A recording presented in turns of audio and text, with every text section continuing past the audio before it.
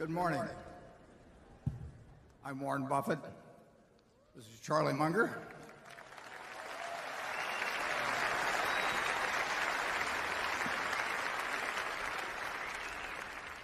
I'm the young one. You may notice in the movie, incidentally, that Charlie is always the one that gets the girl. And he has one explanation for that, but I think mine is more accurate. That, as you know, every mother in this country tells her daughter at an early age, if you're choosing between two very old and very rich guys, pick the one that's older.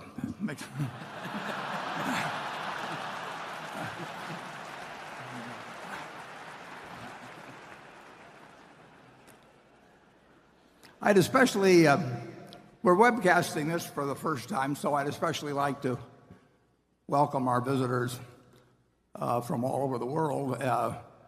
We're having this meeting simultaneously translated into Mandarin, and that poses certain problems for me and Charlie because I'm not sure how sensible all our comments will come out once translated into Mandarin. In fact, I'm not so sure how sensible they come out initially sometimes, but we're delighted to have people around the world joining us. Now, the drill today is that I'll make a couple of introductions and we'll show a couple of slides, and then we'll go on to questions from both our two panels and from the audience. We'll rotate them. And we'll do that until about noon. Actually, about 11:15, I'll give you a rundown on a bet that was made that we report on every year. But then I'll also, in connection with that, explain, and it ties in with it, what I really think is probably the most important investment lesson in the world. So we'll have that about 11:15. And I hope that keeps you around. And then we'll break at noon for an hour for lunch. We'll reconvene at 1 o'clock. We'll proceed until 3:30 with questions. We'll then adjourn for 15 minutes, and at 3:45 convene the formal meeting. I'd like to just make a couple of introductions. I hope Carrie Sova is here. Do we have a spotlight? Carrie puts this whole meeting together. There she is, Wonder Woman.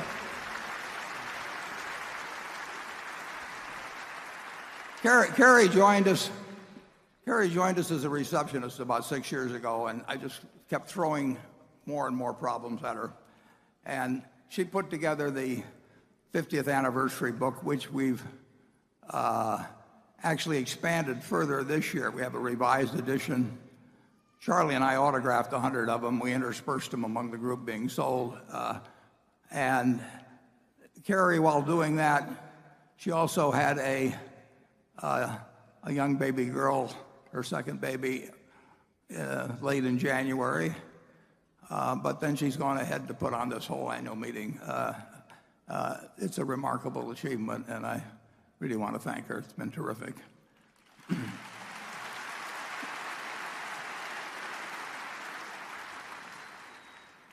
Actually, we have one surprise guest. I think my youngest great-grandchild, who would be about 7 months old, is also here today. And if he happens to break out crying a lot, and don't let it bother you, it's just his mother's explaining to him my views on inherited wealth. We also have our directors with us, and they're here in the front row. I'll introduce them if they'll stand when introduced. Withhold your applause, no matter how extremely urged to applaud them individually. And when we've finished, then you can go wild. First of all, Howard Buffett, Steve Burke, Sue Decker, Bill Gates, Sandy Gottesman, Charlotte Diamond, Tom Murphy, Ron Olson, Walter Scott, and Merle Whitmer. And that's our wonderful group.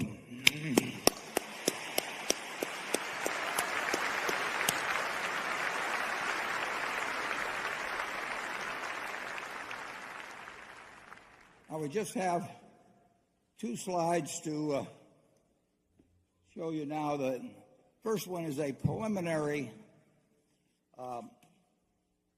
summary figures for the first quarter.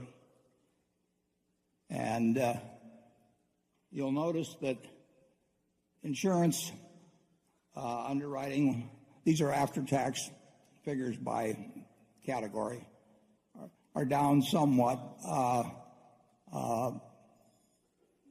The basic underwriting at GEICO is actually improving, but we had some important hailstorms in Texas toward the end of the quarter. We've actually had some since the end of the quarter, too. So there were more cat losses in the first quarter than last year.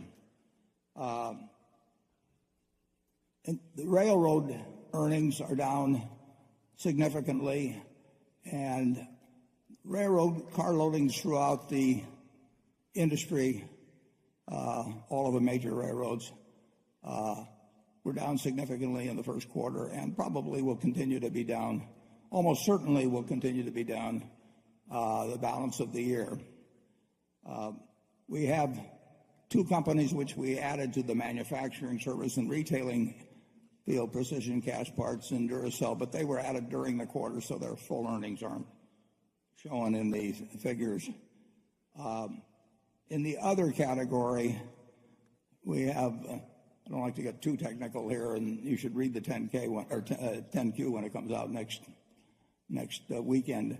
But when we borrow money in other currencies, and the only currency we've done that with is the euro, but we have a fair amount of money that we borrowed in euros, and the nature of accounting is that the change in value, the foreign exchange change in value each quarter, is actually shown in interest expense. So if the euro goes up, we have a lot of extra interest expense, or it's shown that way. It's not a realized factor, but it moves from quarter to quarter. And if the euro goes down, it offsets interest expense. It's a technicality to some extent because we have lots of assets in Europe, and they're expressed in euros. When they go up, it does not go through the income account. It goes directly to other comprehensive income. So that figure, which looks a little unusual, that's the reason for it. And we always urge you to pay no attention to the figures below operating earnings. They will bounce around from quarter to quarter, and we make no attempt to manage earnings in any way to have them be smoother. We could do that very easily, but it'd be ridiculous. We make investment decisions solely on the basis of what we think the best investment decision is, not on the basis of how it will affect earnings in any quarter or in any year. And in the first quarter, we completed a transaction that was begun over a year ago, whereby we exchanged our Procter & Gamble stock for cash and for Duracell, and that largely accounts for the large capital gain in the quarter. So those are the figures for the first quarter. And then to illustrate what we're sort of all about here, I put up a second slide, and I started this slide in 1999. The reason being that at the end of 1998, we effected a large merger with Gen Re, and at that point we sort of entered a different era.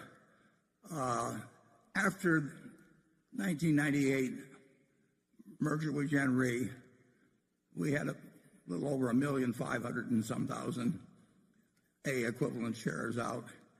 And our shares, up to that point, we'd increased the outstanding shares by more than 50% over the 30-some years preceding that point. Since that time, as I note here, we've only increased the number of shares over the next 17 years. We've only increased the shares outstanding by 8.2%. So these figures represent a fairly unchanged share count since that point, whereas the share count had changed quite a bit before. And as you'll note, in terms of operations, I've told you that our goal at Berkshire is to increase the normalized earnings, operating earnings, every year. And I've said sometimes we hope it'll turn out to be only a little bit, and sometimes we can get some fairly decent jumps. But that's the goal. Now, earnings will not increase every year because there's such a thing as a business cycle, and in times of recession, we're going to earn less money, obviously, than in times when things are much better overall. And on top of that, we're heavily in an insurance business, and earnings there can be quite volatile because of catastrophes. And this chart shows you what's happened to the operating earnings since that time, again pointing out that shares outstanding have gone up very little during that period. You'll notice in 2001, when we suffered significant insurance losses due to 9/11, we actually were in the red in terms of operating earnings. And you'll notice the figures are very irregular, but over time, by adding new subsidiaries, by further developing the businesses we have, by bolt-on acquisitions, by reinvestment of retained earnings, the earnings have moved up in a very irregular fashion quite substantially. I put in also the capital gains we've achieved through investments in derivatives, and they total some $32 billion after tax, close to $50 billion pre-tax. Those are not important in any given year. Those numbers can go all over the place. The main advantage from my standpoint in that $32 billion is it gives us money to buy other businesses. What we really want to focus on, what we hope, is that the bigger under operations 5 or 10 or 20 years from now grows substantially, partly because we retain earnings from operations, partly because our operations improve in their own profitability, partly because they make bolt-on acquisitions, partly because we have gains from securities which enable us to buy even more businesses.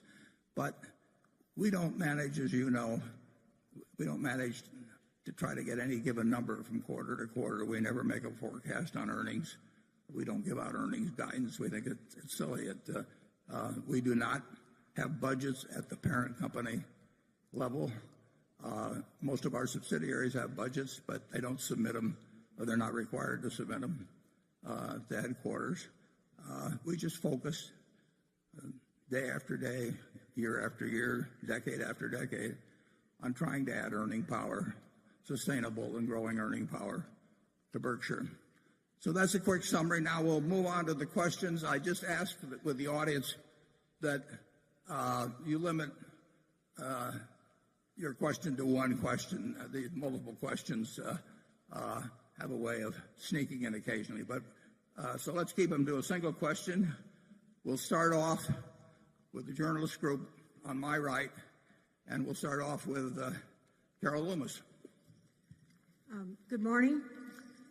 I'll make my very short little speech about the fact that the journalists and the analysts, too, have given Charlie and Warren no hint of what they're going to ask. So they will be learning for the first time what that's going to be also. This question comes from Eli Moises. In your 1987 letter to shareholders, you commented on the kind of companies Berkshire liked to buy, those that required only small amounts of capital. You said, quote, because so little capital is required to run these businesses, they can grow while concurrently making almost all of their earnings available for deployment in new opportunities. Today, the company has changed its strategy. It now invests in companies that need tons of capital expenditures, are overregulated, and earn lower returns on equity capital. Why did this happen? Yeah, well, it's one of the problems of prosperity. The ideal business is one that takes no capital, but yet grows. And there are a few businesses like that, and we own some. But we are not able, we'd love to find one that we could buy for 10 or 20 or $30 billion that was not capital intensive. And we may, but it's harder, and that does hurt us in terms of compounding earnings growth, because obviously if you have a business that grows and gives you a lot of money every year and doesn't take it, it isn't required in its growth, you get a double-barreled effect from the earnings growth that occurs internally without the use of capital, and then you get the capital it produces to go and buy other businesses. And See's Candy was a good example of that. I'd use that. Back when the newspaper business was good, our Buffalo newspaper, for example, was a good example of that. The Buffalo newspaper was making, at one time, $40 million a year and had no capital requirements. So we could take that whole $40 million and go buy something else with it. But increasing capital acts as an anchor on returns in many ways. And one of the ways is that it drives us into, just in terms of availability, it drives us into businesses that are much more capital intensive. You just saw a slide, for example, on Berkshire Hathaway Energy, where we just announced, just in the last couple of weeks, we announced a $3.6 billion investment coming up in wind generation. And we pledged overall to have $30 billion in renewables. Anything that Berkshire Hathaway Energy does, anything that BNSF does, takes lots of money. We get decent returns on capital, but we don't get the extraordinary returns on capital that we've been able to get in some of the businesses we require that are not capital intensive. As I mentioned in the annual report, we have a few businesses that actually earn 100% a year on true invested capital. And clearly that's a different sort of operation than something like Berkshire Hathaway Energy, which may earn 11 or 12% on capital, and that's a very decent return, but it's a different sort of animal than the business that is very low capital intensity. Charlie? Well, when our circumstances changed, we changed our minds. Slowly and reluctantly. In the early days, quite a few times we bought a business that was soon producing 100% per annum on what we paid for it and didn't require much reinvestment. If we'd been able to continue doing that, we would have loved to do it. But when we couldn't, we went to Plan B. And Plan B is working pretty well, and in many ways I've gotten so I sort of prefer it. How about you, Warren? Yeah, that's true. When something's forced on you, you might as well prefer. We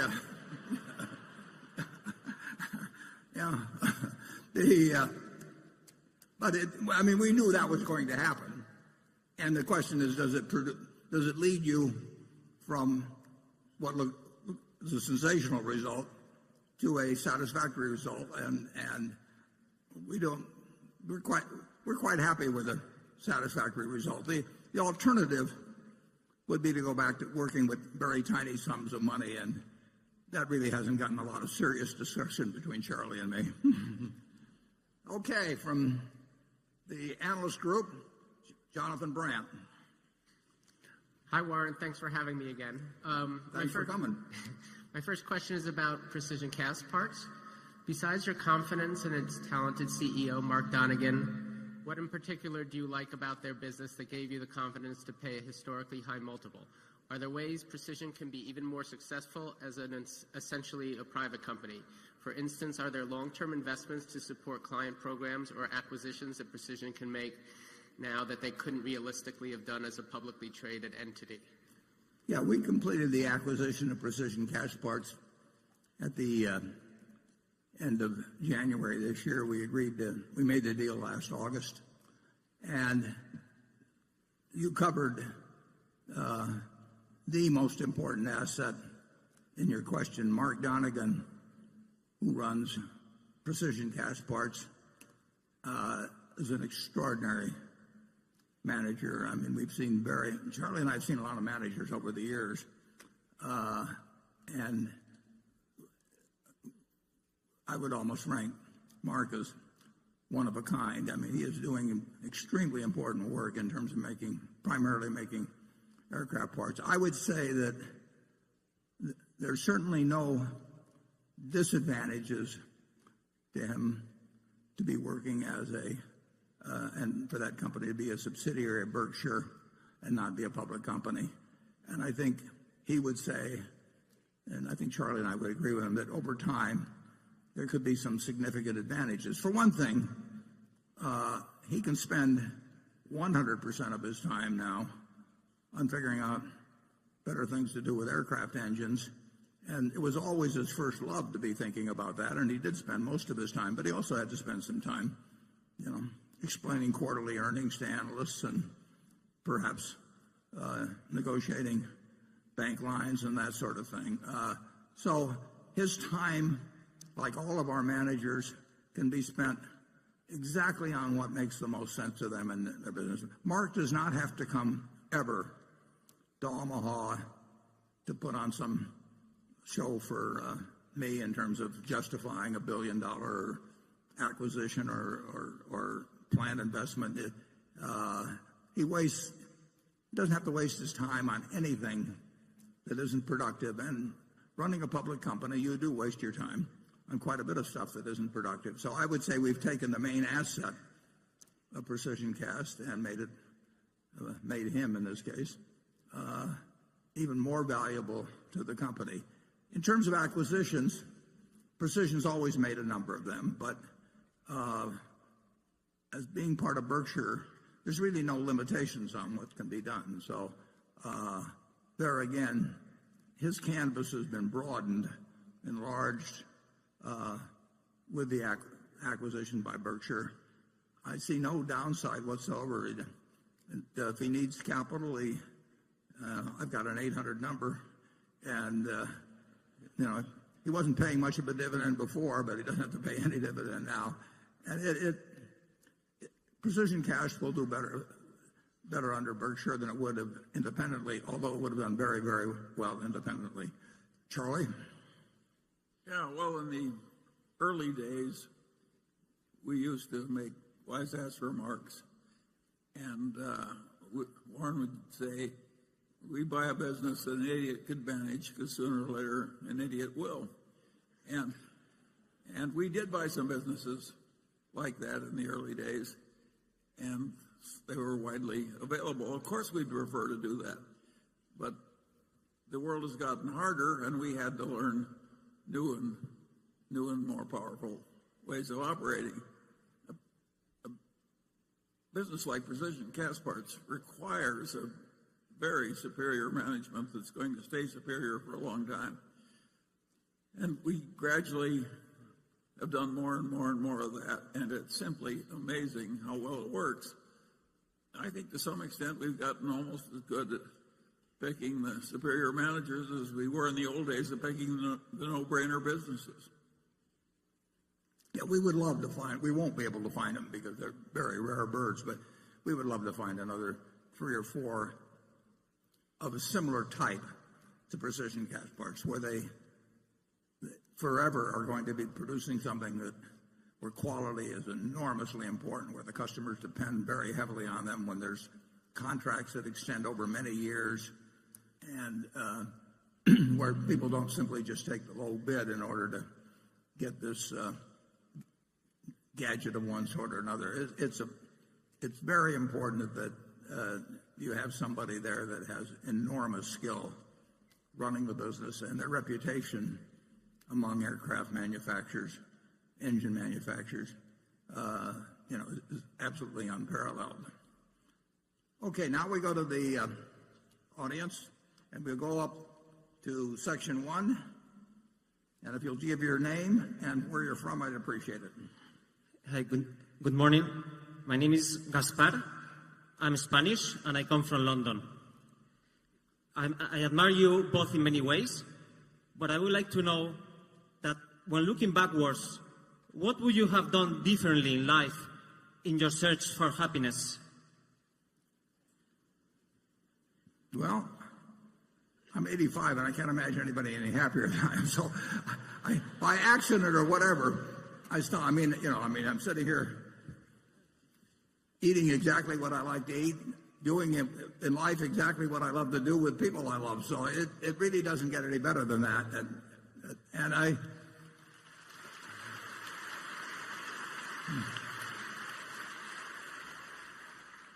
I did decide fairly early in life that my favorite employer was myself, and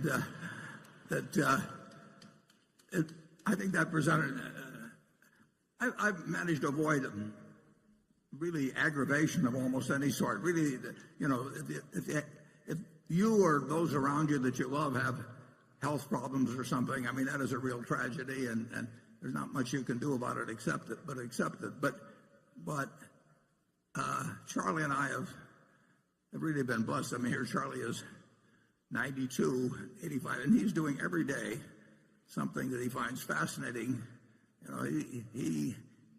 I think he probably finds what he is doing at 92 as interesting, as fascinating, as rewarding, as socially productive, as any period you could pick in his life. And so we've been extraordinarily lucky. We've been, we're lucky it's a partnership. It's more fun doing things as a partnership. So I've got no complaints. It'd be very churlish of me to have any kind of complaint. And I would say if you're talking about business life, I don't think I would have started with a textile company. Charlie? Well, looking back, I don't regret that I didn't make more money or become better known or any of those things. I do regret that I didn't wise up as fast as I could have. But there's a blessing in that too. Now that I'm 92, I still have a lot of ignorance left to work on.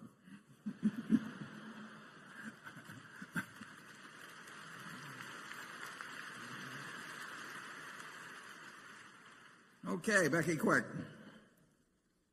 This question comes from Solomon Ackerman, who's in Frankfurt, Germany. He wants to know why Berkshire has significantly sold down their holdings in Munich Re, which is the world's biggest reinsurance company based in Germany, while sticking with their reinsurance operations within Berkshire, like Berkshire Hathaway Reinsurance and General Re. Would you reduce exposure to Berkshire Hathaway Reinsurance and General Re if they were listed companies? And he's hoping that this can bring out some of your insights as to what's happening in the reinsurance business right now. Yeah, I said in the annual report that I thought it was very likely that the reinsurance business would not be as good in the next 10 years as it has been in the last 10 years. I may be wrong on that, but that's just a judgment based on seeing the competitive dynamics of the reinsurance business now versus 10 or 20 years ago. Both Munich, we sold our entire holdings, which were substantial, of Munich Re and Swiss Re. We owned about 3% of Swiss Re, and we owned more than 10% of Munich Re. And last year, we sold those two holdings. They're fine companies. They're well-managed companies. I like the people that run them. I think their business, the business of the reinsurance companies generally, is less attractive for the next 10 years than it has been for the last 10 years. In part, that's because what's happened to interest rates. A significant portion of what you earn in insurance comes from investment of the float, and both of those companies, and for that matter almost all of the reinsurance industry, is somewhat more restricted in what they can do with their float because they don't have this huge capital cushion that Berkshire has, and also because they don't have this great amount of unrelated earning power that Berkshire has. Berkshire has more leeway in what it can do simply because it does have capital that's many times what its competitors have, and it also has earning power coming from a whole variety of unrelated areas unrelated to insurance. So it was not a negative judgment in any way on those two companies. It was not a negative judgment on their managements, but it was at least a mildly negative judgment on the reinsurance business. Now, we have the ability at Berkshire to actually rearrange to a degree. We are certainly affected by industry factors, but we have more flexibility in modifying business models, and we've operated that way over the years in insurance generally and in particularly in reinsurance. So a Munich, a Swiss, all the major reinsurance companies except for us is pretty well tied to a given type of business model. They don't really have as many options in terms of where capital gets deployed or something. They have to continue down the present path, and I think they'll do fine. But I don't think they will do as fine in the next 10 years as they have in the last 10. And I don't think if we played the same game as we were playing the last 10, we would do as well. But we do have considerably more flexibility in terms of how we conduct all of our insurance operations, but particularly in reinsurance. We have an extra string to our bow that the rest of the industry doesn't have. The amount of capital that's come in to the reinsurance business, it is no fun running a traditional reinsurance company and having money come in, particularly if you're in Europe, and have money come in and look around you for investment choices and find out that a great many of the things that you were buying a few years ago now have negative yields. The whole idea of float is that it's supposed to be invested at a positive rate and a fairly substantial positive rate. And that game has been over for a while, and it looks like it'll be at least unattractive, if not terrible, for a considerable period in the future. Charlie? Yeah, there's a lot of new capacity in reinsurance, and there's a lot of very heavy competition. A lot of people from finance have come over into reinsurance, and all the old competitors remain too. That's different from precision cast parts, where most of the customers would be totally crazy to hire some other supplier because precision cast parts is so much more reliable and so much better. Of course, we like the place with more competitive advantage. We're learning. To put it in terms of economics 101, and then basically in reinsurance, supply has gone up and demand has not gone up. And some of the supply is driven by investment managers who would like to establish something offshore where they don't have to pay taxes. And reinsurance is sort of the easiest what you might call beard behind which to actually engage in money management in a friendly tax jurisdiction. And you can set up a reinsurance operation with very few people by taking large chunks of what brokers may offer. It's not the greatest reinsurance in the world, and a couple of the operations that have done that have proven that statement to be right. But nevertheless, it is a very, very easy way to have a disguised investment operation in a friendly tax jurisdiction. But that becomes supply in the reinsurance field, and supply has gone up relative to demand, and it looks to me like that will continue to be the case. And couple that with the poor returns on float, and it's not as good a business as it was. Now we'll talk to an insurance man about it. Cliff Gallen. Thank you. In terms of growth and profitability, Geico really got whooped by Progressive Direct over the last year. In 2015, Progressive Direct's auto business grew policy count by 9.1%, Geico only 5.4%. And in terms of profitability, the combined ratio at Progressive was a 95.1 and Geico's was a 98.0. Is this evidence that Progressive's investments in technology like Snapshot, investments that Geico has spurned, is it making a difference in a time of difficult loss trends? Why is Geico suddenly losing to Progressive Direct?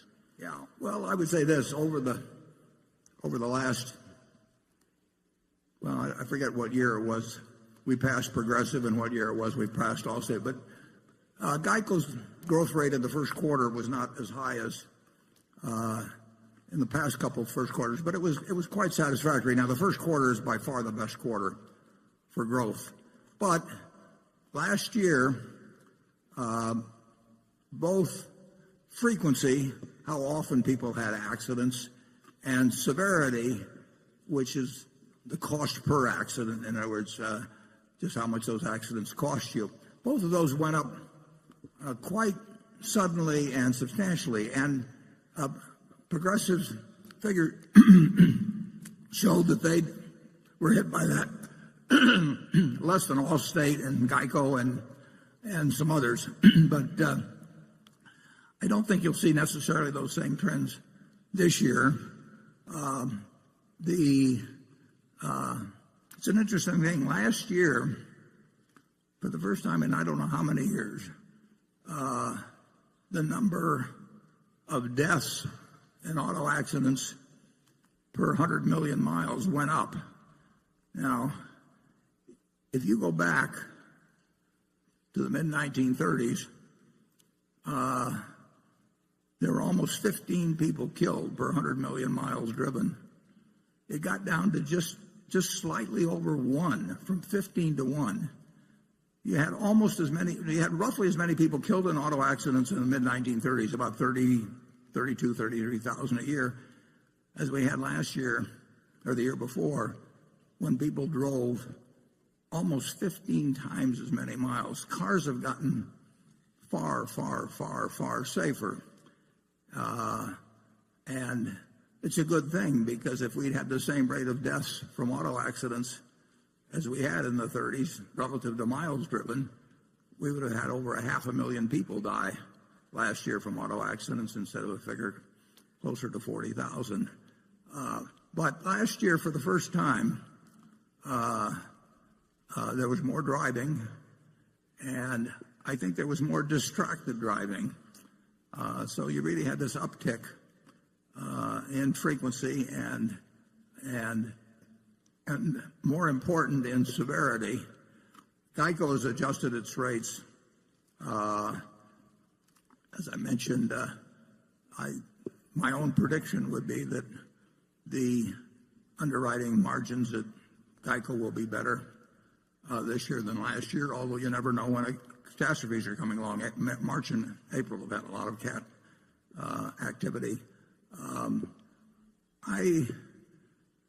I made a bet a long time ago on a mental one on the Geico model versus the Progressive model, and as I say, they were significantly ahead of us in volume a few years back, and we passed them, and we passed Allstate, and as I put in the annual report, I hope on my 100th birthday that the Geico people announced to me that they passed State Farm, but I have to do my share on that too by getting to 100, so we'll see what happens on that particular one. Charlie? Well, I don't think it's a tragedy that some competitor got a little better ratio from one period. Geico's quadrupled its market share since we bought all of it. Quintuple. Yeah. Quintupled, all right. I don't think we should worry about the fact that somebody else had a good quarter. Yeah.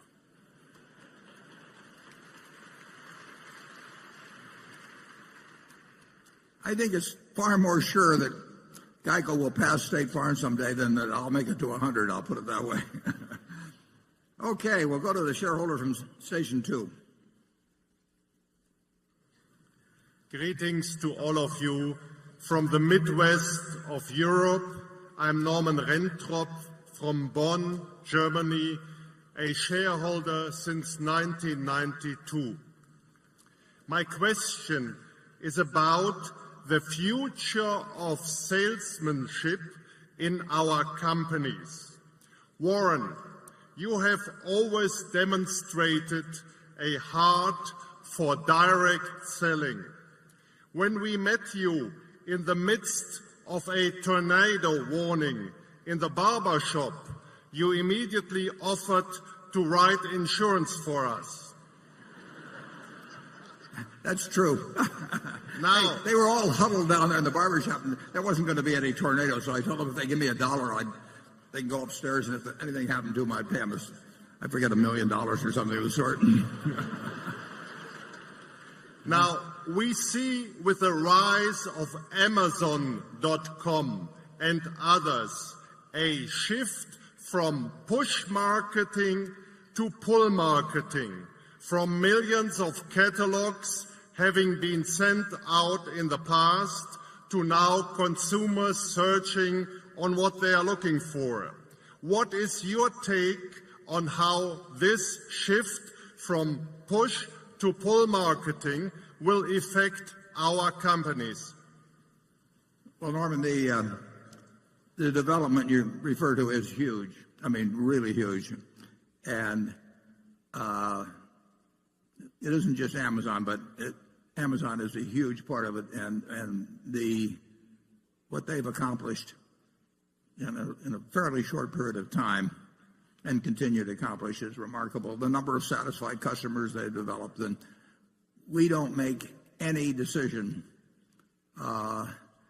involving even the manufacturing of goods, the retailing, whatever it is, without thinking long and hard about what the world will look like in 5 or 10 or 20 years with that powerful trend, really hugely powerful trend that you just described. So we don't look at that as something where we're going to try and beat them at their own game. They're better than we are at that. And so Charlie and I are not going to out Bezos by a long shot.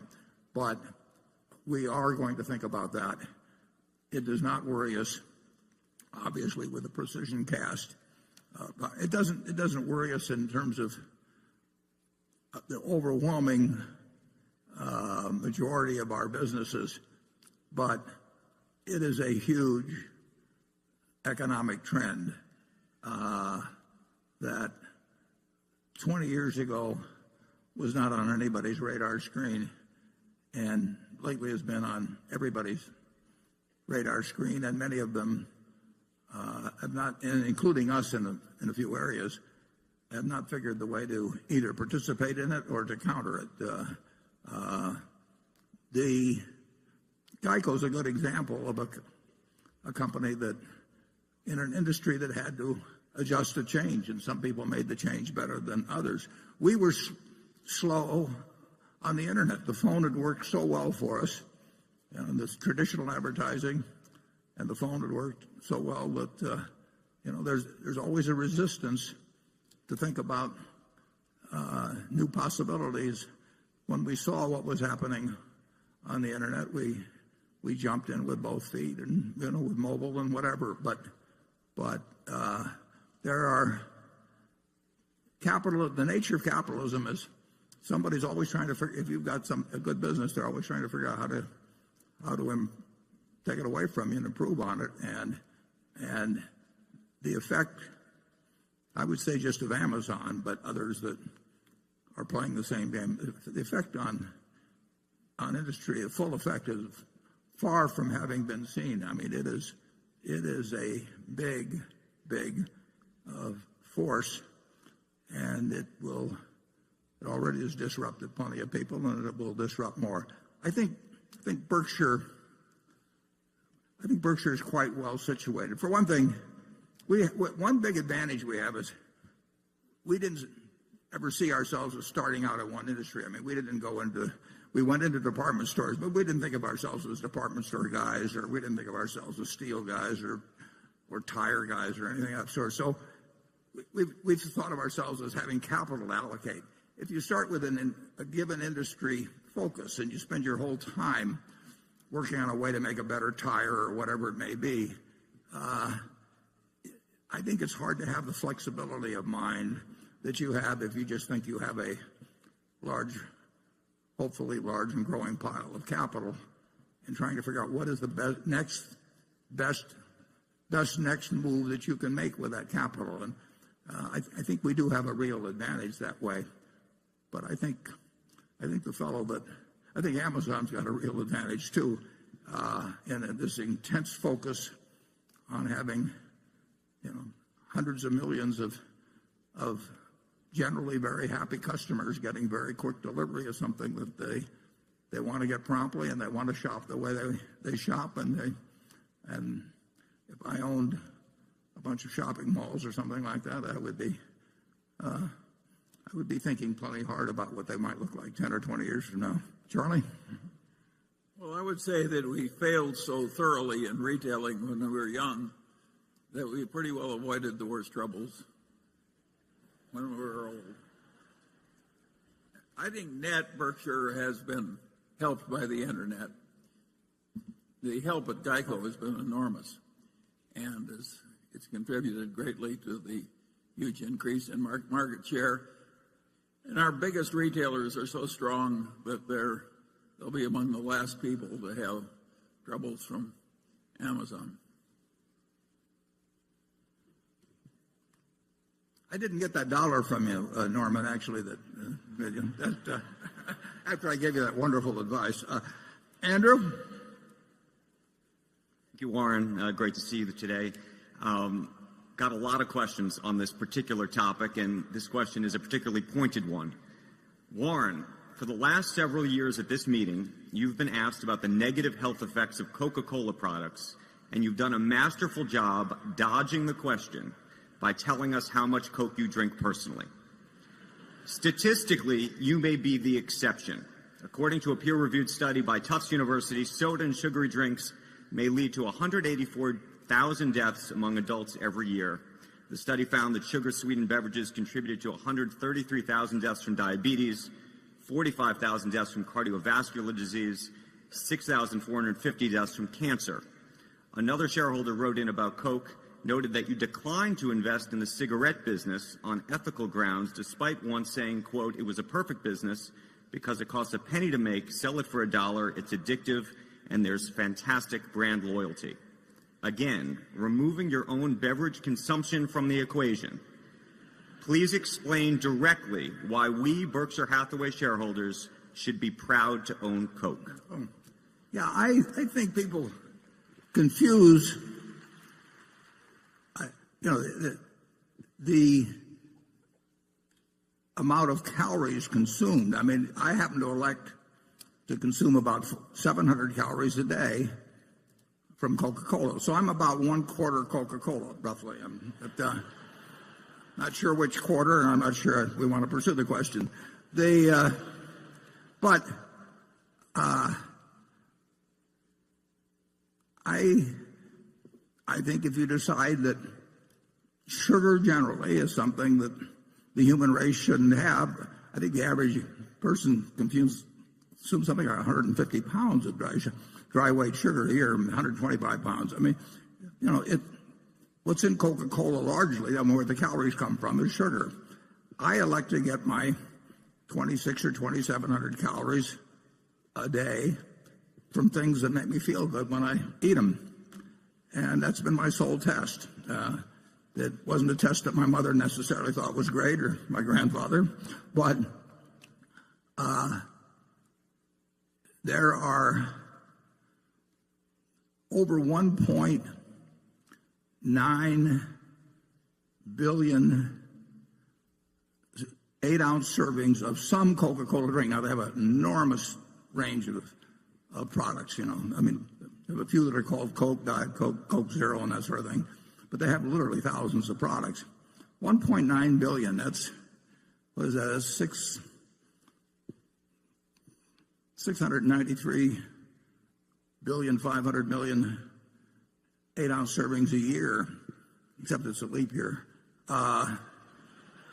That's almost 100 8-ounce servings per capita for 7 billion people in the world every year. And that's been going on since 1886. And I would find quite spurious the fact that somebody says if you're eating 3,500 or so calories a day and you're consuming 27 or 800, and some of the 3,500 is Coca-Cola to lay it any particular obesity related illnesses on the Coca-Cola you drink. You have the choice of consuming more than you use. I mean, and I make a choice to eat or to get 700 calories from this. I like fudge a lot, peanut brittle, and I am a very, very, very happy guy. And I don't know. I think, and I'm serious about this. I think if you were happy every day, it may be hard to measure, but I think you're going to live longer as well. So there may be a compensating factor. And I really wish I'd had a twin, and that twin had eaten broccoli his entire life, and we both consumed the same number of calories. I know I would have been happier, and I think the odds are fairly good I would have lived longer. I think Coca-Cola is a marvelous product. I mean, if you consume 3,500 or 4,000 calories a day and live a normal life in terms of your metabolism, something's going to go wrong with your body at some point. But if you balance out the calories so that you don't become obese, I have not seen evidence that convinces me that I'll make it. It'll be more likely I reach 100 if I suddenly switch to water and broccoli. Incidentally, a friend of mine, R.J. Miller, a remarkable man, born about 100 miles from here west, 8th child, near Shelby, Nebraska. He said Shelby's population was 596 and it never changed because every time some girl had a baby, a guy had to leave town. It was a very stable. But R.J. went on to be president of Ford Motor Company from this farm near Shelby, and he had his 100th birthday on March 4th of this year. So I went out to see R.J. for his birthday on March 4th, and R.J. told me that there were 10,000 men in the United States that had lived to be 100 or greater, and there were 45,000 women that were 100 or greater. So I came back and I checked that on the internet. I went to those census figures, and sure enough, that is the ratio. There's 10,000 men over 100 roughly and 45,000 women. So if you really want to improve your longevity prospects, I mean, a guy in my position, you have a sex change. I mean, you're 4.5 times more likely to get to be 100. That sounds like one of those studies that people put out. It's just a matter of fact, folks. I think I'll have Charlie go first, though, on that one. Charlie, do you have any comments? Well, have some fun. I like the peanut brittle better than the Coke, but I drink a lot of Diet Coke, and I think the people who ask questions like that one always make one ghastly error that's really inexcusable. They measure the detriment without considering the advantage. Well, that's really stupid. That's like saying we should give up air travel through airlines because 100 people die a year in air crashes or something. That would be crazy. The benefit is worth the risk.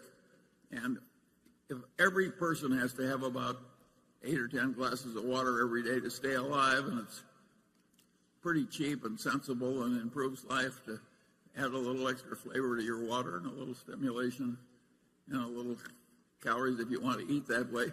There are huge benefits to humanity in that, and it's worth having some disadvantage. We ought to have almost a law in the editorial. I'm sounding like Donald Trump, where these people shouldn't be allowed to cite the defects without citing the offsetting advantage. It's immature and stupid.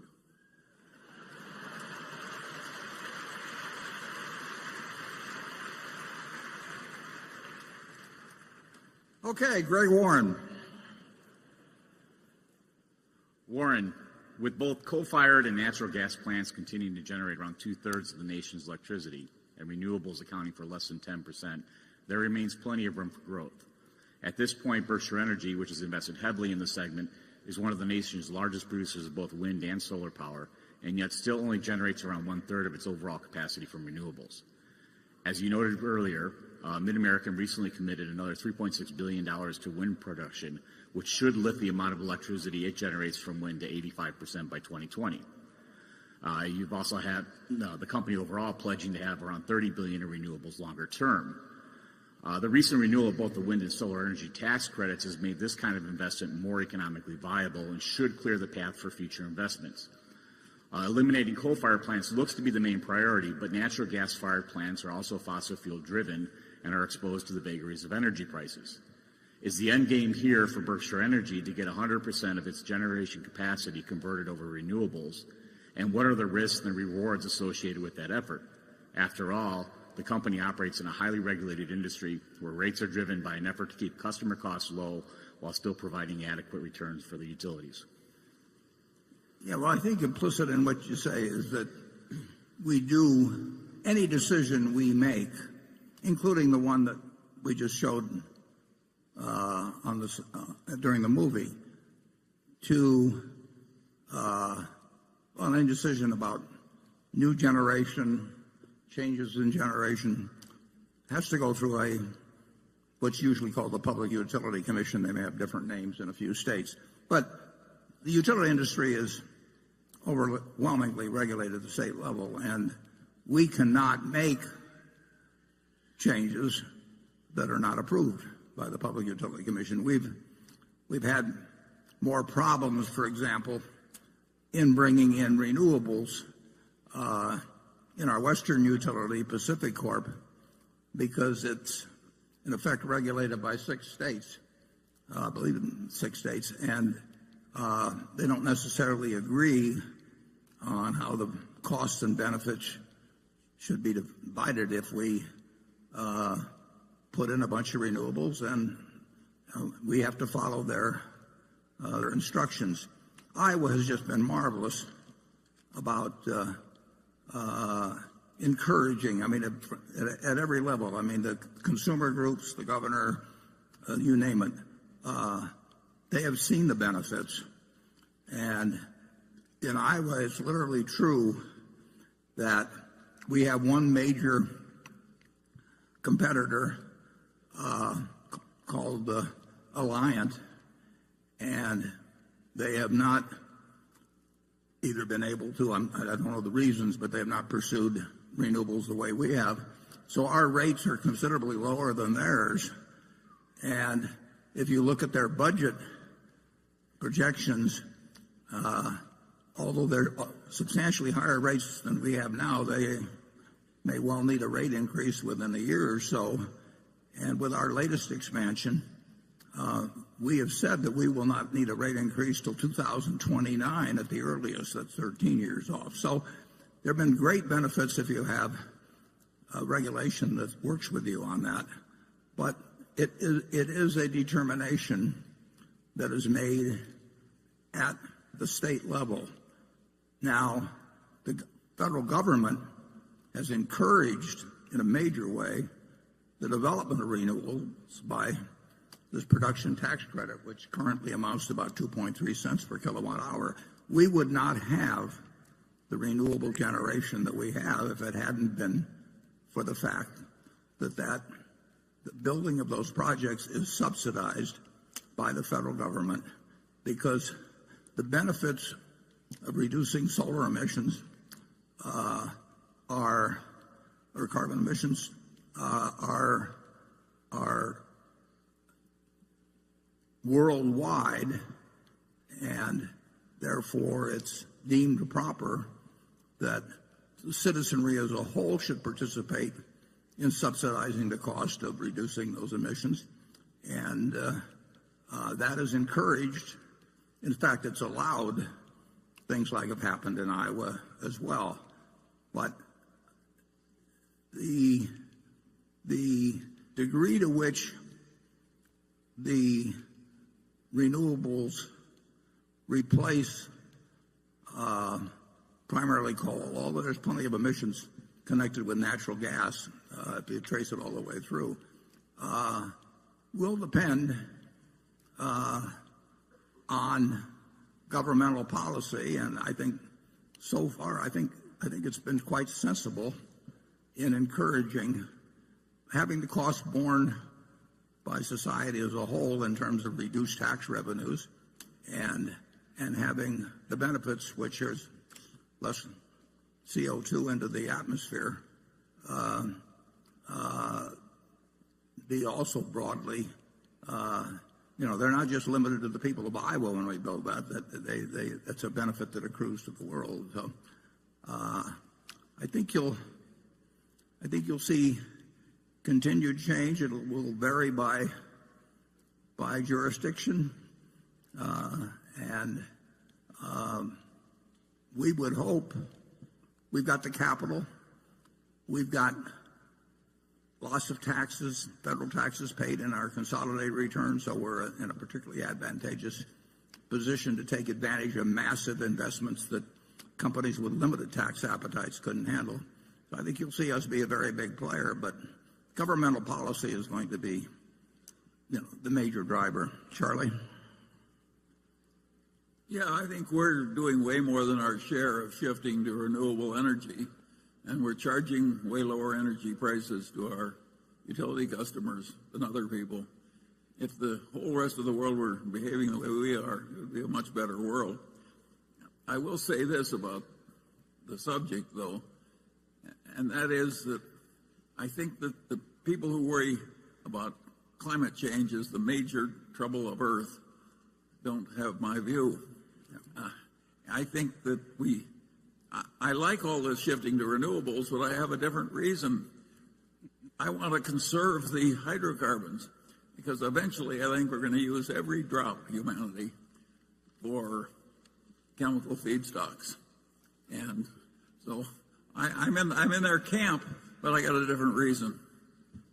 One thing might find kind of interesting, Nebraska's not done much with wind power, and maybe 2 miles from where we're sitting, right across the river, people are buying their electricity cheaper in Council Bluffs, right across the river, than they are in Omaha. And yet Omaha, Nebraska is entirely a public power state. So there's no stockholders who have to have any earnings.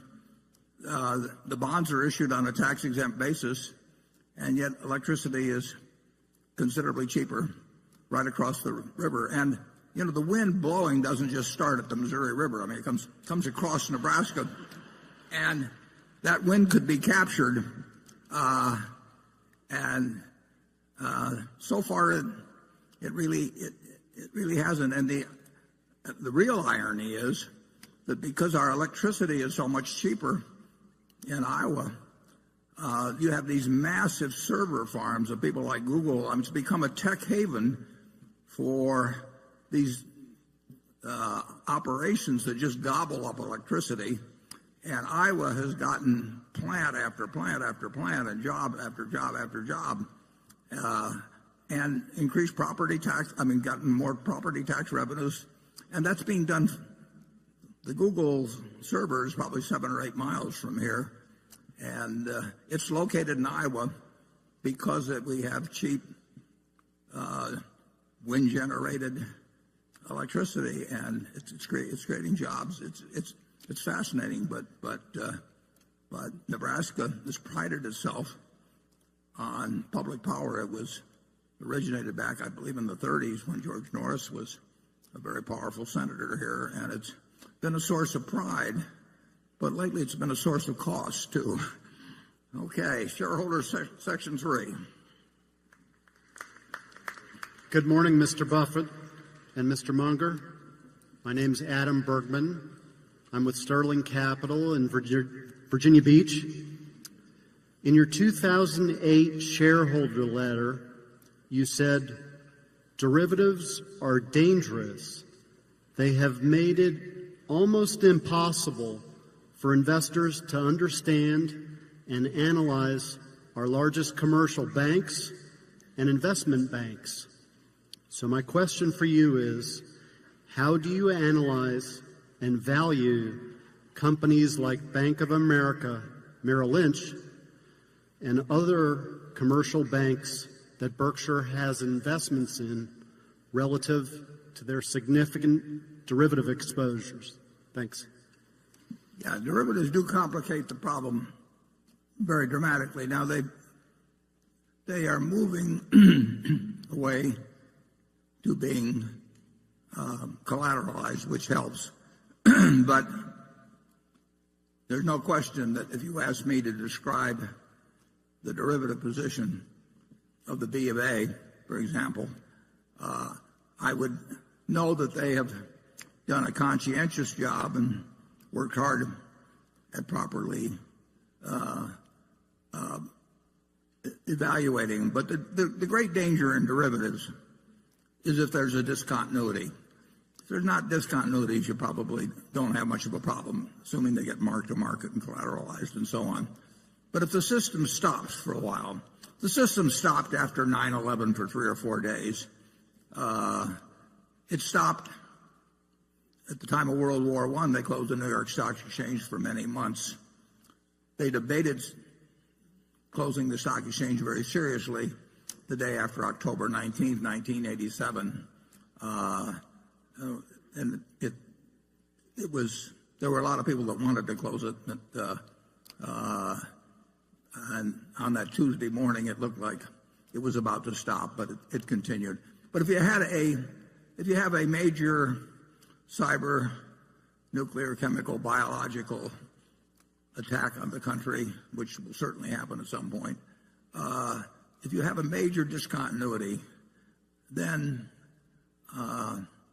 you'll have a lot of problems. But you will also, when things reopen, you will find there can be enormous gaps in things that you thought were fully protected by collateral and that sort of thing, or netting arrangements and that type of thing. So I regard very large derivative positions as dangerous. We inherited a modest-sized position at Gen Re, and in a benign market, we lost about $400 million just in trying to unwind it with no pressure on us whatsoever. So I do think it continues to be a danger to the system. By the way, the accountants blessed that big derivative position as being worth a lot of money. They were only off, what, many hundreds of millions. Yeah, well, Charlie found one position when he was on the audit committee at Solomon. I think it was mismarked by $20 million.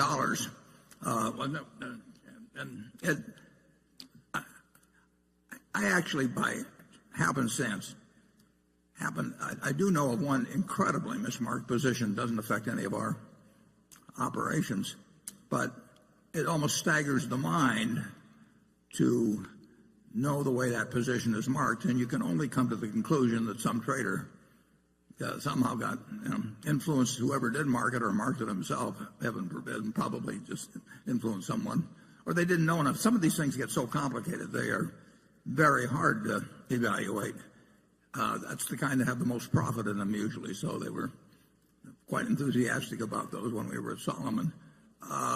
They can be extraordinarily hard to mark, and like I say, I know one that's so mismarked it would blow your mind. And the auditors, I don't think are necessarily capable of holding that behavior in check. It's very interesting because now there's really 4 big auditing firms, and obviously they're auditing companies where there's a derivative position, and they're auditing company A that's on one side of the transaction, and they're auditing company B that's on the other side of the transaction. In some cases, it's the same auditor. And I will guarantee you that there's plenty of times when the marks on what they're attesting to are significantly different, which would be an interesting exercise to pursue in terms of checking those numbers out. Derivatives are still dangerous in large quantities, and we would not do them on a collateralized basis, because if there was a discontinuity, I don't know exactly where we would end up, and I'm never going to get us in a position where we could have money demanded of us and not be able to fulfill it with ease and with me sleeping well. So we won't engage in it. We've got some in runoff that so far we've made money and had the use of money for a decade or more. I mean, it's been very attractive for us, but that does not entice me at all into doing any derivative transactions that would involve collateral, and collateral is not required. It's still a potential a time bomb in the system. Anything where discontinuities, and basically that means closing up, stopping trading markets from functioning, anything where discontinuities can exist can be real poison in markets. Kuwait, some years ago, went to a very delayed system on settlement of stock purchases, so that you didn't have to settle up for 6 months or thereabouts, and it caused all kinds of problems because you've got an IOU from somebody for 6 months, and if you got zillions of those, a lot of trouble can ensue. So I agree with your general caution. I'm not in the least troubled by our Bank of America investment, nor our Wells Fargo. We added to Wells Fargo, and our Bank of America position right now is a preferred stock, but we're very likely to exercise the warrants on that. On the other hand, there are a great number of banks in the world. If you take the 50 largest banks in the world, we wouldn't even think about probably 45 of them. Wouldn't you say that, Charlie? Well, we're in the awkward position where I think we'll probably make about $20 billion out of derivatives and just those few contracts that you and Ajit did years ago. All that said, we're different from the banks. We would really prefer it if those derivatives had been illegal for us to buy. It would have been better for our country. Carol?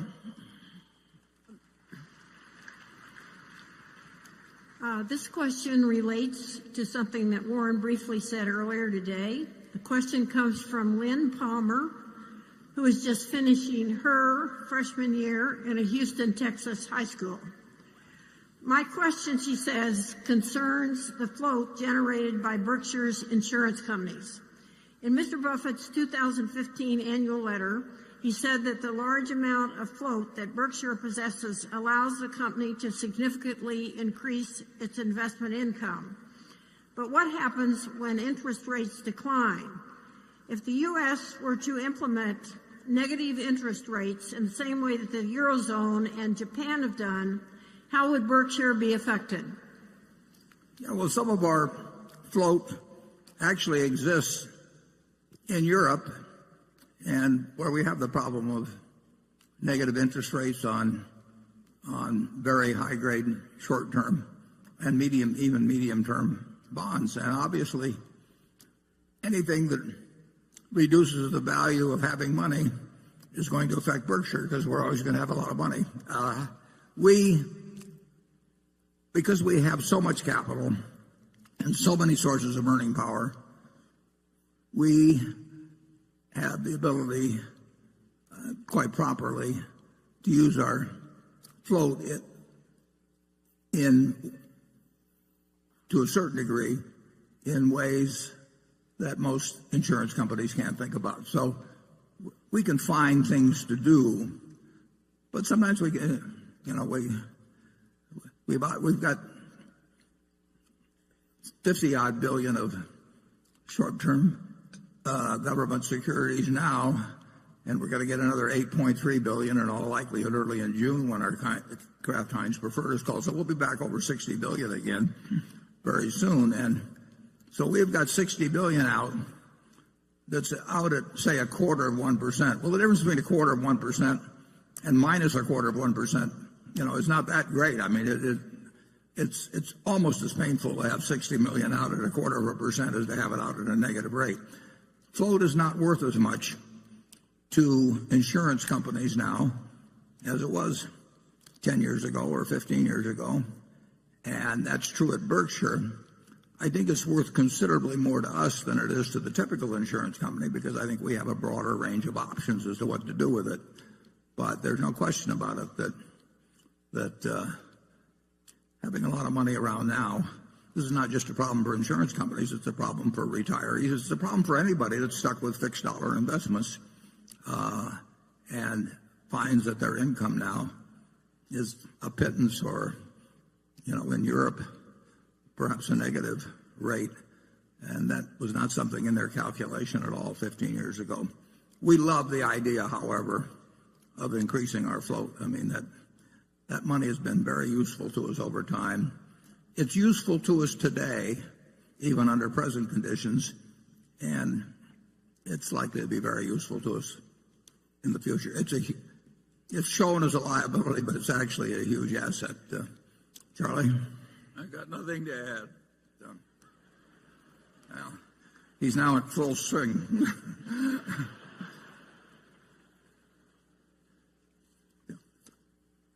Jonathan.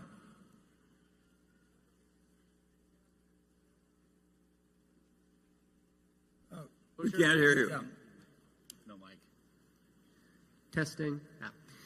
The railroad industry seems right now to be suffering from exposure to some of the weakest parts of the economy, with volume declines of varying magnitudes in coal, oil, sand, and metals. Even intermodal, usually a steady source of growth, has been relatively weak of late. How much of the weakness is cyclical? How much is secular? In the last 15 months, the other Western railroads' market capitalization is down by 35% as projections of future growth have come down. Is your estimate of BNSF's intrinsic value down by a material amount during this same period, or is your view of the value of BNSF's irreplaceable network unaffected by these short-term wiggles? Well, I would certainly the decline in coal, which is a very important commodity, it's about 20% of revenues. That's secular. Now, there's other factors that may cause the line of decline to jiggle around. We had a very mild winter, and we went into the winter with utilities carrying unusual amounts of coal. And ironically, part of the reason was that our service the year before had been bad, and they'd gotten low on coal, so then they compensated by bringing in more than they needed just to catch up. And because the weather was mild, electricity use was poor in the wintertime. And so they continue at this point to have considerably more coal on hand than they would like. So they are not only, they're trying to underorder what they will be using, and that has a little effect. But the decline in coal, for sure, is secular. And at 20% of revenues, that's a significant factor. But, and it's true that the market generally got very enthused about railroad stocks a year or two ago, so they sold up a lot, and now that people have seen that car loadings are down and earnings are down in some places, that equity valuations have come down. We love the fact we own BNSF. We think we bought it at an attractive price. We'd love to be able to buy a second thing exactly like it at that price. We'd do it in a second. We'd even pay a little bit more probably. But we don't mark up and down our wholly owned businesses based on stock market valuations. Obviously, stock market valuations are some factor in our thinking, but we are not marking our wholly owned businesses to market because we're going to hold them forever. And we regard the BNSF as a very good business to hold forever. But it will lose coal volume, and it may lose in other areas, but it'll gain in other areas. It's a terrific and valuable asset, and it will earn a lot of money this year, but it won't earn as much money as it earned last year. Charlie? I've got nothing to add. Okay, station 4. Hi, Warren and Charlie. Great to see you. This is Cora and Dan Chen from Talgard Investments of Los Angeles. This annual meeting reminds me of the magical world of Hogwarts, of Harry Potter. This arena is our Hogwarts. Warren, you are our headmaster and Professor Dumbledore. I haven't read Harry Potter, but I'll take it as a compliment. Charlie's our headmaster Snape, direct and full of integrity. The magic of long-term, concentrated value investing is real, yet similar to Harry Potter, the rest of the world doesn't believe we exist. Your letter to me has changed my life, and your Secret Millionaires Club has changed my children's life. They go to class chatting about investing. My question is for my children watching at home today and the children in the audience. How should they look at stocks when every day in the media they see companies that have never made a dime in their life go IPO, they're dilutive, and they see a lot of very short-term spin. The cycle is getting shorter and shorter. How should they view stocks, and what's your message for them? Finally, Cora and I would love to thank you in person and shake your hand personally today. I'll repeat what I said last year. Thank you for setting the seeds for my generation to sit in the shade, and for my children's generation to sit in the shade with the Secret Millionaires Club. I truly walk amongst giants. Thank you. Mm-hmm. Would you mind repeating the whole thing? The Secret Millionaires Club, we want to give great credit to Andy Hayward on that. I think it has helped. I know it's helped thousands and thousands of children, and it was Andy's idea, and it grows in strength, and having young children learn good lessons in terms of handling money and making friendships and just generally behaving as better citizens it's a great objective, and Andy makes it easy for him to do. So on his behalf, I accept your comments. You don't have to really worry about what's going on in IPOs or people making money.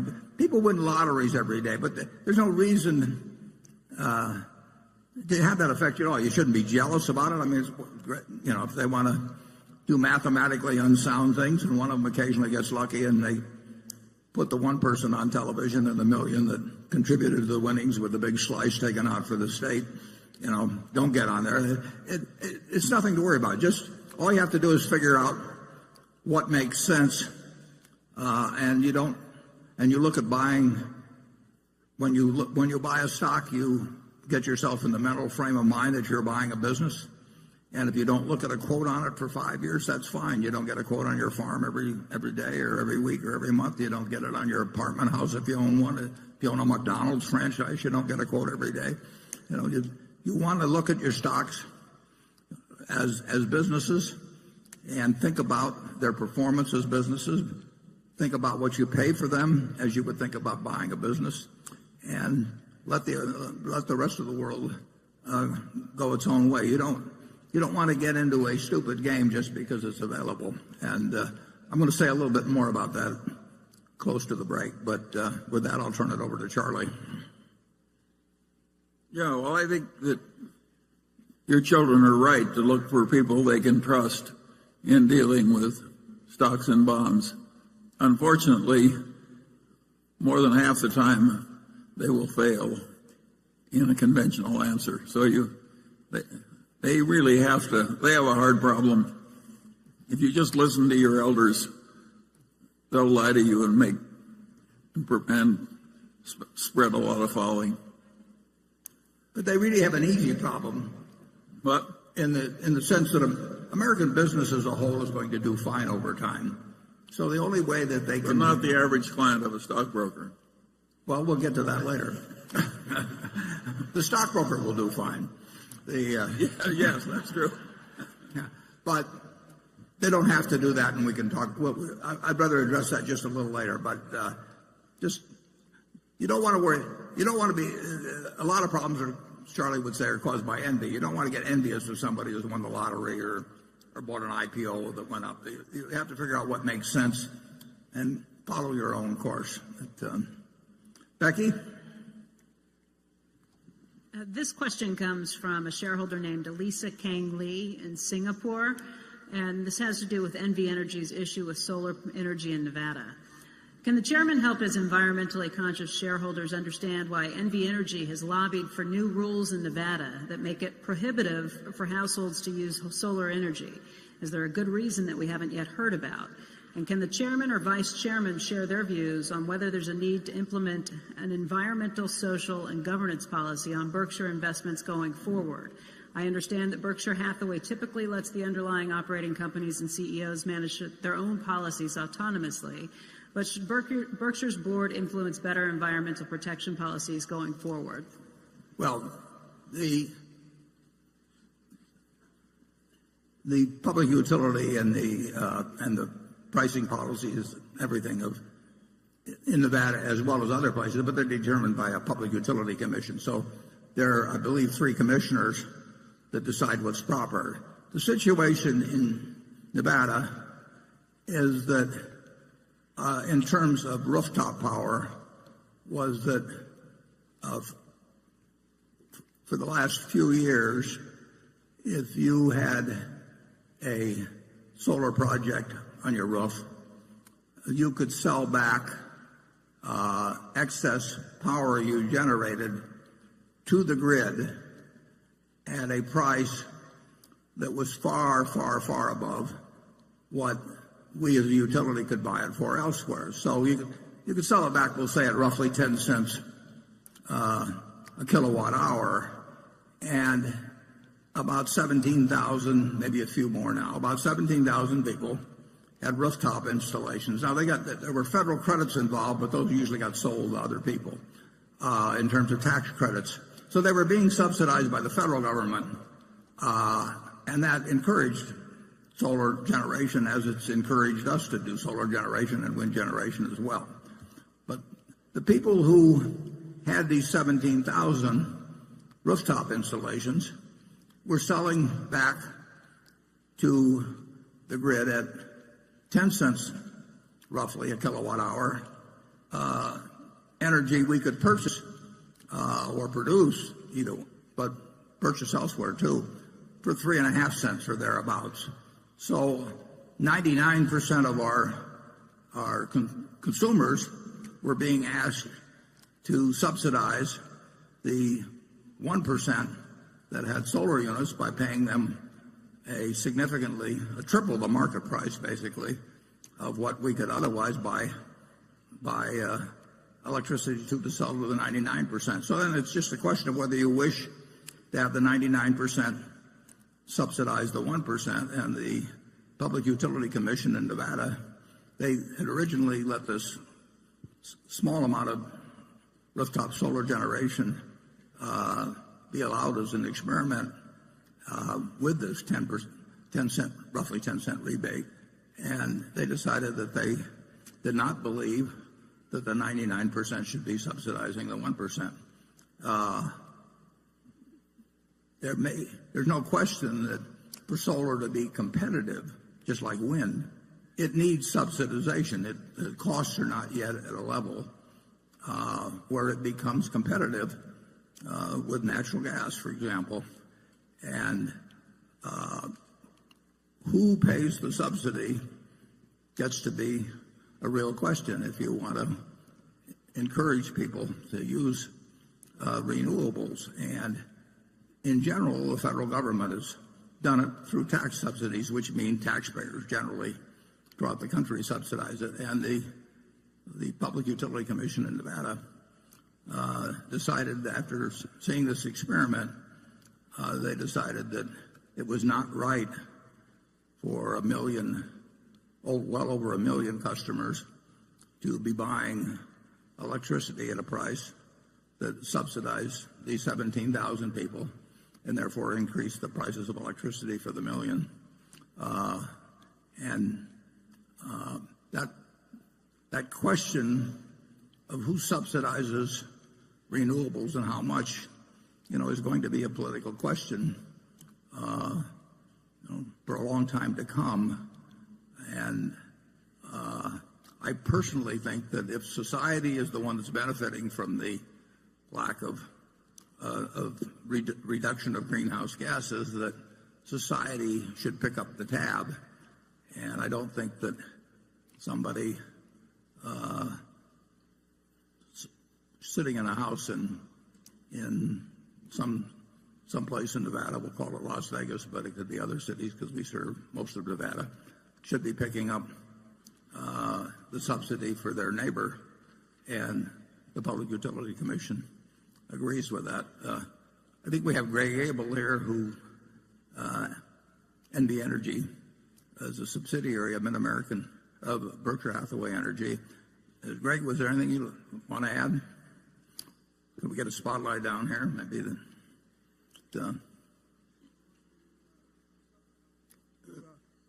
it's not live. It's on? I think it's on now. So as usual, Warren, you summarized it extremely well. When we think of Nevada, it's exactly as you described. I would just add a few things. One, as you've touched on earlier, we absolutely support renewables. So we start with the fundamental concept that we are for solar.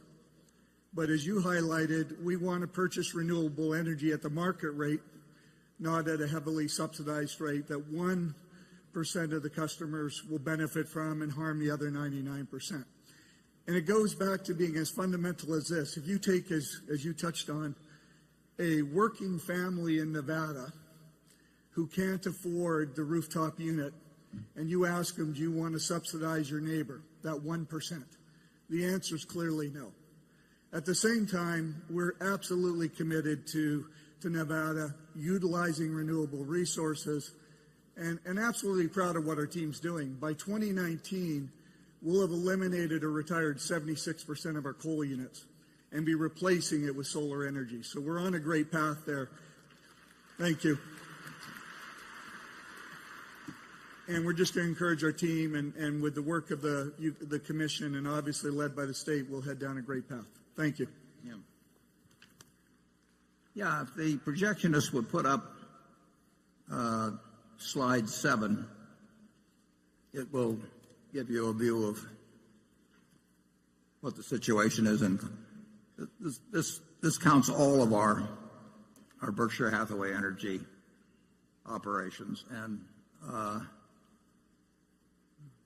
you can see in the 20-year period, we'll have a 57% reduction. You wouldn't want a 100% reduction tomorrow. Believe me, the lights would be off all over the country. But it's moving at a fast pace. But you want to be sure that you treat fairly the people involved in this, because somebody pays the cost of electric generation. And I do think that if you're doing something that's to benefit the planet, and it's important that it be done, but that you have the cost be assessed for that, not on a specific person who's having trouble perhaps meeting ends meet in their job. And obviously, if you got over 1 million customers in Nevada, a lot of them are struggling. A lot of them are doing fine, too. But they are not the ones, in my view, to subsidize the person who could afford to put the solar unit in. Okay. Cliff? Over the past year, we've learned, perhaps I've learned, that Berkshire's results are more influenced by oil markets than I previously appreciated. Revenues at the railway company and some of Berkshire's manufacturing businesses were negatively impacted, and arguably low gas prices hurt GEICO's loss ratio. Yet during this year, Berkshire invested in Phillips 66, Kinder Morgan, and even PCP has revenues associated with the oil and gas industries. I know Berkshire wouldn't make a bet on a commodity like oil, but is Berkshire making a statement about the long-term outlook for oil? I'm making a statement about what? Oil. The price of oil? Yes. No, we haven't the faintest idea what the long-term price of oil was, and there's always a better system available. You can buy oil, as you know, for delivery a year from now, or 2 years from now, or 3 years from now. We actually did that once, Charlie, didn't we? Some years back. And we cashed it in too soon, too. Yeah, we made money, but we could have made a lot more money. But we don't think we can predict commodity prices. We don't hedge cocoa or sugar at any rate. I mean, we do some forward buying of chocolate coatings or something of the sort. But basically, we are not two fellows who think we can predict the price of soybeans or corn or oil or anything else. So anything you have seen in our investment transactions, some of the securities you mentioned there were bought by Todd or Ted, and one was bought by me. But neither they nor I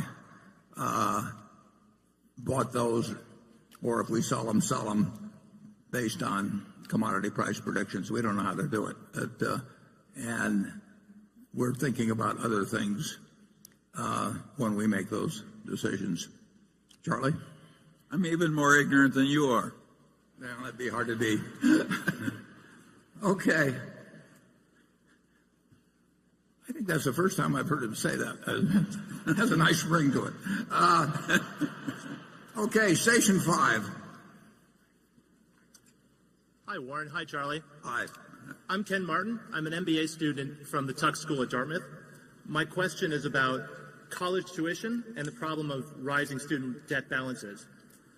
In the past, prominent philanthropists have founded institutions that are now prominent research universities in our country. Why is this not a bigger part of today's philanthropic debate, the founding of new colleges? Would not new supply in higher education be at least part of the solution to this problem? Charlie, you want to tackle that one? You're more of an expert than I am. Yeah, I think that if you expect a lot of efficiency, financial efficiency in American higher education, you're howling at the wind.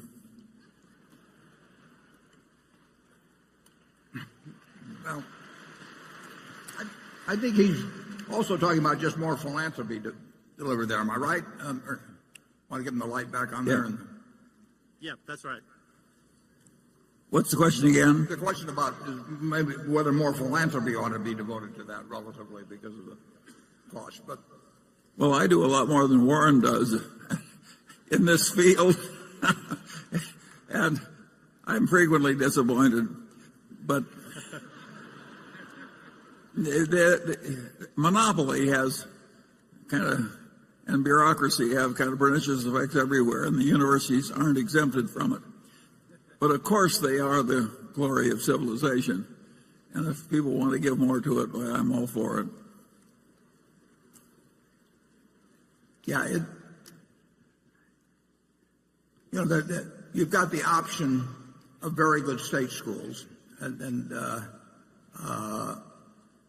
we spend a lot of money on education in this country. If you take kindergarten through 12, it's interesting. People talk about entitlements in this country. It's terrible. We have all these entitlements for Social Security and everything.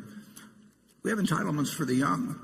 We spend $600 billion a year educating 50 million kids in the public schools between kindergarten and 12th grade. And just think of what that is as an entitlement. Nobody ever seems to bring that up. But it's a huge, and I believe in it, obviously. But, the people in their working ages, generally speaking, I think in a rich society have an obligation to both the young and the old. And based on the amount we spend, if we have problems with our school system, it's not because we're cheap. There are other problems that contribute to it. In terms of the money we put out, we're right up there. But I I was the trustee of a college that saw the endowment go from $8 million to over $1 billion. And I didn't see the tuition come down. And I didn't see the number of students go up. Nothing went up, except the professors' salaries. Yeah. From 8 million to $1 billion. I mean, and very, very decent people running the place. But when you read the figures on endowment of the big schools, and some of them have really gotten up into big numbers, the main objective of the people running the endowment is have the endowment grow larger. And that will be ever thus. That is the way humans operate. You have any more comments on that, Charlie? You've seen a lot. I have made all the enemies I can afford at the moment. Okay.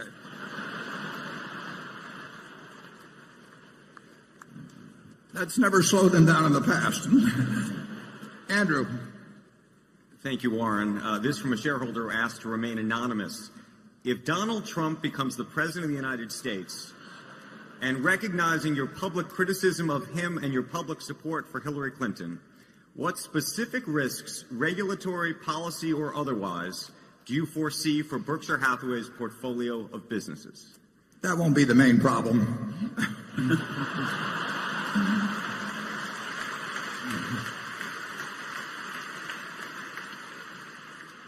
Well, government, is a very big factor in our business and in all businesses. I mean, there's the very broad policies that affect practically everybody, and sometimes there can be some pretty specific policies. But I will predict that if either Donald Trump or Hillary Clinton becomes president, and one of them is likely to be, very likely to be, I think Berkshire will continue to do fine. Charlie? I'm afraid to get into this area. Yeah, we've operated under we've operated under price controls. I mean, we've had 52% federal taxes applied to our earnings for many years. They were higher at other times, but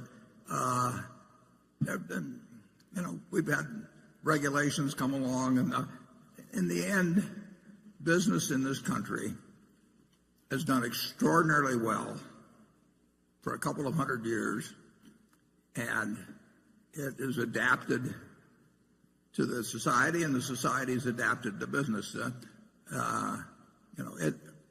This is a remarkably attractive place in which to conduct a business. Imagine in a world of practically zero interest rates, American business earning terrific returns on tangible equity. I mean, those are the assets that were actually employed in the business. The numbers are staggering. And, people who've had their money in savings accounts or something that get destroyed. But owners of business, if you look at returns on tangible equity, just check them out sometime.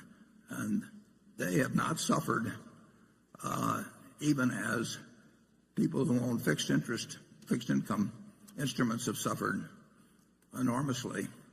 And farm prices are down now. Farmer income has fallen off a lot in the last couple of years, but business has managed to take care of itself, and for a good reason, because it contributes to and has been the engine of a market economy that's delivered output that is staggering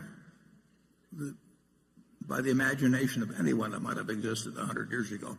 In my lifetime, the GDP per capita in real terms of the United States has gone up 6 for 1. Can you imagine in a society where in one person's lifetime, overall, people have 6 times the real output that they had at the beginning? It's the system works very well in terms of aggregate output. In terms of distribution of that output, sometimes it can fall very short, in my view. But it'll keep working. You don't have to worry about that, dear. 20 years from now, there'll be far more output per capita in the United States in real terms than there is now. In 50 years, it'll be far more. And the quality will get better.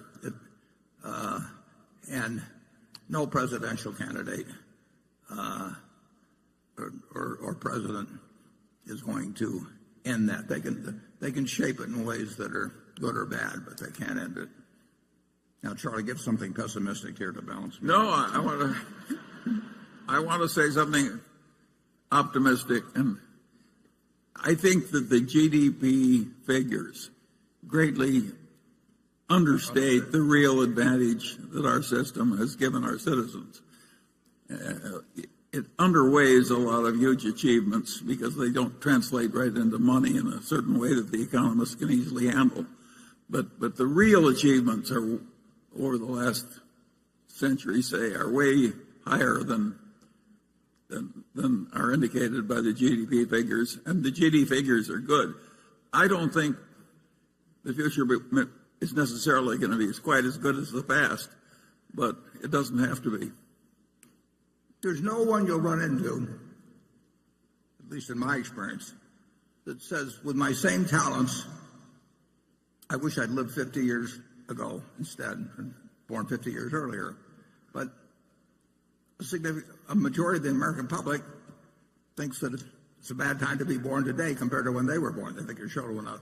They're wrong. I mean, it's the pace of innovation. Just think how different you're living compared to 20 years ago in terms of what you do with your time. Now, a lot of people may condemn it or something of the sort, but you're making free choices that were not available to you 20 years ago, and you're making them in a different direction than, I'm still staying with the landline, but you people are way ahead of me. Okay, Greg. Warren, late last year we saw Canadian Pacific make a hostile bid for Norfolk Southern, a combination that would have linked Canada's second largest carrier with one of the two largest railroads in the eastern U.S. This move led to a largely negative reaction from not only Norfolk Southern, but from federal and state lawmakers, shippers, and other railroad operators, even though a formal evaluation process hadn't even begun with the U.S. Surface Transportation Board. Canadian Pacific eventually backed down.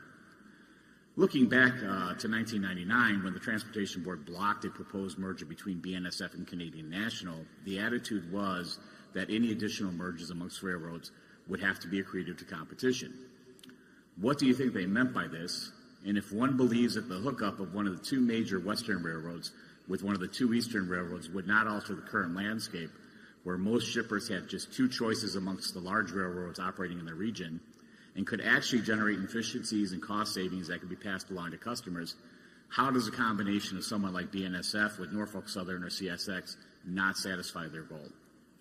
I think now there's, and Matt Rose, is he here? He can probably answer that, some of that better than I can, certainly. He can answer all of it better than I can. There's Matt, yeah. Yeah, so the statement is exactly right. Back in 1999, we had a failed merger with Canadian National. New rules were put in place by our regulator, a little group called the STB.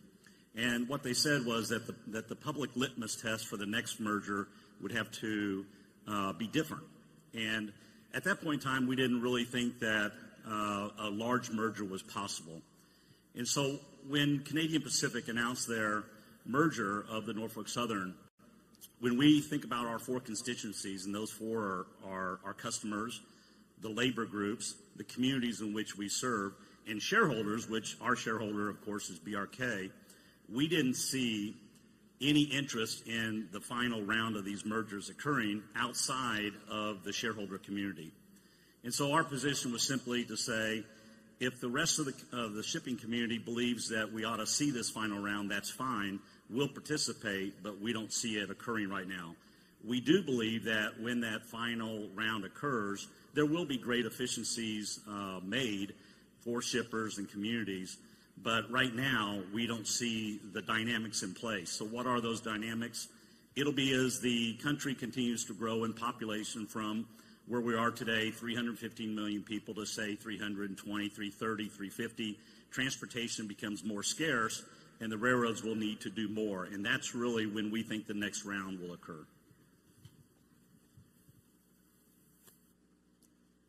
Okay, Station 6.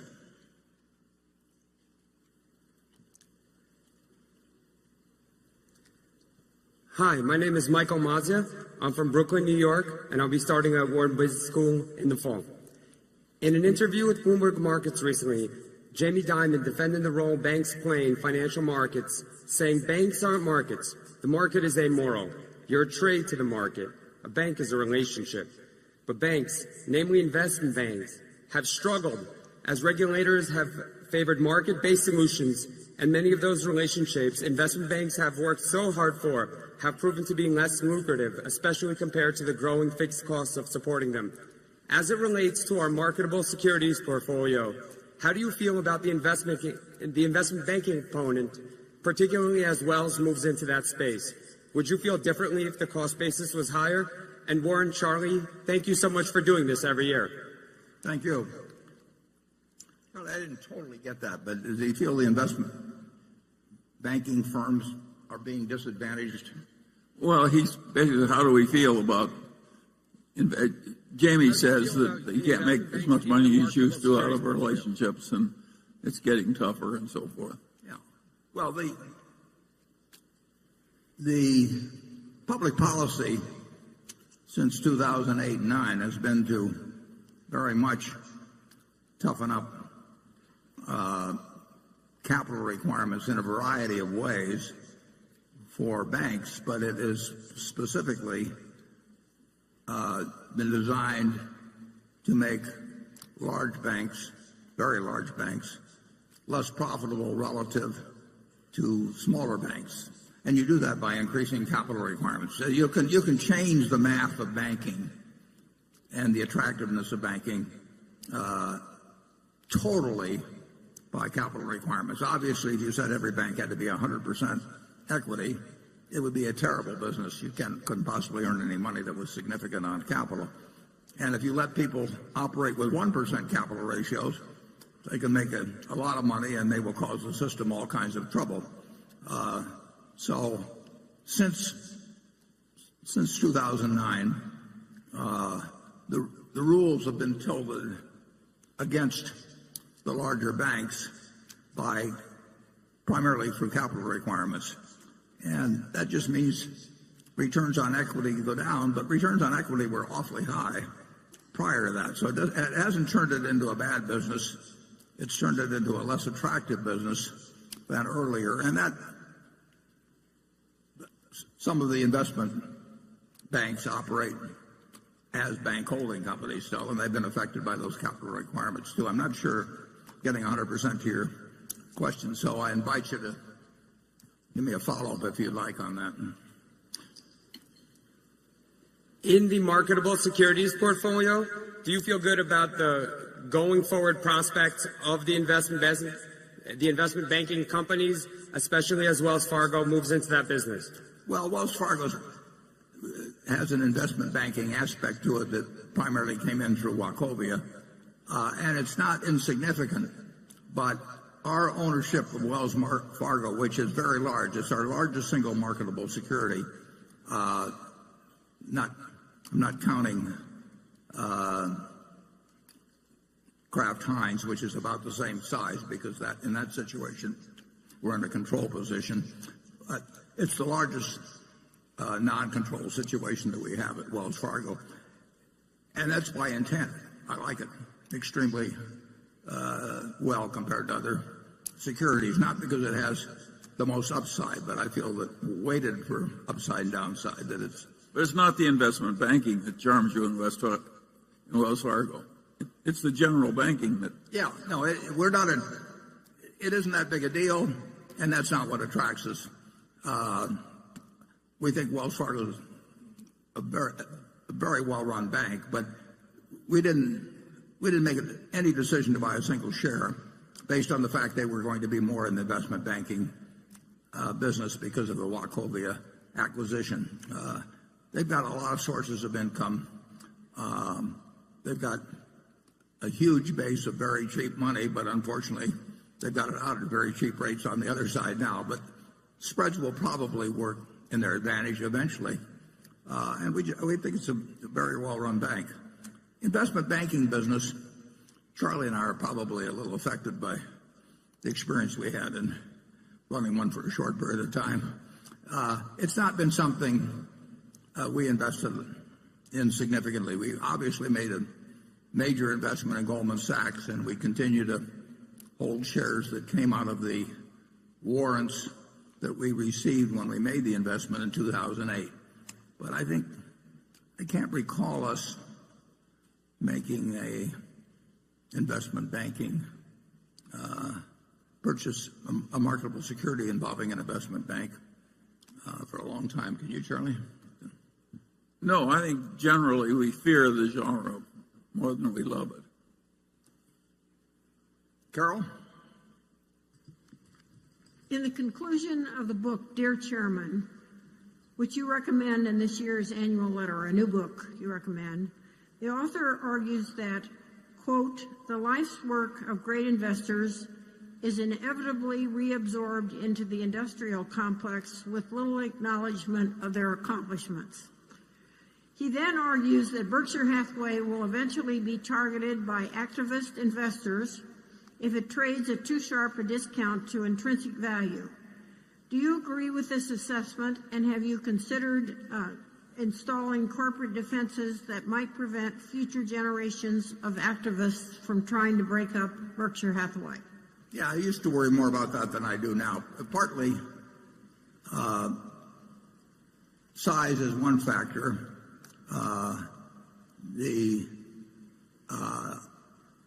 I think the more important factor would be that Berkshire will always be in a position to repurchase very significant amount of stock, and as long as it's willing to buy that stock at some price, and it should be, close to intrinsic value, there should not be a large margin in terms of anybody that might come along and think there'd be a lot of money to be made by breaking up. There would be money lost by breaking it up in terms of there'd be certain advantages lost. Mid-American Energy could not have done what it has done in renewables without Berkshire being the parent. I mean, if it had been split off, it would have been the parts would have been worth less than the whole. And there are I could give you significant instances of that in other cases. So I don't think there will be a spread that will be enticing to anyone. And beyond that, I think the numbers involved would be staggering. And I think we have a shareholder base that recognizes the advantages of both the Berkshire businesses and its culture. And so I think it's very, very unlikely. But there have been periods in business history where stocks sold where practically all stocks sold at dramatic discounts from what you might call intrinsic value. And it's interesting that very little activity occurred there. And in the 1974 period, 1973 and 74, there were really good companies, one of which was Cap Cities, for example, that Tom Murphy ran, that was selling at a huge discount to what it was worth. But people did not come along then. So to some extent, when the discounts are huge, money is hard to get. It's not a huge worry with me. Actually, in my own case, because of the way my stock will get distributed to philanthropies after I die, it's very likely that my estate for some years would be by far the largest shareholder of Berkshire in terms of votes, even with this distribution policy that occurs. It's not something I worry about now. I used to worry about it some, but it's not a factor now. Charlie?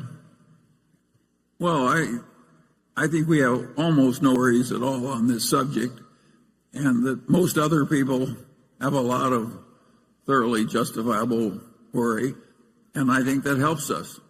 So I look forward on this subject with optimism. You want to explain how it helps us, Charlie? Well, if you're being attacked by people you regard as evil and destructive and so on, and you want a strong ally, how many people would you pick in preference to Berkshire? My name is Warren Buffett, and I approve of that message. Jonathan.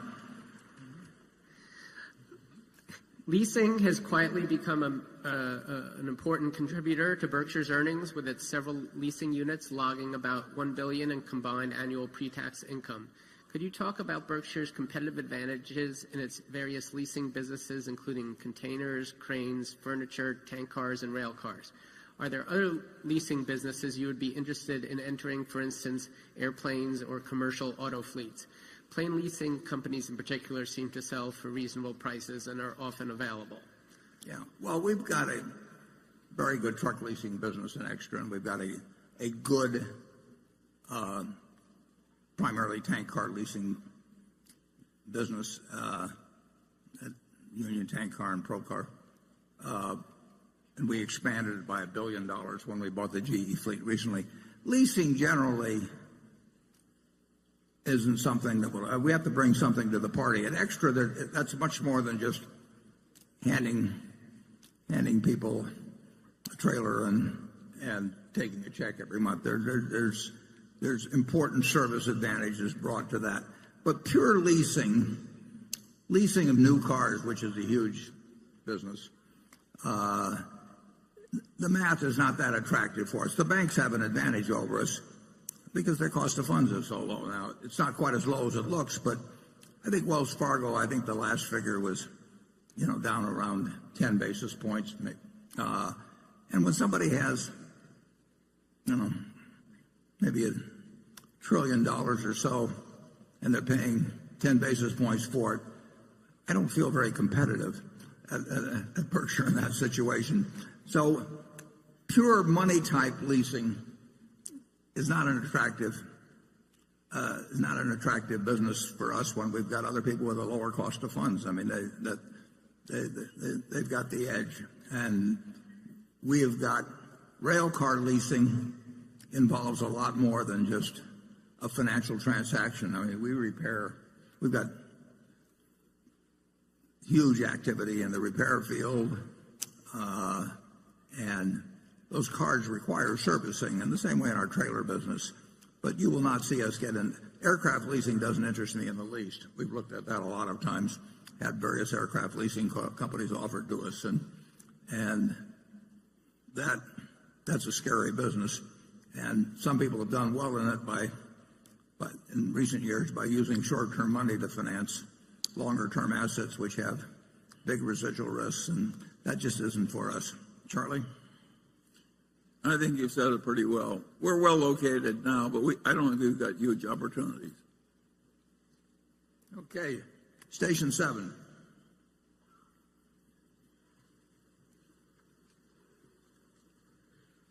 Good morning, Warren and Charlie. I am Vandermeer Say from the Philippines. Warren, my wife and I sent original paintings to your office 2 days ago, and we hope you like them. Thank you.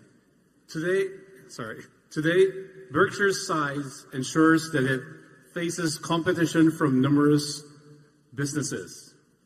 If you had a silver bullet, which competitor would you take out and why?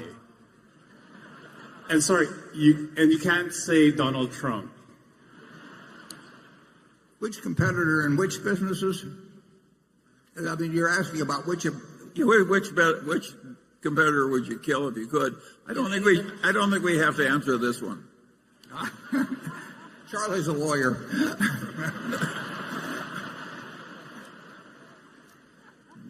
But I've thought about the question. Now we have lots of tough competitors, and in many areas we're a pretty tough competitor ourselves. And what we want our managers to be doing, is thinking every day about how to achieve a stronger competitive position. We call it widening the moat. But we want to turn out better products. We want to keep our costs down to a minimum. We want to be thinking about what our customers are likely to be wanting from us, a month, a year, 10 years from now. And generally, if you take care of your customer, the customer takes care of you. But But there are cases where there is some force coming along that really is, you may not have the answer for it. And then, you get out of that business. We had that department store in Baltimore in 1966. And if we kept it,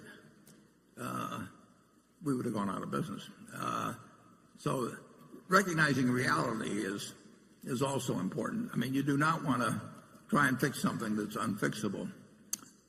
And we're not targeting competitors for destruction. We're just trying to do the best we can everywhere. Spoken like an antitrust lawyer. Okay. We really hope to be the ones that the other guys want to use the silver bullet on. Becky? This question comes from Ram and Raji Tarakad from Sugar Land, Texas. He writes, my wife and I have the vast majority of our net worth invested in Berkshire and in shares of the Sequoia Fund. Mr. Buffett, you have endorsed the Sequoia Fund on more than a few occasions.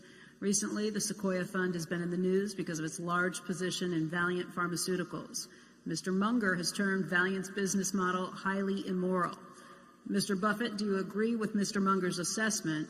Have your views about Sequoia Fund changed? Also, as you know, Sequoia is an admirer and large holder of Berkshire stock.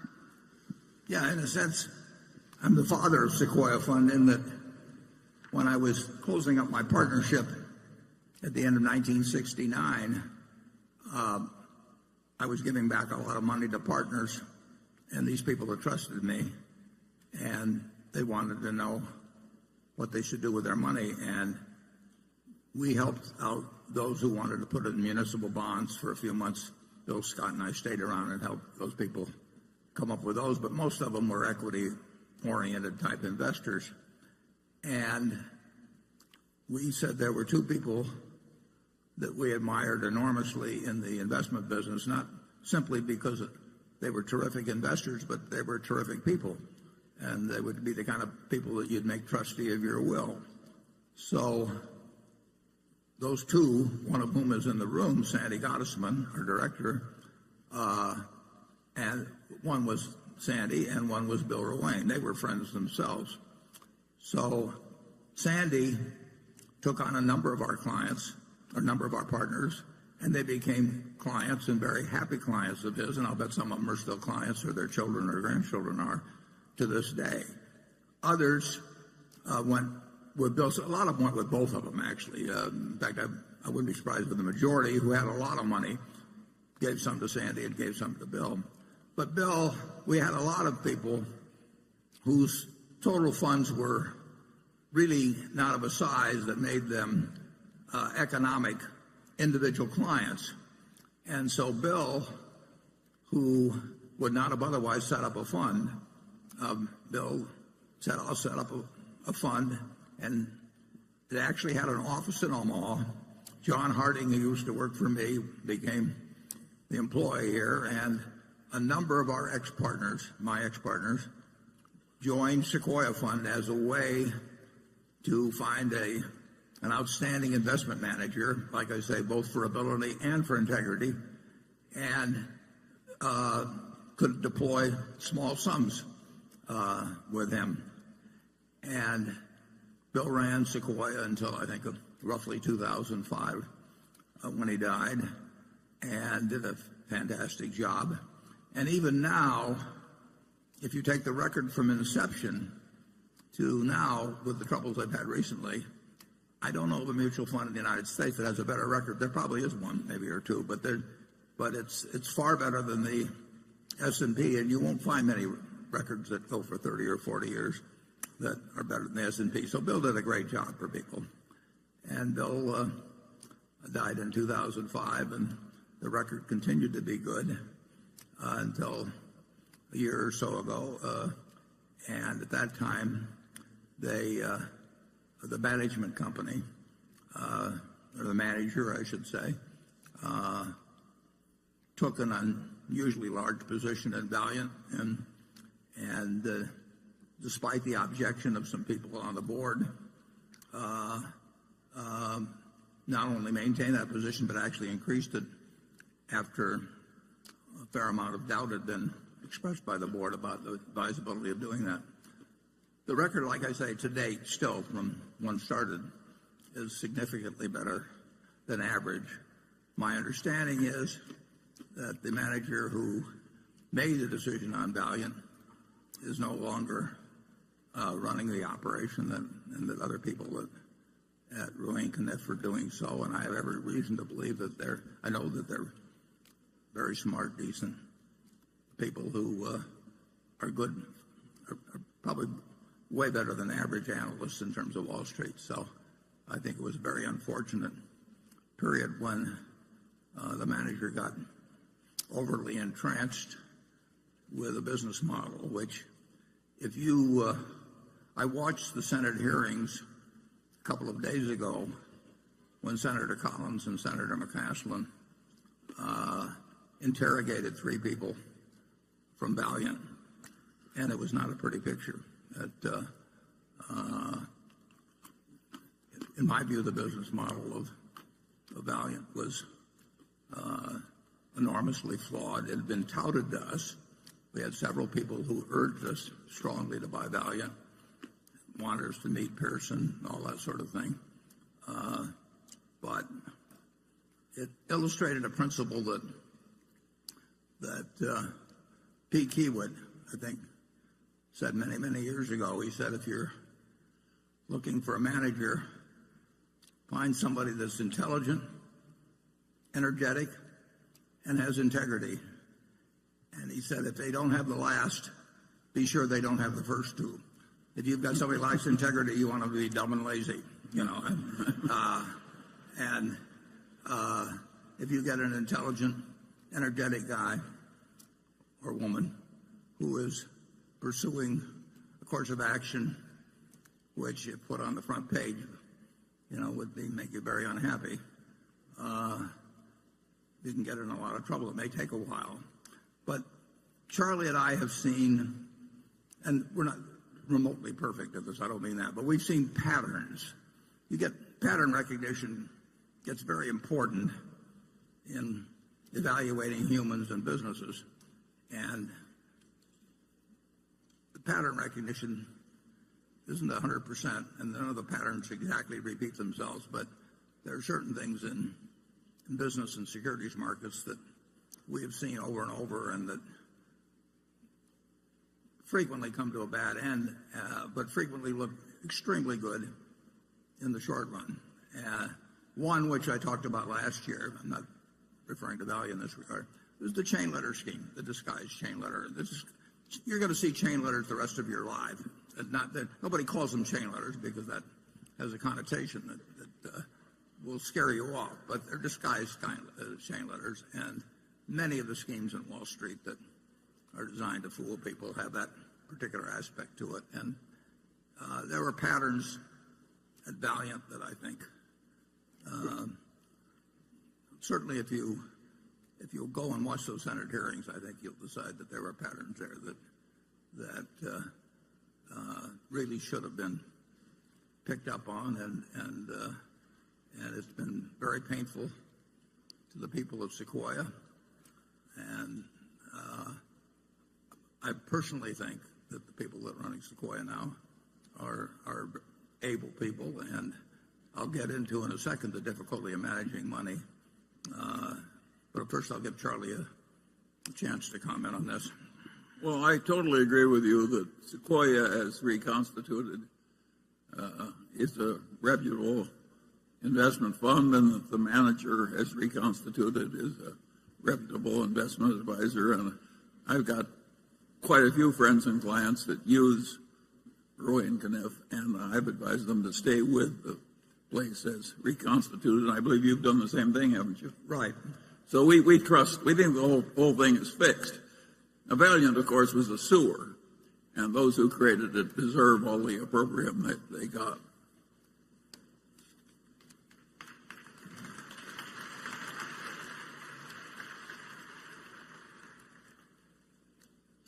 In a few minutes we'll break, but I think it almost ties in with this last question. If we could put slide 3 up, I promised, some years ago I made a wager, and I promised to report before the lunch how the wager was coming out. And I've been doing that regularly, but it seems appropriate, since it's developed this far, to point out a rather obvious lesson, which was what I hoped to drive home to some degree by offering to make the wager originally. Incidentally, when I offered to make the wager, namely that somebody could pick out 5 hedge funds and I would take the unmanaged S&P index used by Vanguard Fund, and I would bet that over a 10-year period that the unmanaged index would beat these 5 funds that were all being managed, presumably. They could pick any 5 funds that were managed by people who were charging incredible sums to people because of their supposed expertise. And fortunately, there's an organization called, or at least if you go to the internet, if you put in longbets.org, it's a terribly interesting website.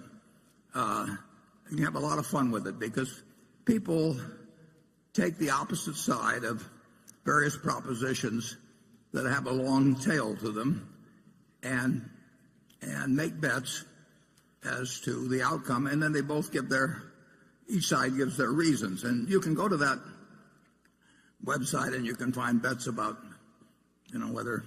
what population will be doing 15 years from now, or all kinds of things. And our bet became quite famous on there. And a fellow I like, who I didn't know before this, Ted Seides, bet that he could pick out 5 hedge funds. These were funds of funds. In other words, there was one hedge fund at the top, and then that manager picked out who he thought were the best managers underneath, and then bought into these other funds in turn, so that the 5 funds of funds represent maybe 100 or 200 hedge funds underneath. Now, bear in mind that the hedge fund, the fellow making the bet, was picking out funds where the manager on top was getting paid perhaps 0.5% a year, plus a cut of the profits, for merely picking out who he thought were the best managers underneath, who in turn were getting paid maybe 1.5% or 2%, plus a cut of the funds on profits. But certainly the guy at the top was incentivized to try and pick out great funds, and at the next level, those people were presumably incentivized too. So the result is, after 8 years and several hundred hedge fund managers being involved, is that now the totally unmanaged fund by Vanguard, with very, very, very minimal costs, is now 40-some points ahead of the group of hedge funds. Now, that may sound like a terrible result for the hedge funds, but it's not a terrible result for the hedge fund managers. These managers, you've got this top-level manager that's charging probably 0.5%. I don't know that for sure. And down below, you've got managers that are probably charging 1.5% to 2%. So if you have a couple percentage points sliced off every year, that is a lot of money. We have 2 managers at Berkshire that each managed $9 billion for us. They both ran hedge funds before. If they had a 2-and-20 arrangement with Berkshire, which is not uncommon in the hedge fund world, they would be getting $180 million each, merely for breathing annually. It's a compensation scheme that is unbelievable to me. And that's one reason I made this bet. But what I'd like you to do is for a moment imagine that in this room we have you people own all of America. That all the stocks in America are owned by this group. You are the Berkshire 18,000 or whatever it is that have somehow managed to accumulate all the wealth in the country. And let's assume we just divide it down the middle. And on this side, we put half the people, half of all the investment capital in the world, and that capital is what a certain presidential candidate might call low energy. In fact, they have no energy at all. They buy half of everything that exists in the investment world, 50%, everyone on the side. And so now half of it is owned by these no energy people. They don't look at stock prices. They don't turn on business channels. They don't read the Wall Street Journal. They don't do anything. They are a slovenly group that just sits for year after year after year owning half of the country, half of America's business. Now, what's their result going to be? Their result is going to be exactly average as how American business does, because they own half of all of it. They have no expenses, no nothing. Now, what's going to happen with the other half? The other half are what we call the hyperactives. And the hyperactives, their gross result is also going to be a half, right? They can't, the whole has to be the sum of the parts here, and this group by definition can't change from its half of the ultimate investment results. This half is going to have the same gross results. They're going to have the same results as the no energy people, and they're also going to have terrific expenses because they're all going to be moving around, hiring hedge funds, hiring consultants, paying lots of commissions and everything. And that half as a group has to do worse than this half. The people who don't do anything have to do better than the people that are trying to do better. And that's simple. And I hoped through making this bet to actually create a little example of that. But that offer was open to anybody. And I would make incidentally the same offer now, except being around in 10 years to collect gets a little more problematic as we go through life. But it seems so elementary. But I will guarantee you that no endowment fund, no public pension fund, no extremely rich person wants to sit in that part of the auditorium. They just can't believe that because they have billions of dollars to invest, that they can't go out and hire somebody who will do better than average. I hear from them all the time. So this group over here, supposedly sophisticated people, generally richer people, hire consultants, and no consultant in the world is going to tell you just buy an S&P index fund and sit for the next 50 years. You don't get to be a consultant that way. And you certainly don't get an annual fee that way. So the consultant's got every motivation in the world to tell you, this year I think we should concentrate more on international stocks, or this year this manager's particularly good on the short side. And so they come in and they talk for hours, and you pay them a large fee, and they always suggest something other than just sitting on your rear end and participating in American business without cost. And then those consultants, after they get their fees, they in turn recommend to you other people who charge fees, which, as you can see over a period of time, cumulatively eat up capital like crazy. So I would suggest that what I felt sure, I didn't feel sure because nothing, can't tell for sure about any 10-year period, but I certainly felt very probable, or I wouldn't have stuck my neck out. It just demonstrates so dramatically. I've talked to huge pension funds, and I've taken them through the math, and when I leave, they go out and hire a bunch of consultants and pay them a lot of money. And it's just unbelievable. And the consultants always change the recommendations a little bit from year to year. They can't change them 100% because then it didn't look like they knew what they were doing the year before. So they tweak them from year to year, and they come in, and they have lots of charts and PowerPoint presentations, and they recommend people who in turn are going to charge them a lot of money, and they say, well, you can only get the best talent by paying 2 and 20 or something of the sort. And the flow of money from the hyperactive to what I call the helpers is dramatic, while this group over here sits here and absolutely gets the record of American industry. So I hope you'll realize that for the population as a whole, American business has done wonderfully, and the net result of hiring professional management, is a huge minus. And at the bookstore, we have a little book called Where Are the Customer's Yachts? Written by Fred Schwett. I read it when I was about 10 years old. Been updated. It hadn't been updated, but new editions have been put out a few times. But the basic lessons are there. That lesson is told in that book from 1940. It's so obvious, and yet all the commercial push is behind telling you that you've got to think about doing something today that's different than you did yesterday. You don't have to do that. You just have to sit back and let American industry do its job for you. Charlie, do you have anything to add to my sermon? Well, you're talking to a bunch of people who have solved their problem by buying Berkshire Hathaway. That worked even better. And there have been a few of these managers of managers who've actually succeeded. There are a few in the universities who are really good, but it's a tiny group of people. It's like looking for a needle in a haystack.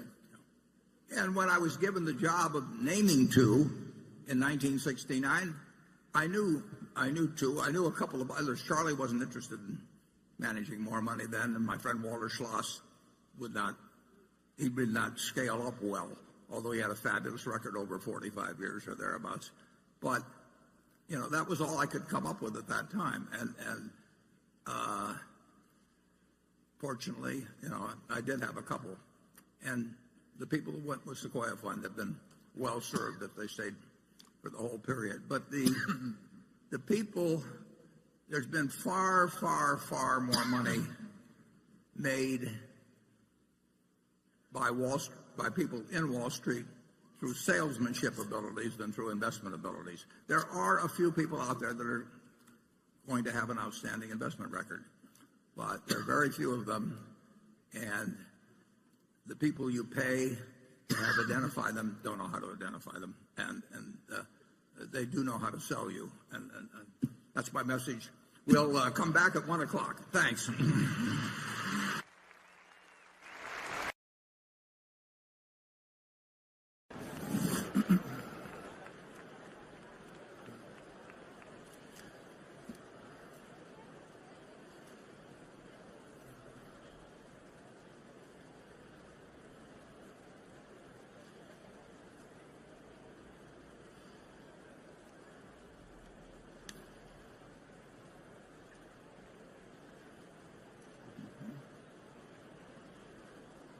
Still a big full hall. Yeah.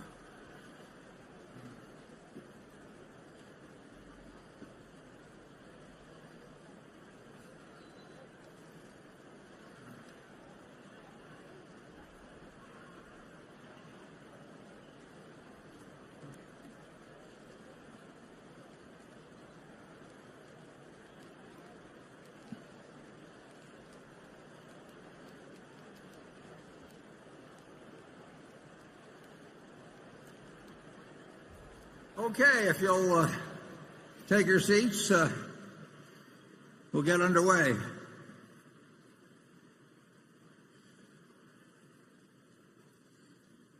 And next up is Cliff.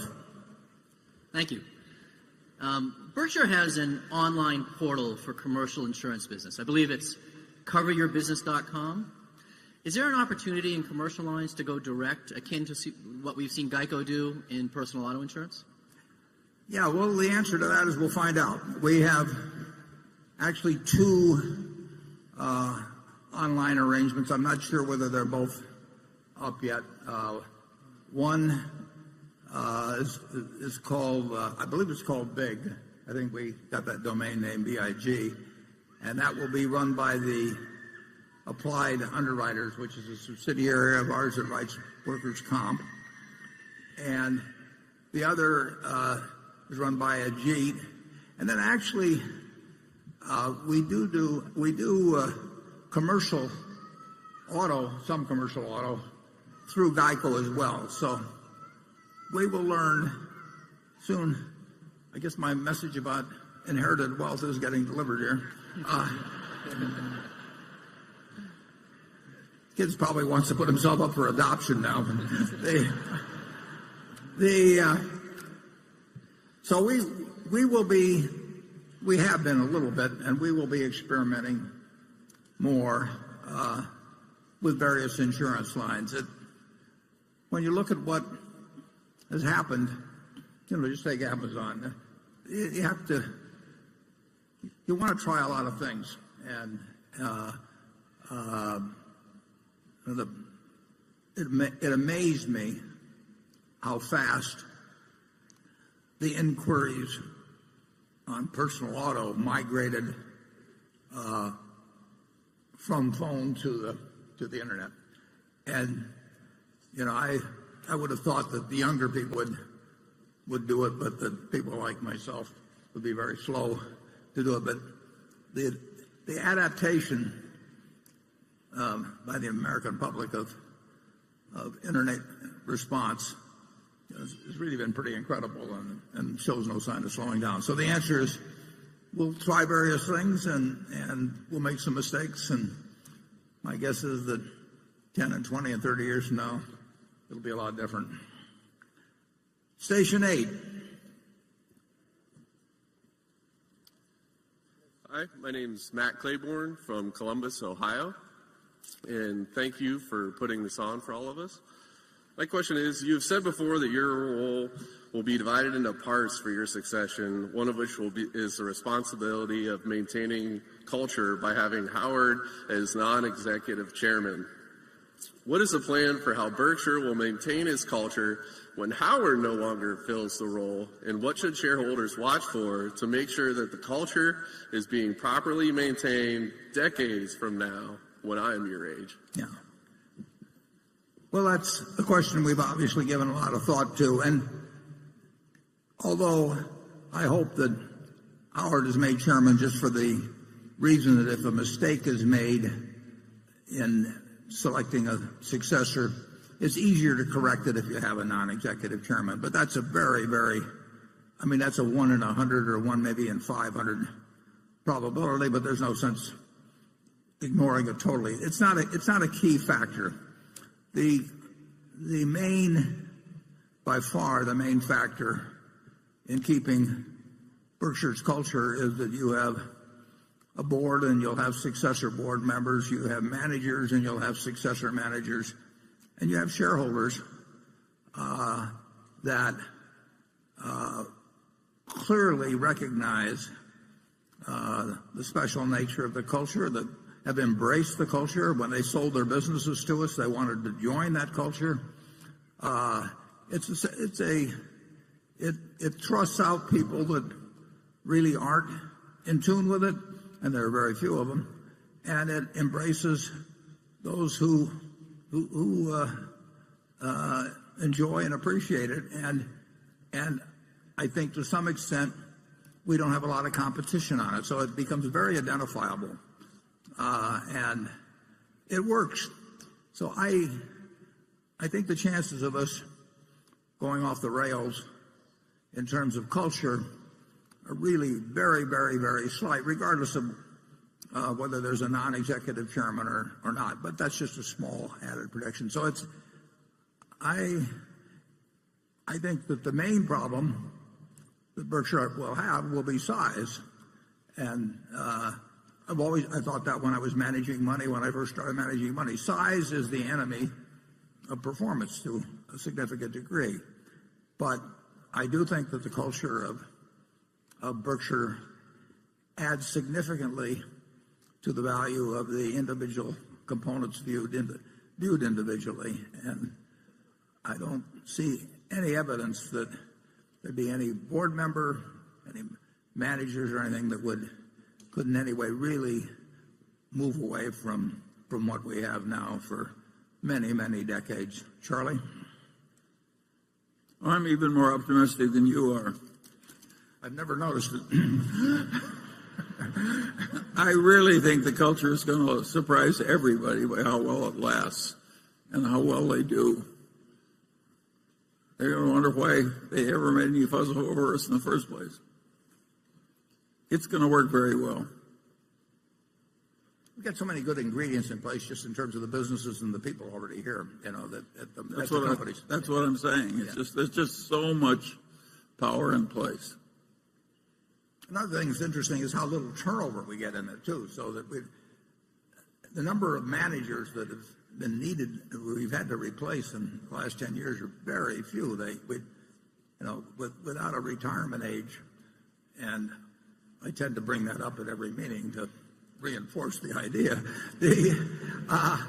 But without a retirement age and with people working because they love their jobs and they like the money as well, but their primary motive is that they really like accomplishing what they do in their jobs. And that means that we get long tenure out of our managers, so the turnover is low. The directors are not here for the money. And so we have great tenure among the directors, and I would argue that's a huge plus. It's going to go on a very long time. Andrew? Thank you, Warren. The following question comes from Aritz Galdos, and several other shareholders asked similar questions that are part of this as well. It's a bit of a multi-part question. About 24 men and women work with you, Warren, at our corporate office. I see from last year the quality of the picture has been improved in the annual report, so congratulations on that. However, looking at it, there is something that comes to anyone's attention, and is the lack of diversity among the staff. A 2015 analysis by Calvert Investments found that Coca-Cola was one of the best companies for workplace diversity, while Berkshire Hathaway was one of the worst. You've explicitly stated that you do not consider diversity when hiring for leadership roles and board members. Does that need to change? Are we missing any investment opportunities as a result? And do you consider diversity, however defined, of company leadership and staff when analyzing the value of a company that you may want to purchase? Well, it's a multiple-part question. The answer to the last one is no. What was the one before it? You've explicitly stated you do not consider diversity when hiring for leadership roles and board members. Does that need to change, and are we missing any investment opportunities as a result? We will select board members, and we lay it out, and we've done so for years, and I think we've been much more explicit than most companies. We are looking for people who are business savvy, shareholder oriented, and have a special interest in Berkshire. And we found people like that. And as a result, I think we've got the best board that we could have. They're not in it. They're clearly not in it for the money. I get called by consulting firms who've been told to get candidates for directors for other companies. And by the questions they ask, it's clear they've got something other than the three questions we ask in terms of directors in mind. They really want somebody whose name will reflect credit on the institution, which means a big name. One organization recently, the one that did the blood samples with small pricks, they got some very big names on their board. And Theranos, I think, is that the way you pronounce it, Charlie? Theranos? Yeah. Yeah, and the names are great, but we're not interested in people that want to be on the board because they want to make $200,000 or $300,000 a year, for 10% of their time. And we're not interested in the ones for whom it's a prestige item, and who want to go and check boxes or that sort of thing. So I think we will continue to apply that test: business savvy, shareholder oriented, and with a strong personal interest in Berkshire. And every share of the Berkshire that our shareholders own, they bought just like everybody else in this room. They haven't gotten them on option, or they haven't gotten, I've been on boards where they've given me stock. I get it for breathing, basically. That half a dozen places that are maybe 3 or 4 that I was on the board of. We want our shareholders to walk in the shoes, our directors to walk in the shoes of shareholders. We want them to care a lot about the business, and we want to be smart enough so that they know enough about business that they know what they should get involved in and what they shouldn't get involved in. The people in the office, I'm hoping that when we take the Christmas picture again this year, they're exactly the same 25 that were there last year, even though we might have added 30,000 employees elsewhere and maybe 10 billion of sales or something like that. It's a remarkable group of people. And just take this meeting. Virtually every one of the 25, our CFO, my assistant, they've been doing job after job connected with making this meeting a success and a pleasant outing for our shareholders. It's a cooperative effort. The idea that you would have some department called annual meeting department, and you'd have a person in charge of it, and he would have an assistant, and then they would go to various conferences about holding annual meetings and build up, and then they hire consultants to come in and help them on the meeting. We just don't operate that way. I mean, it's a place where everybody helps each other.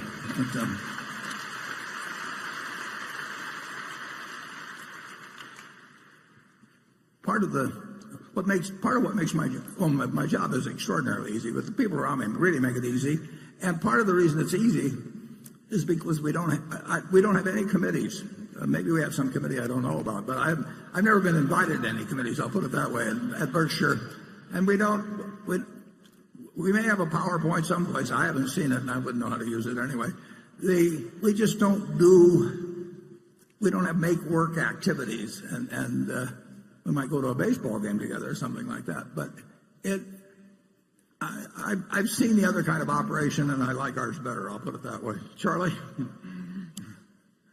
Well, years ago, I did some work for the Roman Catholic Archbishop of Los Angeles. And my senior partner pompously said, you don't need to hire us to do this. There's plenty of good Catholic tax lawyers. And the Archbishop looked at him like he was an idiot and said, Mr. Peeler, he says, last year I had some very serious surgery, and I did not look around for the leading Catholic surgeon. That's the way I feel about board members.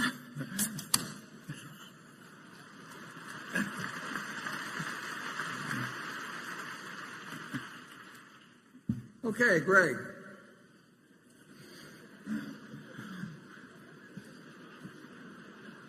Warren, Greg. While Berkshire has authorized a share repurchase program originally aimed at buying back shares at prices no higher than 10% premium to the firm's most recent book value per share, a figure that was subsequently increased to repurchase shares at prices no higher than 20% premium to book value, there has been relatively little share repurchase activity during the last 4.5 years. Even as the shares dipped down below the 1.2 times book value threshold during both January and February of this year, if you base it on a buyback price calculated on Berkshire's book value per share at the end of 2015, a number that had not yet been published when the stock did dip that low. Given your belief that Berkshire's intrinsic value continues to exceed its book value, with the difference continuing to widen over time, are we at a point where it makes sense to consider buying back stock at a higher break point than Berkshire currently has in place? And would you ever consider stepping in and buying back shares if they did dip down below 1.2 times book value per share, even if that prior year's figure had not yet been released? Yeah. Greg, you mentioned that it sold below 1.2, and I don't think that's correct. I keep a pretty close eye on that. And it's come fairly close to 1.2, but I can almost guarantee you that it has not hit 1.2, or we would have done it. And I'd be happy to send you figures on any day that you might feel that it did hit the 1.2. Clearly, in my view, Charlie's view, the board's, the stock is worth significantly more than 1.2, but it should be worth significantly more, or we wouldn't have it at that level. On the other hand, we did move it up from 1.1 to 1.2 because we had acquired more businesses over time that were the differential between our carrying value and the book and the intrinsic value really had widened from when we set the 1.1. I have mixed emotions on the whole thing, in that from strictly a financial standpoint and from the standpoint of the continuing shareholders, I love the idea of buying it at 1.2, which means I probably would love the idea of buying it a little higher than 1.2. On the other hand, I don't take, and it's the surest way of making money per share there is. I mean, if you can buy dollar bills for anything less than $1, there's no more certain way of making money. On the other hand, I don't particularly enjoy the actual act of buying out people who are my partners at a price that is well below what I think the stock is worth. So, but we will buy stock almost certainly. We don't make it a 100% pledge because there'd be a lot of ramifications to that. But the odds are extremely high that we would buy a lot of stock at 1.2 times or less. But we would do it in a manner where we were not propping the stock at any given level. And if it happens, it will be very good for the stockholders to continue. It is kind of an interesting situation, though, because if it's true that we will, and are eager even from a financial standpoint to buy it at that price, it's really like having a savings account where if you take your money out as a dividend or as an interest payment on a savings account, you get $1, but if you leave it in, you're almost guaranteed that we'll pay you $1.20. I mean, why would anybody want to take money out of a savings account if they could cash it in what they left at 120%? So it acts as a backstop for ensuring that a no dividend policy results in greater returns than it would be if we paid out $1 and people got $1. If they leave $1 in, they're going to get at least $1.20 in my view. At least it's not a total guarantee, but it's a pretty strong probability. So would we increase that number? Perhaps if we run out of ideas, and I don't mean day by day, but if it really becomes apparent that we can't use capital effectively within the company in the quantities with which it's being generated, then at some point the threshold might be moved up a little because it could still be attractive to buy it. And you don't want to keep accumulating so much money that it burns a hole in your pocket. And it's been said actually that a full wallet's a little like a full bladder, that you may get an urge very quickly to pee it away, and we don't want that to happen. But so far that hasn't happened, and we will look at, if it ever gets to where we have $100 billion or $120 billion or something like that around, we might have to increase the price. Anytime you can buy stock in for less than it's worth, it's advantageous to the continuing shareholders, but it should be by a demonstrable margin. You can't, intrinsic value can't be that finely calculated that you can figure it out to 4 decimal places or anything of the sort. Charlie? Well, you'll notice that elsewhere in corporate America, these buyback plans get a life of their own. And it's gotten quite common to buy back stock at very high prices that really don't do the shareholders any good at all. I don't know why people are doing it. I think it gets to be fashionable. It's fashionable, and they get sold on it by advisors. That's true, too. Yeah, can you imagine somebody going out and saying, we're going to buy a business and we don't care what the price is? We're going to spend $5 billion this year buying a business, we don't care what the price is. But that's what companies do when they don't attach some kind of a metric to what they're doing on their buybacks. To say we're going to buy back $5 billion of stock, maybe they don't want to publicize the metric, but certainly they should say we're going to buy back $5 billion of stock if it's advantageous to buy it back. But they don't. If they say we're going to buy the XYZ company, they say we'll buy it at this price, but we won't buy it at 120% of that price. But I have very rarely seen Jamie Dimon is very explicit about saying he's going to buy back the stock when he's buying it below what he considers intrinsic value to be. But I have seen hundreds of buyback notices, and I've sat in boards of directors one after another where they voted buybacks, and basically, and they said they were doing it to prevent dilution or something like that. It's got nothing to do with preventing dilution. I mean, if your dilution by itself is a negative, and buying back your stock at too high a price is another negative. So it has to be related to valuation. And as I say, you will not find a lot of press releases about buybacks that say a word about valuation. We're always behaving a lot like what some might call the Episcopal prayer. We prayerfully thank Lord that we're not like these other religions who are inferior. And I'm afraid there's probably too much of that in Berkshire, but we can't help it. Okay, station 9. Good afternoon, Mr. Buffett. Hi. My name is Sean Montgomery from Fort Worth, Texas. The Nebraska Furniture Mart's been open for about a year in Dallas. Right. I was just curious how sales have been, how they compare to your other stores, and what you think they'll be in the future. Thank you. It's our largest store in volume, but we had a problem there that we had in Kansas City, and we'll probably have every time we open a store, in that we generate so much initial volume that we had a delivery problem. Like I say, it was worse in Kansas City when that was the first one we opened. So we really had to take our foot off the gas pedal, because the last thing in the world we want to do, is make first impressions with delivery problem, accompanied by delivery problems. So it's our largest store in volume. The deliveries have gotten far better. They actually are meeting our company standards that we have in Omaha.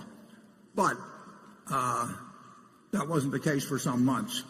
And it's hard to go open up. We opened up the largest home furnishing store in the United States, and we did it in an area where we naturally thought we trained the drivers as well as we could and everything.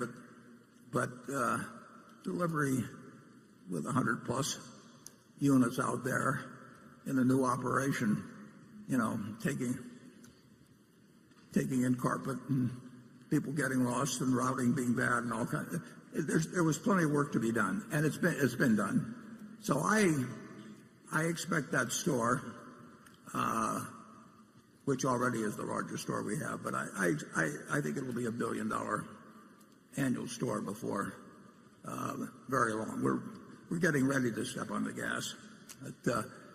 It's a terrific area. We have 20 plus auto dealerships there. In the Dallas-Fort Worth area, we probably have 3 or 4 of them in the area where our Furniture Mart is. They can't build fast enough down there. Toyota's moving there. Lexus. It already is a great store, but it's going to be something even far beyond that.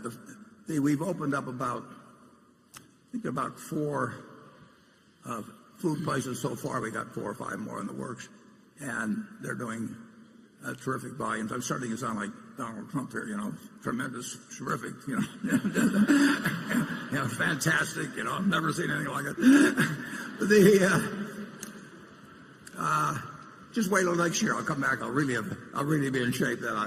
It's doing well. We couldn't have picked a better area. We have over 400 acres that we were very fortunate in corralling a whole bunch of land, and we're bringing prices and variety like nobody's seen, and now we just got to bring delivery like nobody's ever seen. Okay, Carol.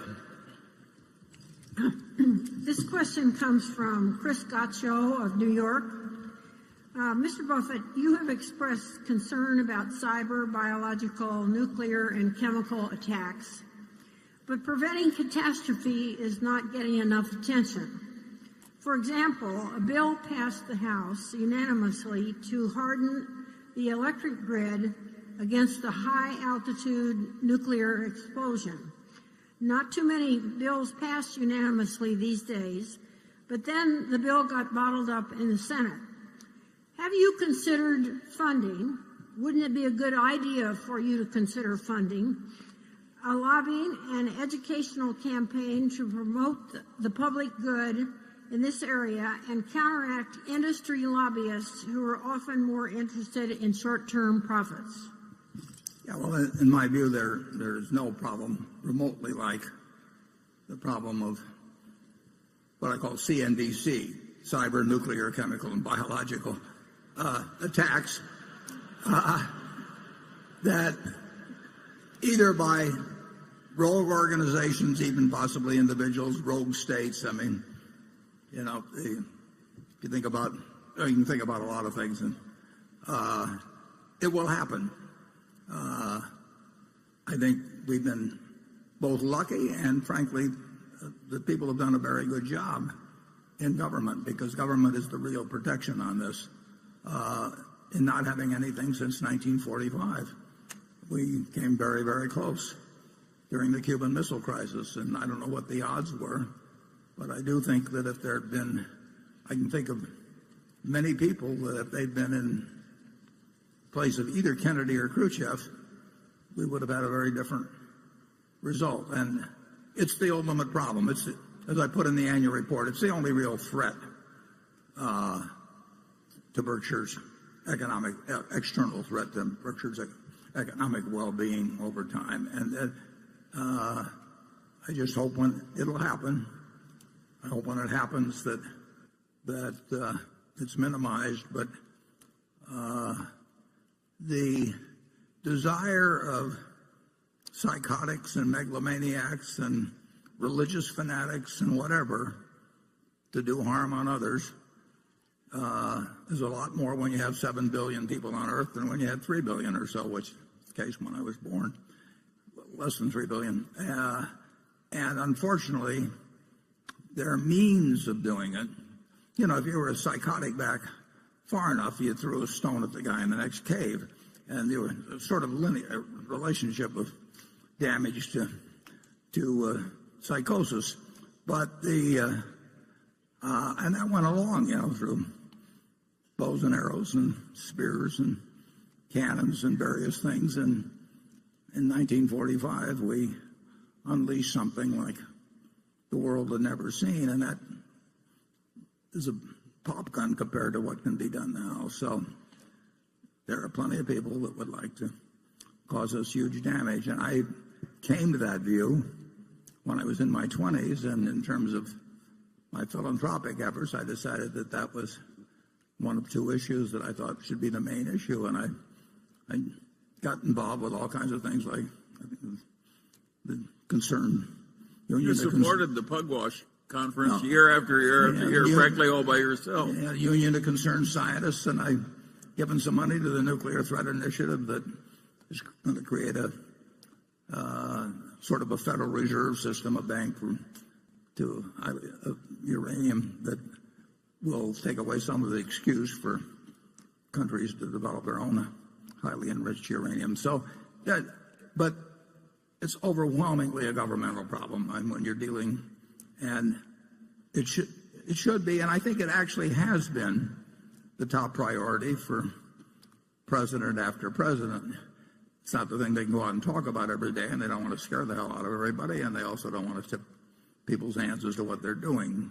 But being in the insurance business, you don't have to even be in the insurance business. You know that someday somebody will pull off something on a very, very, very big scale that will be harmful. Maybe the United States is probably the most likely place it happens, but it could happen in a lot of other places. And that's the one huge disadvantage to innovation. I mean, people. Warren, I think he also asked, why don't we, Berkshire, spend a lot more time telling the government what it should be doing and thinking? Well, I've tried telling all the people.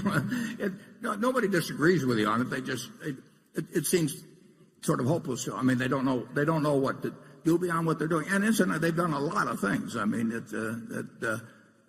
not all gets publicized, but and I think Kennedy and Khrushchev. I mean, Khrushchev shouldn't have been sending it over to Cuba, but at least he had enough sense when he knew Kennedy meant business to turn the ships around. But you can't count on there being Kennedys and Khrushchevs all the time in charge of things, and the mistakes that are made. I see the mistakes that are made in business or human behavior, where people act so contrary to their own long-range self-interest that humans are very, they got a lot of frailties. You can argue that if Hitler hadn't been so anti-Semitic, he could have kept a lot of scientists that might have gotten him to the atomic bomb before we did. But he drove out the best of his scientific minds, and fortunately. Imagine a guy stupid enough to think the way to improve science is to kick out all the Jews. It was the hero of the 20th century may have been Leo Szilard. I mean, Leo Szilard is the guy that got Einstein to co-sign a letter to Roosevelt and say, one side or the other is going to get this, and we better get it first. Basically, he said it much more elegantly than that. You can go to the internet and look up the letter, but we've both been good and we've been lucky. But if you remember post 9/11, people started getting a few envelopes with anthrax, and they went to like the National Enquirer and Tom Brokaw and Tom Daschle. I can't remember. I mean, who knows what mind when you've got a mind that's going to send anthrax to people, how that decision making is made is just totally beyond comprehension. And that person did not end up doing a lot of damage, but the capability for damage is absolutely incredible. I don't know how Berkshire does anything about it. I don't know how to do it philanthropically. If I knew how to reduce the probabilities of the CNBC type mass attack, if I knew how to reduce the probability by 5%, all my money would go to that. No question about that. Maybe 1%. But hasn't it been true we haven't been very good at getting the government to follow any of our advice? Yeah, but this one's important.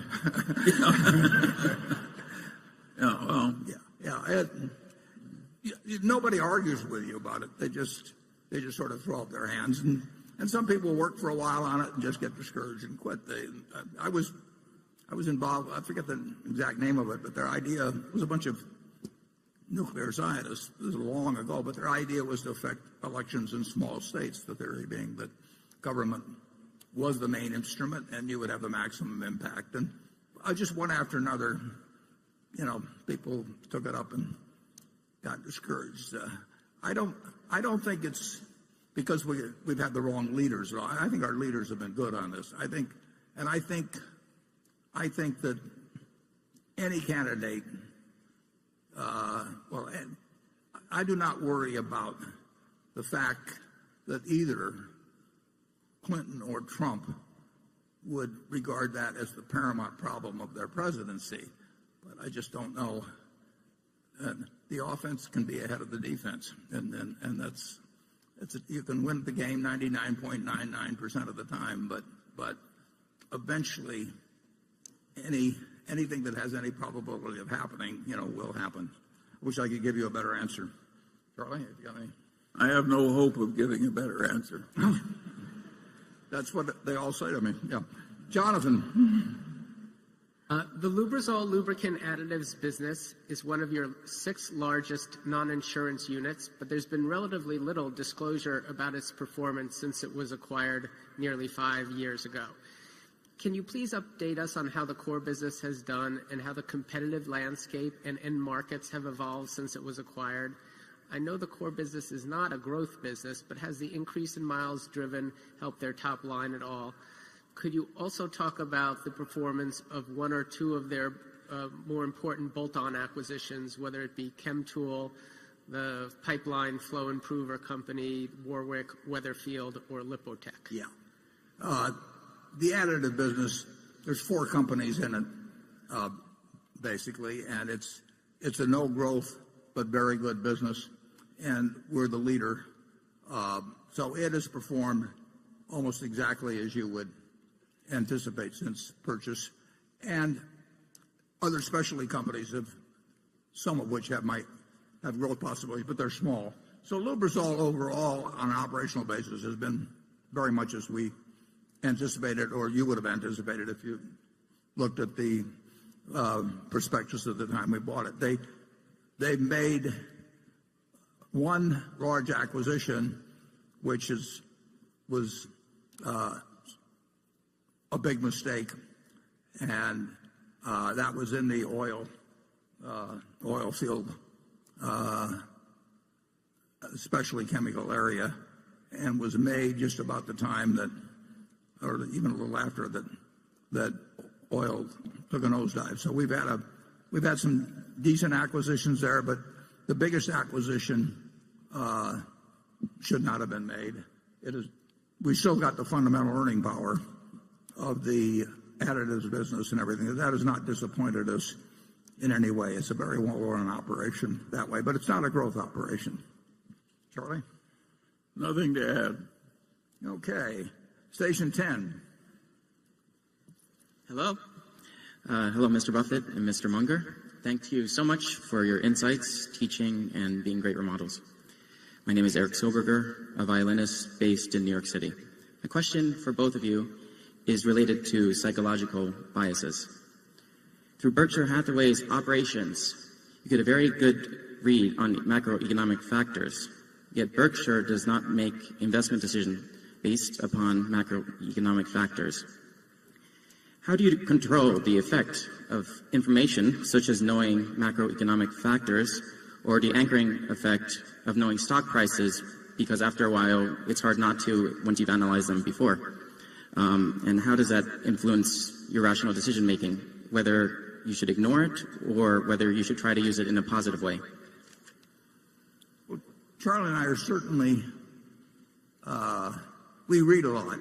So we're interested in economic matters and political matters for that matter. And so we know a lot, or we're familiar a lot, I should say, with almost all the macroeconomic factors. Doesn't mean we know where they're going to lead. We don't know where zero interest rates are going to lead, but we do know what's going on if we don't know what is likely to. Warren, there's a confusion here. It says microeconomic factors. We pay a lot of attention to those. Oh, yeah. If you talk about macro, we don't know any more than anybody else. Yeah, he summed it up. In terms of the businesses we buy, and when we buy stocks, we look at it as buying businesses, so they're very similar decisions. We try to know all, or as many as we can know, of the microeconomic factors. I like looking at the details of a business, whether we buy it or not. I mean, I just find it interesting to study the species, and that's the way you do study it. So I don't think there's any lack of interest in those factors or denying the importance of them. So am I getting at this question or not, Charlie? Well, there hardly could be anything more important than the microeconomics. That is business. Business and microeconomics are sort of the same term. I guess microeconomics is what we do, and macroeconomics is what we put up with. Yeah. The anchoring effect, I mean, how do you deal with that as well? Well, we're not anchored with what we're ignoring. I see. But Charlie and I are the kind that literally find it interesting in every business. Well, we like to look at microfactors. When we buy a See's Candy in 1972, there may have been 140 shops or something. We'll look at numbers on each one, and we'll watch them over time, and we'll see how third-year shops behave in the second year. We really like understanding businesses. It's interesting to us, and some of the information is very useful, and some of it may look like it's not helpful, but who knows when some little fact stored in the back of your mind pops up and really does make a difference. So we're fortunate in that we're doing what we love doing it. I mean, we love doing this like other people like watching baseball games, and which I like to do too. But they just the very act, every pitch is interesting, and every movement, whether the guy's, a double steal is interesting or whatever it may be, and so that's what our activity is really devoted to, and we talk about that sort of thing. And we try and avoid the worst anchoring effect, which is always your previous conclusion. We really try and destroy our previous ideas. Charlie says that if you disagree with somebody, you ought to be able to state their case better than they can. Absolutely. And at that point, you've earned the right to disagree with them. Otherwise, you should keep quiet. It would do wonders for our politics if everybody followed my system.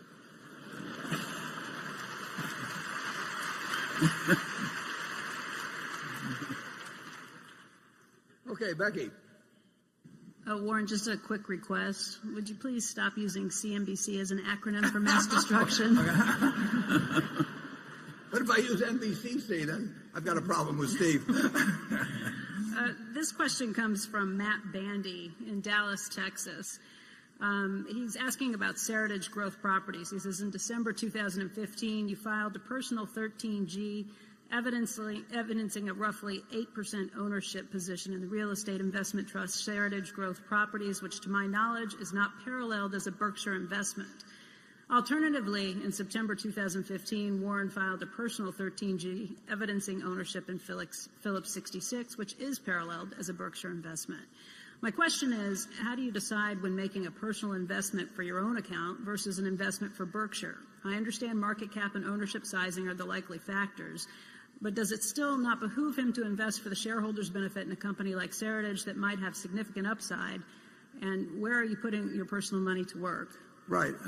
I do not own a share, or never have owned a share of Phillips 66. I'm not sure where that person, what he's referring to. It may be that there's some way when the form is filled out that because I'm CEO of Berkshire, that on some line it imputes ownership to me or something. But the answer is I've never owned a share of Phillips. And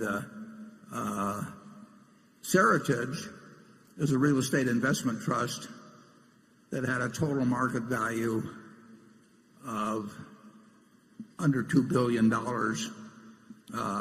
when I bought it. And my situation is that I have about 1% of my net worth outside of Berkshire and 99% in it, and I can't be doing things that Berkshire does. So a Seritage with a $2 billion market cap is not really something that is of a Berkshire size. Plus, we've never owned a real estate investment trust, to my knowledge or my memory, in Berkshire at all. I mean, it's just not a... So I could buy that and not have any worry about a conflict with Berkshire. As a practical matter, my best ideas I hope they're my best ideas, are off limits for me because they go to Berkshire if they're sizable enough to have a significance to Berkshire.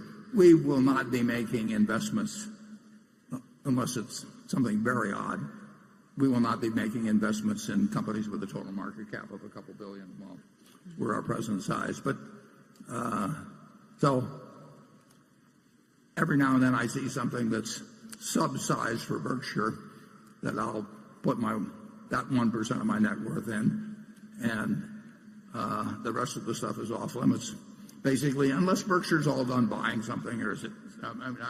I own some wells that I bought a long, long time ago, and Berkshire was not interested in. I mean, we bought enough or something at the time, or maybe we didn't have money for investment.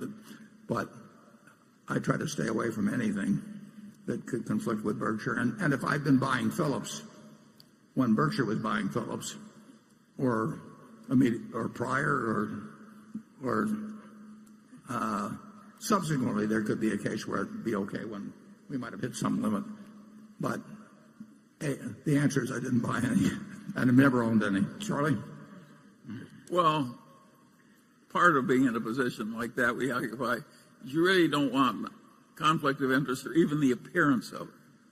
And it's been 50 or 60 years. When have we embarrassed Berkshire by some of us side conduct? Both of us have practically nothing of significance in the total picture outside of Berkshire. I've got some Costco stock.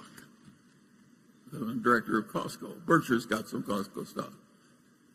There are 2 or 3 little overlaps like that, but basically, Berkshire shareholders have more to worry about than some conflict that Warren and I are going to give it. We're not going to do it.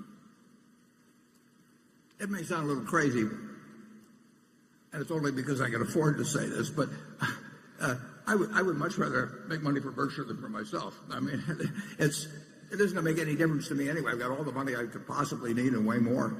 And on balance, my personality, everything's more wound up in how Berkshire does than I am myself, because I'm going to give it all away. So I know my end result is 0, and I don't want Berkshire's end result to be 0. So I'm on Berkshire's side.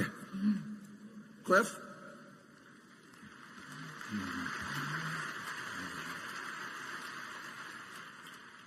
One of the great financial characteristics of Berkshire today is its awesome cash flow. While a simple earnings less capex formula yields an annual free cash flow calculation, I figure of around 10 to 12 billion. In reality, it seems to be much higher, closer to 20 billion, and I think in part due to changes in the deferred tax asset year to year. What is the outlook for free cash flow, and can investors continue to expect similar dynamics going forward?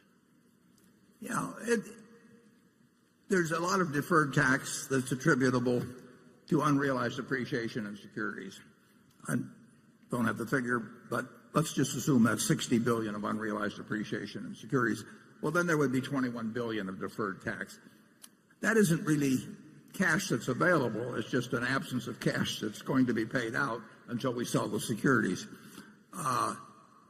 Some arises through bonus depreciation. The railroad will have depreciation for tax purposes that's a fair amount higher than for book purposes.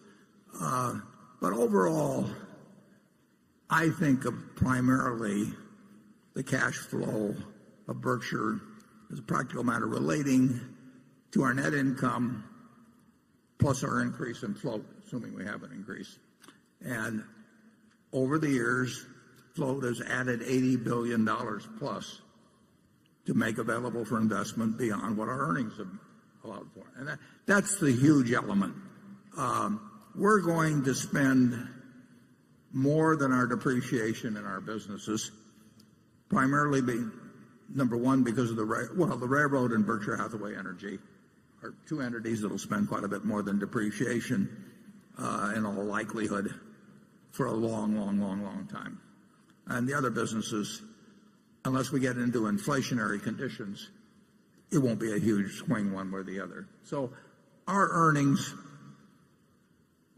the 17, not counting capital gains, but our earnings, which were whatever they were, around 17 billion, plus our change in float, is the net new available cash. But of course, we can always sell securities and create additional cash. We can borrow money and create additional cash. But it's not a very complicated economic equation at Berkshire. People for a long time, they didn't appreciate the value of float. We kept explaining it to them, and I think they probably do now. The big thing, the goal, what Charlie and I think about, we want to add every year something to the normalized earning power per share of the company. And we think we can do it because we should be able to do it. We have retained earnings to work with every year to get that job done. Sometimes it doesn't look like we've accomplished much, and we haven't accomplished much. And other years something big happens, and we don't know ahead of time which year is going to be which. Charlie? Well, there are very few companies that have ever been similarly advantaged in the whole history of Berkshire Hathaway. we've lived in a torrent of money, and we were constantly deploying it in dispersed assets, and we were wising up as we went along. That's a pretty good system. It's allowed for We're not going to change it. It's allowed for a lot of mistakes. I mean, that's the interesting thing. American business has been good enough that you don't have to really be smart to get a decent result. And if you can bring a little bit of intellect, then you should get a pretty good result. What you got to do is be aversive to the standard stupidities. If you just keep those out, you don't have to be smart. Thank God. Yeah, thank God, right. Okay, Section 11. Hey, Warren and Charlie. Thank you so much for your generosity and sharing your life's accumulation of knowledge and financial capital to the progress of humanity. Thank you for that. And Berkshire managers, thank you for building important companies and stewarding our financial futures. Thank you, guys. This is Bruce Wang from Microjig, traveling west from Orlando, Florida. Last year, you kindly shared with me the importance of getting the best reputation you can and behaving well. This year, I'd like to ask and preface with Bill Gates wrote, Warren's gift is being able to think ahead of the crowd. It requires more than taking his aphorism to heart to accomplish that, although Warren is full of aphorisms well worth taking to heart. And he also added that I've never met anyone who thought in business in such a clear way. Warren, what elusive yet obvious to you truth has allowed you to think ahead of the crowd and build a clear mental framework to produce a historically significant institution powerhouse brand? And Charlie, same to you, what obvious truth presents itself so clearly to you, but many would fervently disagree with you upon? I think I got the question, and I owe a great deal to Ben Graham in terms of learning about investing, and I owe a great deal to Charlie in terms of learning a lot about business, and then I've also been around. I mean, I've spent a lifetime, looking at businesses and why some work and why some don't work. As Yogi Berra said, you can see a lot just by observing, and that's pretty much what Charlie and I have been doing for a long time. And you do. I mentioned pattern recognition earlier. And I would say it's important to recognize what you can't do. So we may have tried the department store business and a few things, but we've generally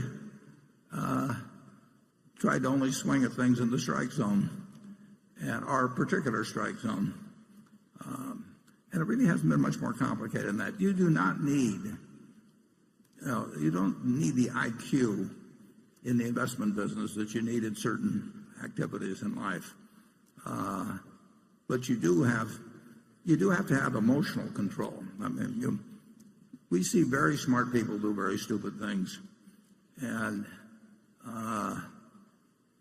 it's fascinating how humans do that. Just take the people that get very rich and then leverage themselves up in some way that they lose everything. I mean, that they are risking something that's important to them for something that isn't important to them. Well, you can say you can figure that one out in first grade, but people do it time after time. And you see that constantly, self-destructive behavior of one sort or another. I think we've probably, and it doesn't take a genius to do it, but I think we've sort of avoided the self-destructive behavior. Charlie?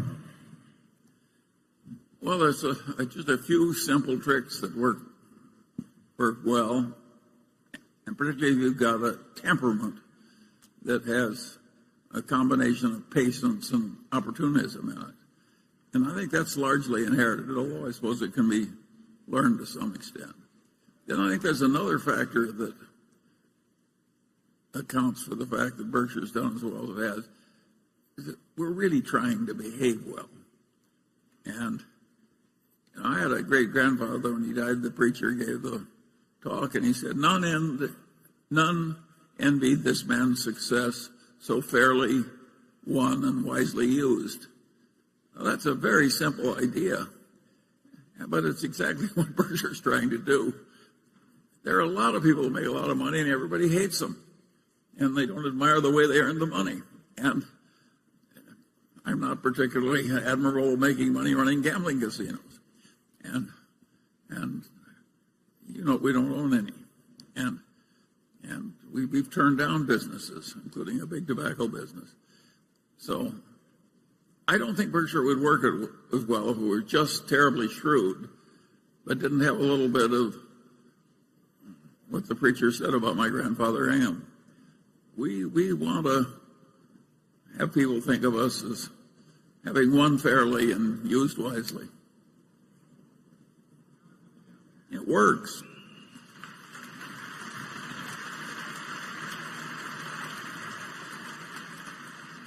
And we were very, very lucky to be born when we were and where we were.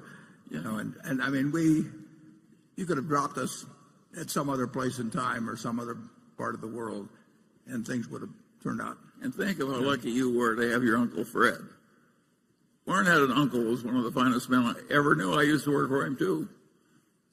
A lot of people have terrible relatives. That's not an unimportant point.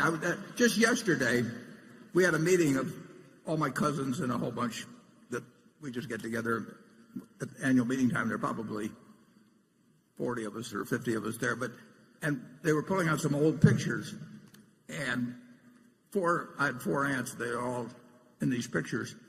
And every one of them, I mean, you were so lucky if you had one like that. And I had 4. I mean, they just were, in every way, they reinforced a lot of things that needed some reinforcement in my case. I wish you'd had a couple more. But we'd be doing even better. But he mentioned my Uncle Fred, but my Aunt Katie worked in the store, too. My Aunt Alice worked in the store. And you just couldn't have been around better people. I think Charlie would agree with that. Yeah, well, we were very lucky. Yeah. My grandfather was a little tough, however. Tell him what my grandfather used to do when he paid you on Saturday, Charlie. Well, that was very interesting. Warren's a Democrat, but he came from different antecedents. I worked for his grandfather, Ernest, and he was earnest. And when they passed Social Security, which he disapproved of because he thought it reduced self-reliance, and he paid me $2 for 10 hours work. There was no minimum wage in those days on Saturday, and it was a hard 10 hours. At the end of the 10 hours, I came in, and he made me give him 2 pennies, which was my contribution to Social Security. And he gave me 2 $1 bills and a long lecture about the evils of Democrats and the welfare state and the lack of self-reliance, and it went on and on and on and on. So I had the right antecedents, too. I had Ernest Buffett telling me what to do. Okay, enough family history. I haven't overstated that, have I? No, you haven't overstated it at all. No. You can't believe it, people. And he thought he was doing his duty by the world to do that. But we were lucky, Dad. The people we were around when we were young, we were very lucky. Andrew? Warren and Charlie, you're famous for making a deal over a day or two with nothing more than a handshake. You pride yourself on the small overhead of doing the diligence mostly yourself.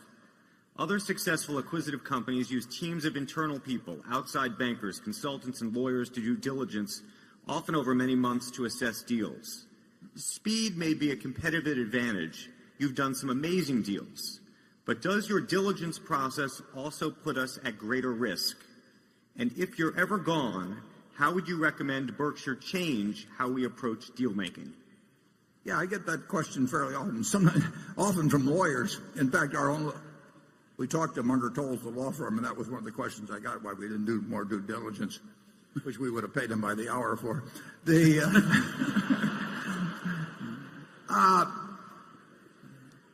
It's interesting. We've made plenty of mistakes in acquisitions. Plenty.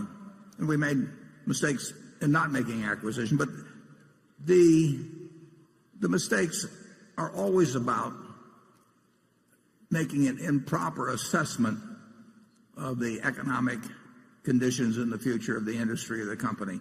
They're not a bad lease. They're not a specific labor contract. They're not a questionable patent. They're not the things that are on the checklist, for every acquisition by every major corporation in America. Those are not the things that count. What counts is whether you're wrong about whether you really got a fix on the basic economics and how the industry is likely to develop, or whether Amazon's likely to kill them, in a few years, or that sort of thing. And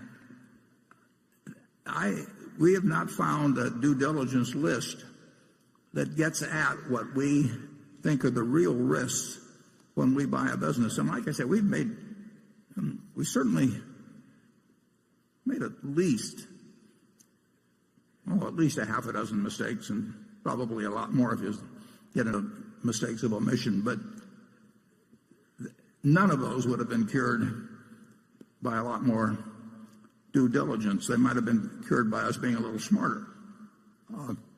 It just isn't the things that are on the checklist that really count. Assessing whether a manager who I'm going to hand $1 billion to for his business, and he is going to hand me a stock certificate, assessing whether he's going to behave differently in the future in running that business than he has in the past when he owned it, that's incredibly important. But there's no checklist in the world that's going to answer that. So if we thought there were items of due diligence, and incidentally there are a few that get covered. I mean, you want to make sure that they don't have twice as many shares out as you're buying or something of the sort. But if we thought there were things that we were missing that were of importance in assessing the future economic prospects of the business, we would by all means drill down on those. But the question of, when we bought Seas, they probably had 150 leases. When we buy Precision Castparts, they have 170 plants. There's going to be pollution problems at some place, and that is not what determines whether a $32 billion acquisition is going to look good 5 years from now or 10 years from now. And we try to focus on those things. And I do think it probably facilitates things with at least certain people that our method of operation does cut down. You get into squabbles on small things. I've seen deals fall apart because people start arguing about some unimportant point, and their egos get involved, and they draw lines in the sand and all of that. I think we gain a lot when we start to make a deal. It usually gets done. Charlie? Well, you stop to think about it. Business quality usually counts on something more than whether you cross the T in some old lease or something. And the human quality of the management who are going to stay are very important. And how are you going to check that? As by due diligence, And I don't know anybody who's had a generally better record than Berkshire in judging business quality and the human quality of the people who are going to lead the business after it's acquired. And I don't think it would have improved at all by using some different method. So I think the answer is that, for us at least, we're doing it the way we should. Negotiations that drag out have a tendency, they're more likely to blow up for some reason. I mean, people, they can get obstinate about very small points, and it's silly to be obstinate, but people get silly sometimes. So I like to keep things moving. I like to show a certain amount of trust in the other person, because usually trust comes back to you. But the truth is there's some bad apples out there, and spotting them is not going to come from looking at documents. You really have to size up whether that person who's getting a lot of cash from you how they're going to behave in the future, because we're counting on them, and that assessment is is as important as anything involved. We know all the figures and everything going in, and we know what we'll pay, and so we don't want things to get gummed up in negotiations. And I'm perfectly willing to lose small points here and then on the deal if I have the deal on the right terms. I don't believe in making and Tom Murphy taught me this. I mean, you just don't try and win every point. It's a terrible mistake. But, you make a decent deal, and if you find something that bends a little different some way, that's okay. If you think it's bad faith and gives an indication of the character of the person you're dealing with, then you got another problem, and you're lucky if you find that out early. Charlie, any more? How many people in this room who are happily married carefully check their spouse's birth certificate and so on? My guess is that our methods are not so uncommon as they appear. Yeah. I'll think about that. Okay, Greg. Warren, the announcement earlier this month that Ajit Jain would be taking over responsibility for all of Berkshire's reinsurance efforts once Tad Montrose retires from General Re has raised some questions about not only the change in leadership structure, but succession planning. Given the state of the reinsurance market, it makes sense to have Ajit overseeing both businesses, especially if the pricing environment is expected to be difficult for another 10 years, and there are duplicative efforts that can be streamlined. Given this move and the change in responsibilities we've seen at several of Berkshire's subsidiaries the last few years, I was just wondering if you could give us some color on how succession planning is handled at the subsidiary level, and any insight you could give us into what led you to finally decide to have Ajit oversee both of Berkshire's reinsurance arms, and whether or not it will change the amount of work he'll be doing on the specialty side of the business would be greatly appreciated. Yeah. Well, Tad Montrose, after 39 years, has done an absolutely sensational job for Berkshire. Originally, Gen Re was a problem child for a while, as you know, and some brought on by itself and some external. But Tad he's sensational.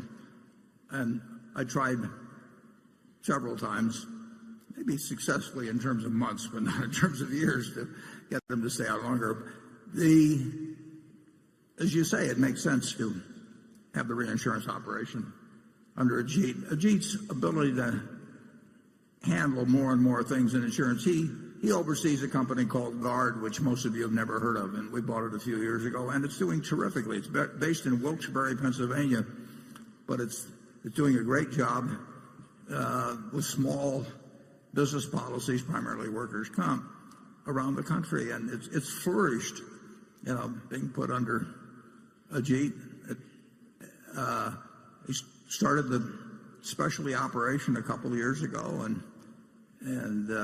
under Peter, that is going gangbusters.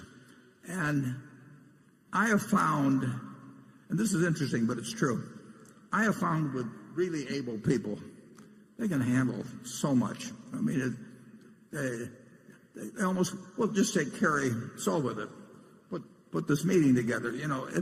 If you have some preconceived notion that an annual meeting that's going to have 40,000 people therefore needs, to spend millions of dollars with all kinds of organizational planning and meetings, but really able people, my assistant, Debbie Bosonic, she can do anything, so there's just no limit to what talented people can accomplish. And if I had something else in insurance tomorrow that needed doing, I'd probably call Ajit on that too. So it has no, in terms of my succession, that's something. We'll have a board meeting on Monday, but we'll talk about it as we always do at every meeting. And when we haven't, our thoughts are as one on that, and everybody knows why it makes the most sense. But 5 years from now, something different could make sense. that's one reason for not announcing any names. I mean, who knows what happens in terms of the time when it happens, or what happens to the person involved. Maybe their situation changes. So there are no tea leaves to read in the fact that Ajit is supervising Gen Re from this point forward. Charlie? Well, and there's an obverse side of that. Not only can the able people usually do a lot more, but the unable people, by and large, you can't fix. So I think you're forced to use our system if you have your wits about you. And we don't feel the need to follow any kind of organizational common view as to, you do this and you have only so many people can report to you or any of the sort of thing. Berkshire, every decision that comes up, we just try and figure out the most logical thing to do at that time. But we don't have some grand design in mind of like an army organizational charter or something of the sort, and we never will. Warren and I once reached a decision we wouldn't pay more than X dollars for something. And the man who was subordinate to both of us who was working on it just said, "You guys are out of your minds. This is really stupid. This is a quality operation. You ought to pay up for it." We just looked at one another and did it his way. We don't pay any attention to titles or anything. He was right, too. He was right, yeah, of course. Okay. I'm sorry. If a charwoman gave us a good idea, we'd accept it cheerfully. Actually, one time the woman that does clean my office came in, and I think she'd been kind of wondering what I did, based on. And I'd see her frequently, and her name was Ruby. And finally one day, she decided to really get to the heart of the matter. And she said, "Mr. Buffett, do you ever get any good horses?" Apparently thought this is where I was really making my money, was at the track. Okay, station one. Yeah. Hello, Mr. Buffett. Hello, Mr. Buffett. Hi. Mr. Munger. Nirav Patel, Haverhill, Massachusetts. Thank you for taking my question. With Berkshire Hathaway being so well managed, why doesn't it have a highest credit bond rating? Let me take that one. Okay. The rating agencies are wrong.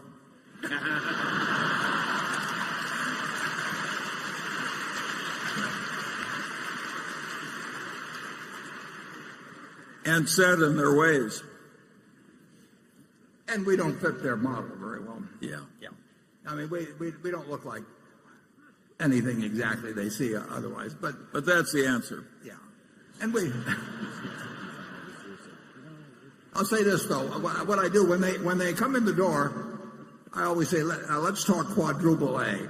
I believe in starting to negotiate from that standpoint. I never get any place. Okay, Carol. Questions continue to come in about the financing and working relationship that Berkshire formed with 3G a couple of years ago, and this is one of those questions. While 3G has been very successful in cutting costs and increasing margins at Kraft Heinz, the company has seen volumes and revenues decline. As a long-term investor, how do you judge when a management is cutting muscle as well as fat? Can a business increase revenues while cutting costs? And I forgot to say this came from Rick Smith at New York City. Well, the answer is yes. That sometimes you can cut costs that are a mistake to cut, and sometimes you can keep costs that are a mistake to keep. Tom Murphy had the best approach. I mean, he never hired a person that he didn't need, and therefore they never had layoffs. And you might say that at headquarters at Berkshire, we followed a similar approach. We don't take on anybody. Now, I think it is totally crazy when companies are now if you're in a cyclical business, you may have to cut a workforce because there aren't as many carloads of freight moving or something like that, so you cut back on crane crews and all that. But the idea that you give up your staff, whatever it may be, economists or something like that, because business is slowed down. If you didn't need them if you don't need them now, you didn't need them in the first place. I mean, the people that are there just because somebody started a department and they hired more people and so on. I would argue that, since we've forgotten to insult this group so far, I would suggest that happens in investor relations departments, perhaps, or something of the sort. That, you get people, you get a department going, and they're always going to want to expand. The ideal method is not to do it in the first place, but there are all kinds of American companies that are loaded with people that aren't really doing anything or are doing the wrong thing. And if you cut that out, it should not really have any significant effect on volume. On the other hand, if you cut out the wrong things, you could have a big effect. I mean, it can be done in a dumb way or a smart way. My impression from everything I've seen, and I've seen a fair amount so far, is that 3G, in terms of the cost cuts that they've made, have been extremely intelligent about it and have not done things that will cut volume. It is true that in the packaged goods industry, volume trends for everybody, whether they're fat or lean in their operation, volume trends are not good. And the test will be over time, 3-5 years, are the operations which have had their costs cut, do they do poorer in terms of volume than the ones that, in my judgment, look very fat? So far, I see no evidence of that whatsoever. I do think at Kraft Heinz, for example, we've got certain lines that will decline in volume. I think we've got certain lines that will increase. But I think overall, the packaged goods industry is not going to go anyplace in terms of physical volume, and it may decline just a bit. I've never seen anybody run anything more sensibly than 3G has in terms of taking over operations where costs were unnecessarily high and getting those costs under control in a hurry. And the volume question we'll look at as we go along. But believe me, I look at those figures every month, and I look at everybody else's figures every month. And I'm always looking for any signs of underperformance because of any decisions made, and I've seen none. Charlie? Yeah, and sometimes when you reduce volume, it's very intelligent because you're losing money on the volume you're discarding. It's quite common for a business not only to have more employees than it needs, but it sometimes has 2 or 3 customers that it'd be better off without. And so it's hard to judge from outside whether things are good or bad just because volume is going up or down a little.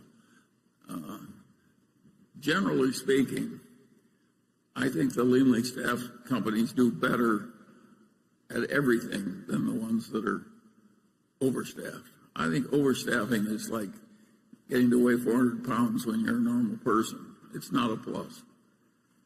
Yeah, sloppy thinking in one area probably indicates there may well be sloppy thinking elsewhere. And I have been a director of 19 public corporations, and I've seen some very sloppy operations, and I've seen a few really outstanding business operators, and there's a huge difference. If you have a wonderful business, you can get away with being sloppy. We could be wasting $1 billion a year at Berkshire, the $650 million after tax, that'd be 4% of earnings, and maybe you wouldn't notice it. But I would. It grows. And Charlie would notice it. But it's the really prosperous companies that the classic case, I think, were the tobacco companies many years ago. I mean, they went off into this thing and that thing, and it was practically play money because it was so easy to make, and it didn't require it didn't require good management, and they took advantage of that fact. You can read about some of that in Barbarians at the Gate. Okay, Jonathan. Berkshire paid $4.1 billion for Van Tile's auto retailing business and consolidated its earnings for nearly 10 months last year. Given prevailing acquisition multiples in the industry and margins and the record level of retail auto sales, it seems that the acquisition should have contributed more to Berkshire's bottom line in 2015 than it seemed to, although it's hard to tell for sure since its results were lumped in with those of the German motorcycle apparel acquisition, which was only owned for a part of the year also. I understand the tax-deductible intangibles reduce the effective purchase price of Van Tile, but I still wonder whether there were any one-time charges or whether profits from insurance and finance operations could have been reported somewhere other than in the retail segment. Yeah. I imagine Berkshire is earning a better return on the acquisition than is so far apparent, but I wonder if you could explain the difference between the likely economics of the deal and what I infer from the annual report figures. Yeah, well, you're right about it. It is better than it looks. For one thing, we got $1 billion of securities, roughly, with the 4.1, and those securities were basically carrying at 0.25%. So, but that billion is available to us, and that came with the deal. There are some very significant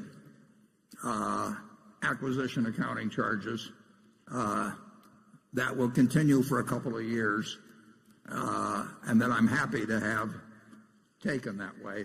The economics of Van Tile, I would say, have worked out almost exactly as I would. If you had me a year ago lay out a projection, I don't do it, but if I had, it would look very much like things have turned out. And Jeff Rocker, who runs that operation, really fits the Berkshire mold. I mean, we've got a first-class CEO there. But take $1 billion off the purchase prices for openers, and then there are some amortization charges of items that are allowable that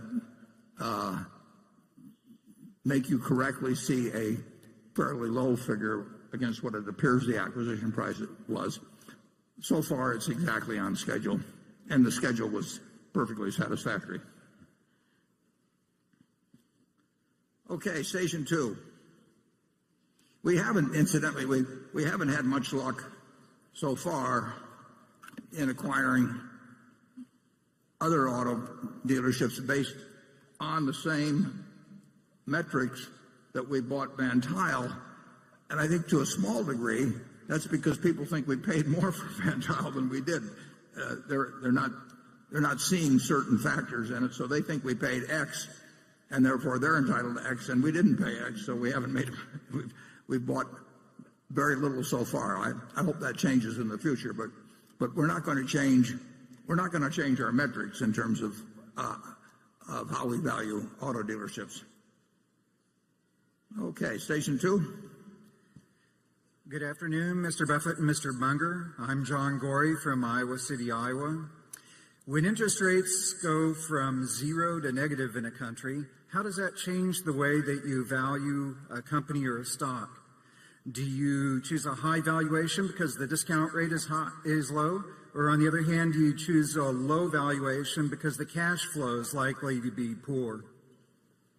Well, going from, which we haven't done in this country yet, but going from 0 to -0.5 is really no different than going from 4 to 3.5. I mean, it has a different feel to it. Obviously, if you have to pay 0.5 point to somebody, but if you have your yield or your base rate reduced by 0.5 point, it's of some significance, but it isn't dramatic. What's dramatic is interest rates being where they are generally. I mean, whether it's 0, +0.25, -0.25, +0.5, -0.5, we are dealing with a situation of essentially very close to 0 interest rates, and we have been for a long time and longer than I would have anticipated. The nature of it is that you'll pay more for a business when interest rates are 0 than if they were like 15% when Volcker was around, and you can take that up and down the line. I mean, we don't get too exact about it because it isn't that exact a science, but very cheap money makes me pay a little more for businesses than when money was at what we previously thought was normal rates, and very tight money would cause me to pay somewhat less. I mean, we had a rule for 2,600 years that Aesop lived around 600 BC, but he didn't happen to know it was BC, but, you can't know everything. And it was that a bird in the hand is worth two in the bush, but a bird in the hand now is worth about 9/10 of a bird in the bush in Europe, because it depends on how far out the bush is, but it keeps getting worth less as you go along. So these are very unusual times that way. And if you ask me whether I paid a little more for precision cast parts because interest rates were around zero than if they'd been 6%, the answer is yes. I try not to pay too much more, but it has an effect. If interest rates continue at this rate for a long time, if people ever really start thinking something close to this is normal, that will have an enormous effect on asset values. It already has some effect. Charlie? Yeah, but I don't think anybody really knows much about negative interest rates. We never had them before. And we never had periods of stasis like except for the Great Depression. We didn't have things like happened in Japan. Great modern nation playing all the monetary tricks, Keynesian tricks, stimulus tricks, and mired in stasis for 25 years.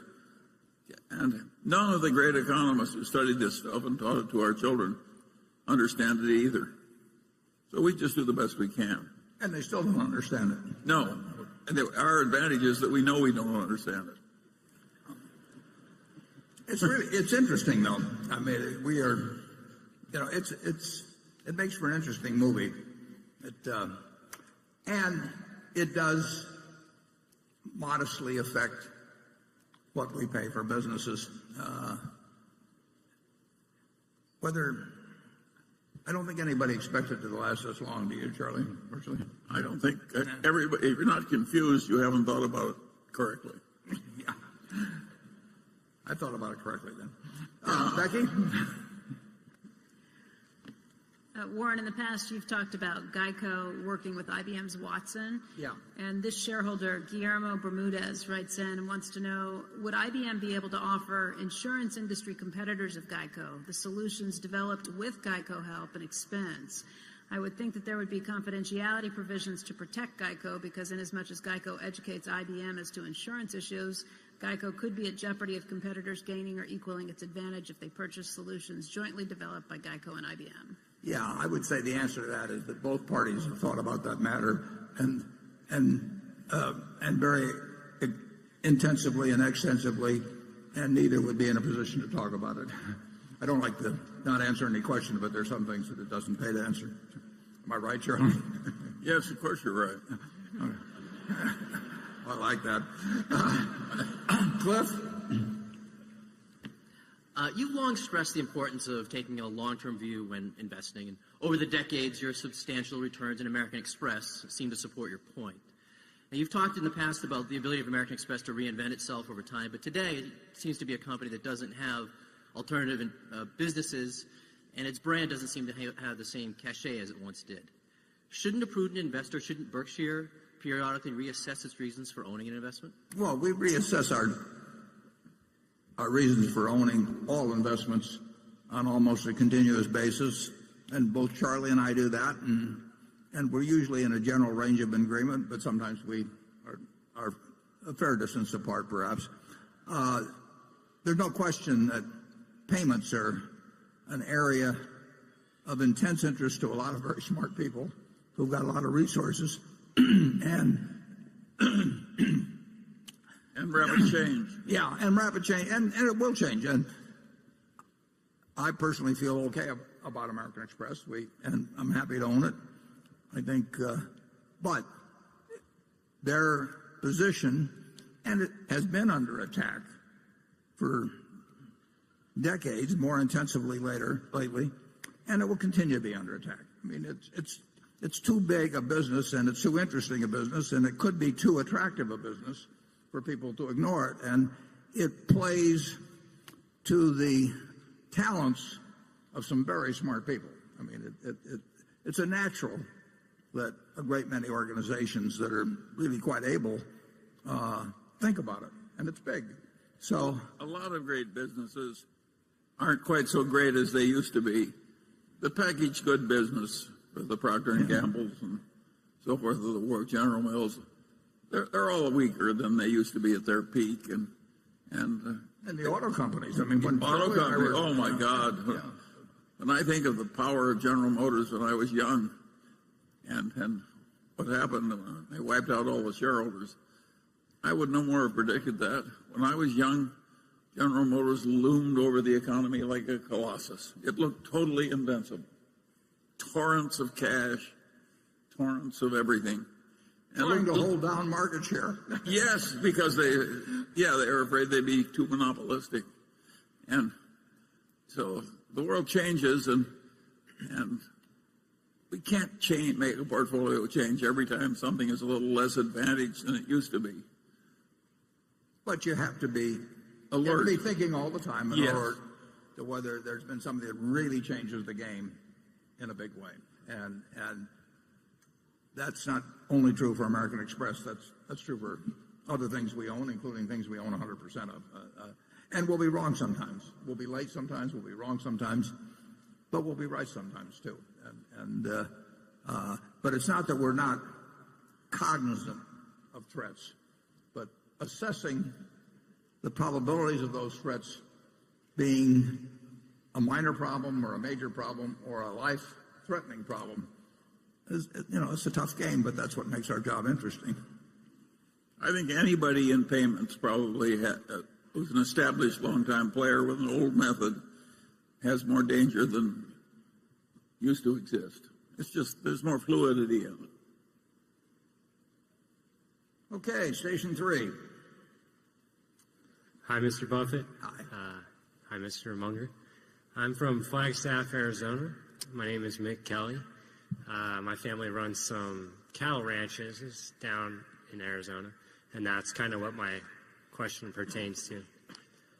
I'm curious on your thoughts as it relates to the expanding global population and investing in cattle, and if you think it's wise.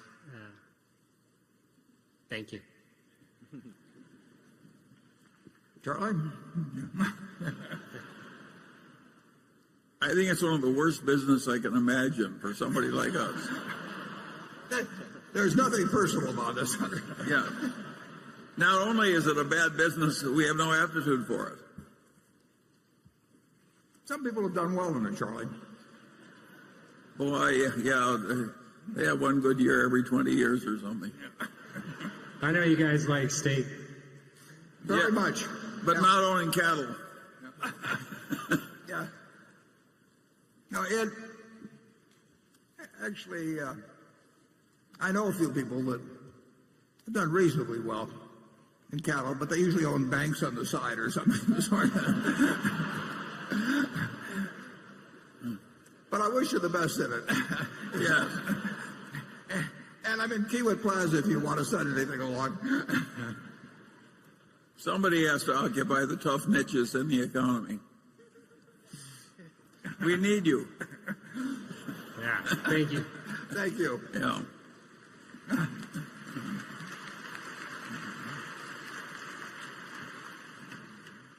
Andrew? Warren and Charlie. Well, the first part's for Charlie, the second part's for Warren. Charlie, you clearly understand the power of incentives. How do you apply this at Berkshire when designing compensation formula? Without naming names or dollar amounts, please illustrate for us with examples of a couple of examples of how Berkshire's operating managers get paid for performance in different industries. The second part is for Warren, which is you once said you'd write about how we should compensate the next Berkshire CEO. Can you describe exactly how we should do it now? Well, I wouldn't worry about the next CEO. But when it comes to the system, our incentive systems are different. And what they try and adapt to is the reality of each situation. And the basic rule on incentives is you get what you reward for. So if you have a dumb incentive system, you get dumb outcomes. And one of our really interesting incentive systems is at GEICO, and I'll let Warren explain it to you, because we don't have a normal profits type incentive for the people at GEICO. Warren, tell them, because it's really interesting. Yeah, well, at GEICO, we have two variables, and they apply to well over 20,000 people. I think you have to be there a year, but beyond that point, anybody's been there a year or more, and I could be wrong on the exact period, is subject and understands that these two variables will determine bonus compensation. And as you go up the ladder, it has a multiplier effect. It's still the same two variables, but it gets to be larger and larger in terms of bonus compensation as a percentage of your base. But it's always significant. It's always significant. And those two variables are very simple. I care about growing the business, and I care about growing it with profitable business. So we have a grid which consists of growth in policies in force on one axis, not growth in dollars, because that's reflected by average premiums, which are outside their control, but growth in policies in force. And then on the other grid, we have the profitability of seasoned business. It costs a lot of money to put business on the books. I mean, we spend a lot of money on advertising and all of that. So the first year, any business we put on the books is going to reduce profit significantly. And I don't want people to be worried about the profit if it's going that might be impaired by growing the business fast. So profit of seasoned business, growth of policies in force. Very simple. We've used it since 1995. We put a tiny little tweak or two in for new businesses or something. But it's overwhelmingly a simple system. Everybody understands it. In February or so, it's a big day when the two variables are announced and people figure out how they come out on it. And it totally aligns the goals of the organization in terms of compensation with the goals of the owner. And that's a simple one. The interesting thing about it's simple, but other people might reward something like just profits. And so the people don't take on new business that should take it on because it hurts profits. So you got to think these things through, and of course Warren's good at that, and so is Tony Nicely. Yeah, and just thinking about, somebody comes and says, "Well, you reward profits." You don't want to reward profits. Alone, it'd be the dumbest thing you could do. You just quit advertising and start shrinking the business a little. And like I say, that people there know that the very top person is getting paid based on those same two variables, so that they don't think that the guys at the top have got a cushy deal compared to them and all of that. It's just a very logical system. The interesting thing, and I'll get to your second thing and then the second question in a minute, but the interesting thing is that if we brought in a compensation consultant, they would start coming up with plans that would be designed for all of Berkshire and get us all pulling together. Or maybe an undertaking parlor. Yeah, God knows where they'd get the plan. The idea of having a sort of a coordinated arrangement for incentive compensation across 70 or 80 businesses or whatever is just totally nuts. And yet, I would almost guarantee you that if we brought in somebody, they would be thinking in terms of some master plan and little sub-plans and all this kind of thing, and explain it with all kinds of objectives. We try to figure out what makes sense in each business we're in. There's some businesses where the top person is enormously important. There's some businesses where the business itself dominates the nature, the result.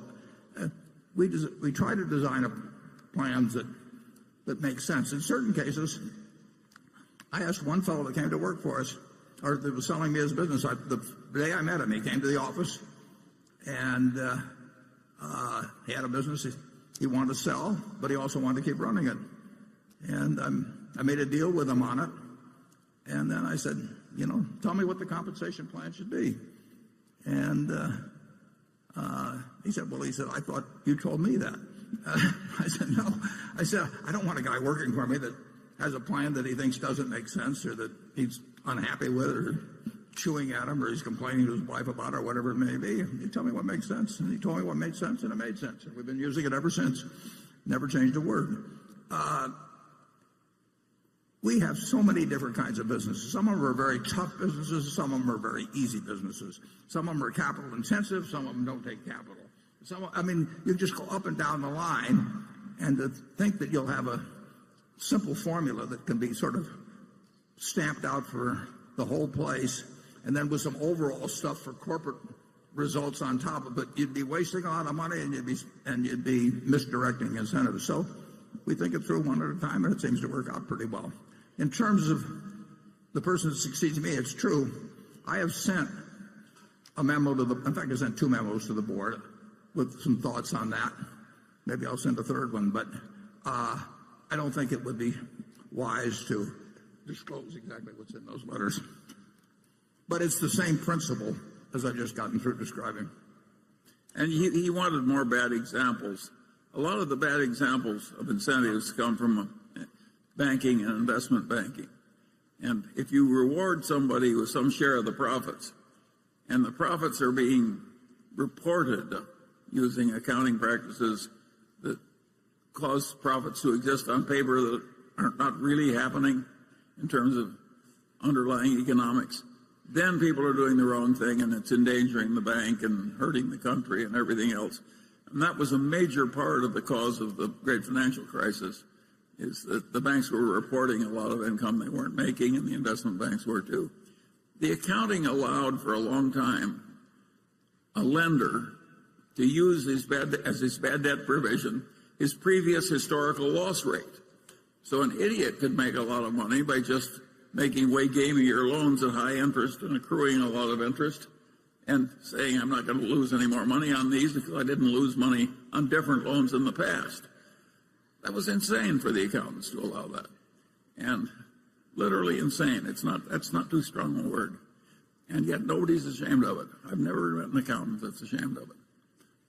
Another thing, possibility, is when you get the very greedy chief executive and who wants an enormous payoff for himself, and to justify it, designs a pyramid so that a whole bunch of other people down the line get overpaid in some relation, or get paid in relation to something they have no control over, just so it doesn't look like he's all by himself in terms of that fantastic payoff he's arranged for himself. There's a lot of misbehavior. We saw it.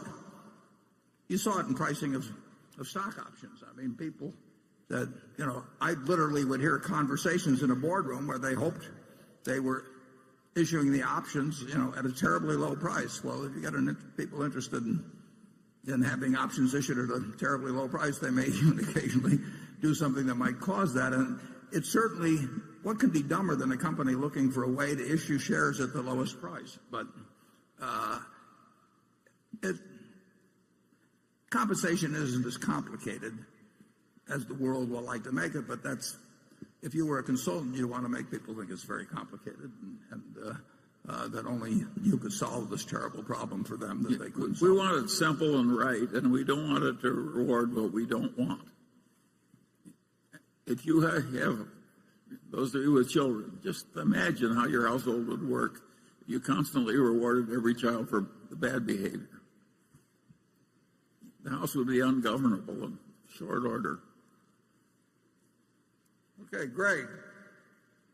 During the past several years, Burlington Northern has spent more than just about every railroad on capital expenditures. While the company reduced its CapEx budget from $5.7 billion during 2015 to $4.3 billion this year, it still represents around 20% of annual revenue, which we believe is at least a bare minimum for most railroads to continue to invest indefinitely. Other than maintenance CapEx, which is likely to account for around 60% of that total, what do you believe are the most likely additional investment opportunities for BNSF, realizing that the secular decline in coal, which has accelerated of late, and the complicated nature of crude oil shipments, where BNSF has already invested heavily the past few years, are likely to push it more towards other parts of the business? Now, as I mentioned in the annual report, in the case of all railroads, merely spending their depreciation expense will not keep them in the same place.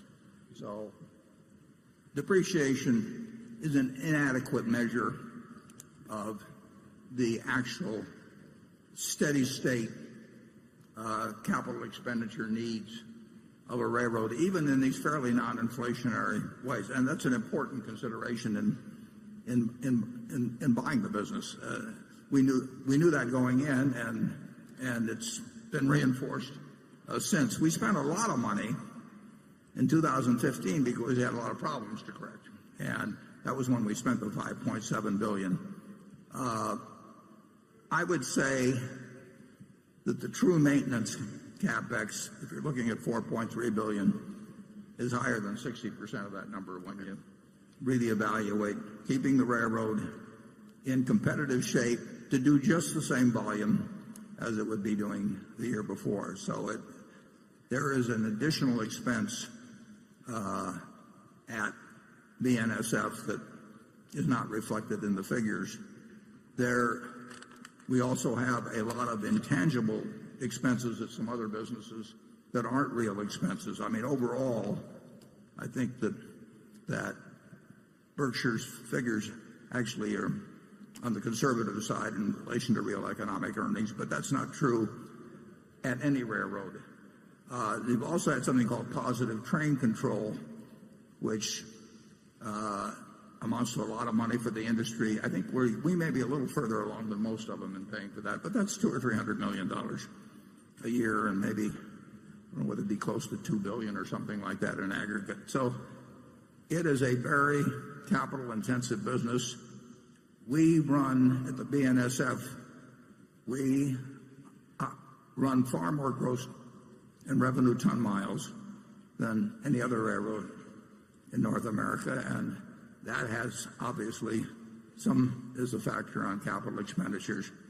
But I would say that it's very likely that we will spend more than depreciation, unfortunately quite a bit more than depreciation, to stay in the same place for a long, long time, as will other railroads. And that's a negative in the picture. We will always be looking for ways to use capital expenditure money to develop additional business, and we get that opportunity regularly. It's just a question of the size of it. And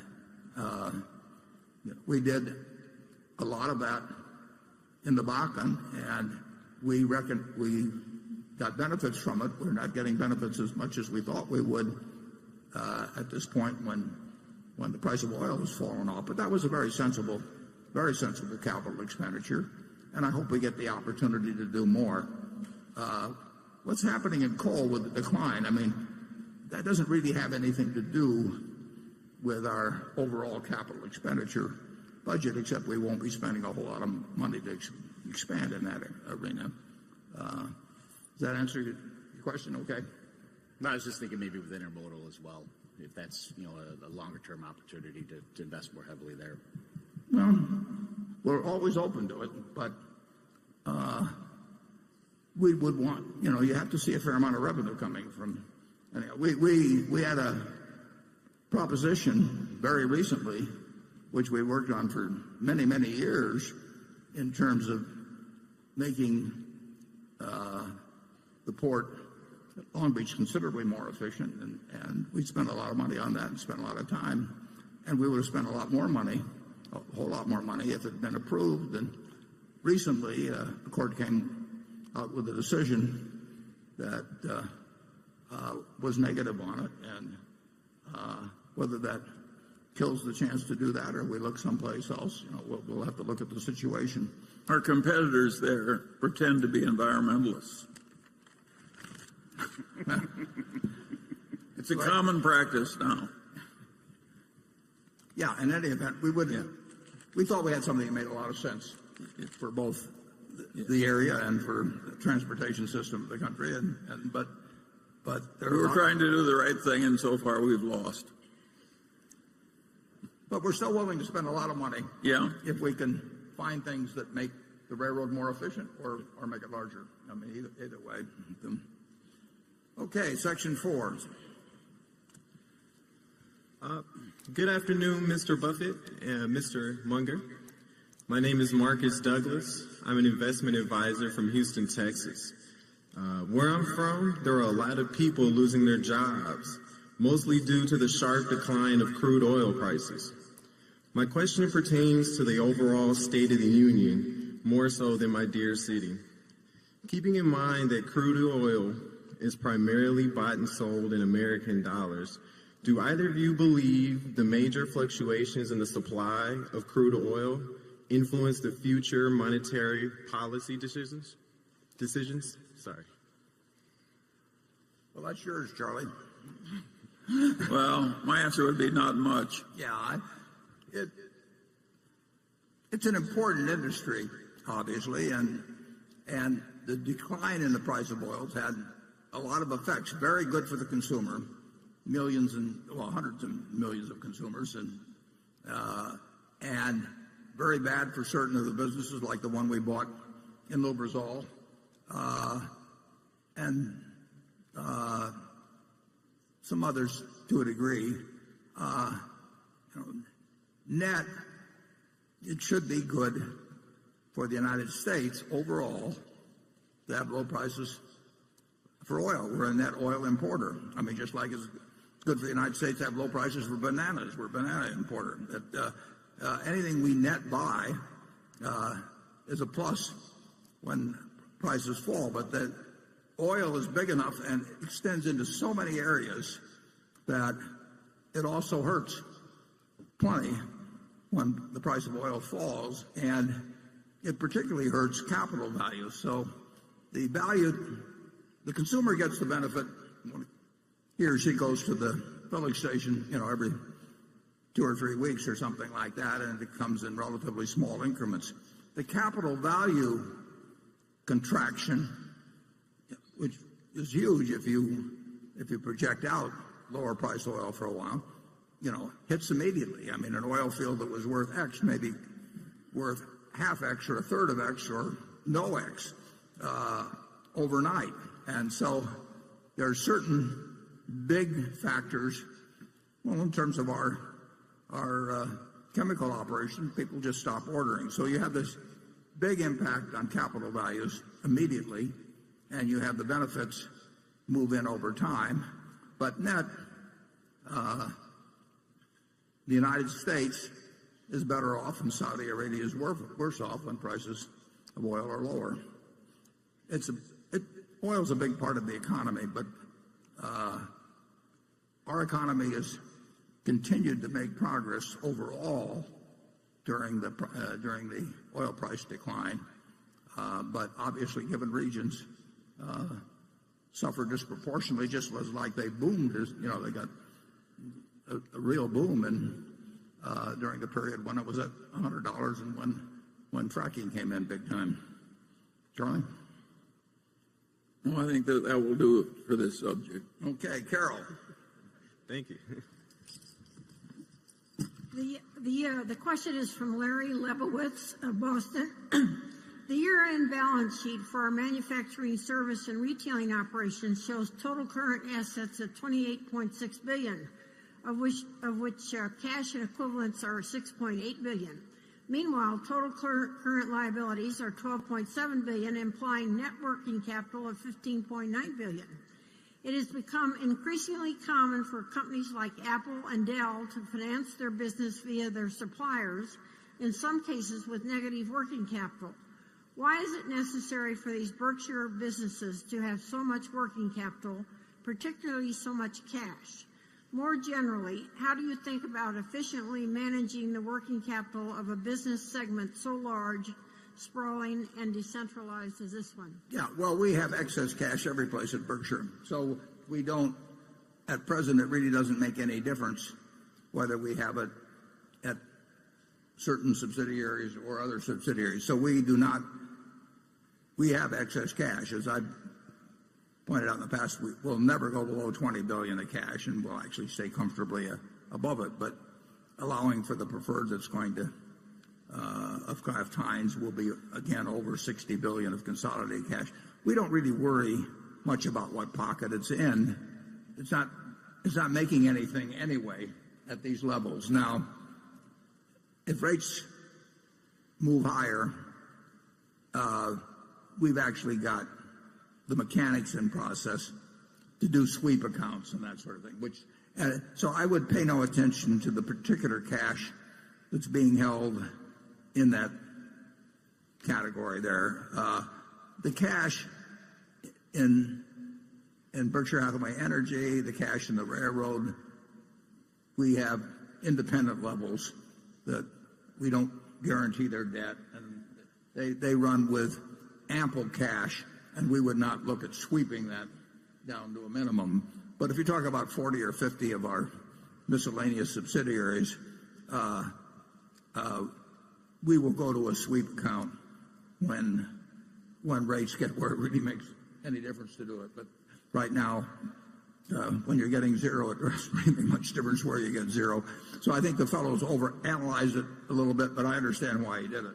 Warren, one of his ideas is, why don't we imitate some of these other people and pay our suppliers a lot more slowly so we have more working capital? Yeah. Well, that's a big thing in business now. And last year, Walmart, for example, went to almost all of their suppliers, as I understand, and certainly the companies that we supply, and they basically had a list of half a dozen things that they wanted present suppliers to agree to, and one of those things was more extended terms. And each of our companies made their own decisions, but my guess is they got more extended terms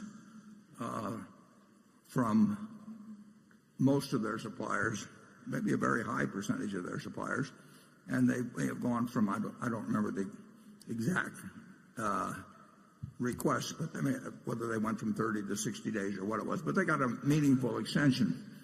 So you will, in a couple of years or a year, it takes time to implement, you'll see higher payables relative to sales at Walmart than you saw a year or two ago. And, they are under a lot of pressure competing with Amazon and others, and that's one of the ways they expressed it. And I've seen it done other places, and it's conceivable that one of our subsidiaries might deem it wise to do it, but I don't think they will. I think that the pressure for cash at Berkshire is not that high, and I think that the pressure or the desire for great relations with suppliers would probably overcome, in most of our managers' minds, any desire to start extending terms.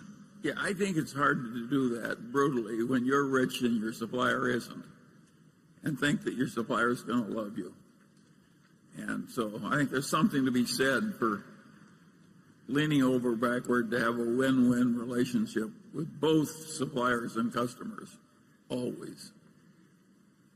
It's never been pushed at Berkshire. You can argue we got a pretty good thing going in float anyway, so. Yeah, and we don't need it. Let somebody else set the record on that one. Okay, Johnny. Most American corporations separate out supposedly one-time restructuring costs, whereas Berkshire doesn't. Berkshire's reported operating earnings are therefore, in my opinion, of higher quality. Have you ever calculated how much higher operating earnings on average would be if Berkshire separated out plant closing costs, product line exits, severance pay, and similar items? Is it a material number, or does Berkshire not incur much in the way of these types of costs typically because most of your acquisitions are standalone? Let me take that one. That's a question like asking, why don't you kill your mother to get the insurance money? We don't do it. We're not interested in manipulating those numbers, and we haven't had a restructuring charge ever, and I don't think we're about to start. Yeah. I would say this too, Johnny. We don't do that. The numbers would not be huge. there could be a year, I suppose, when they might be for some reason, but they are more conservatively stated than most companies, and I think they're of higher quality. And but I've pointed out also that I think that our depreciation expense at the railroad, which is standard and which all the other railroads use, is inadequate as a measure of true operating earnings. But that's And you're talking about, we like to advertise our defects. not all of them. There's no question that I think we will have more amortization of certain intangibles which reduce earnings and reported earnings, but which in reality are not expenses.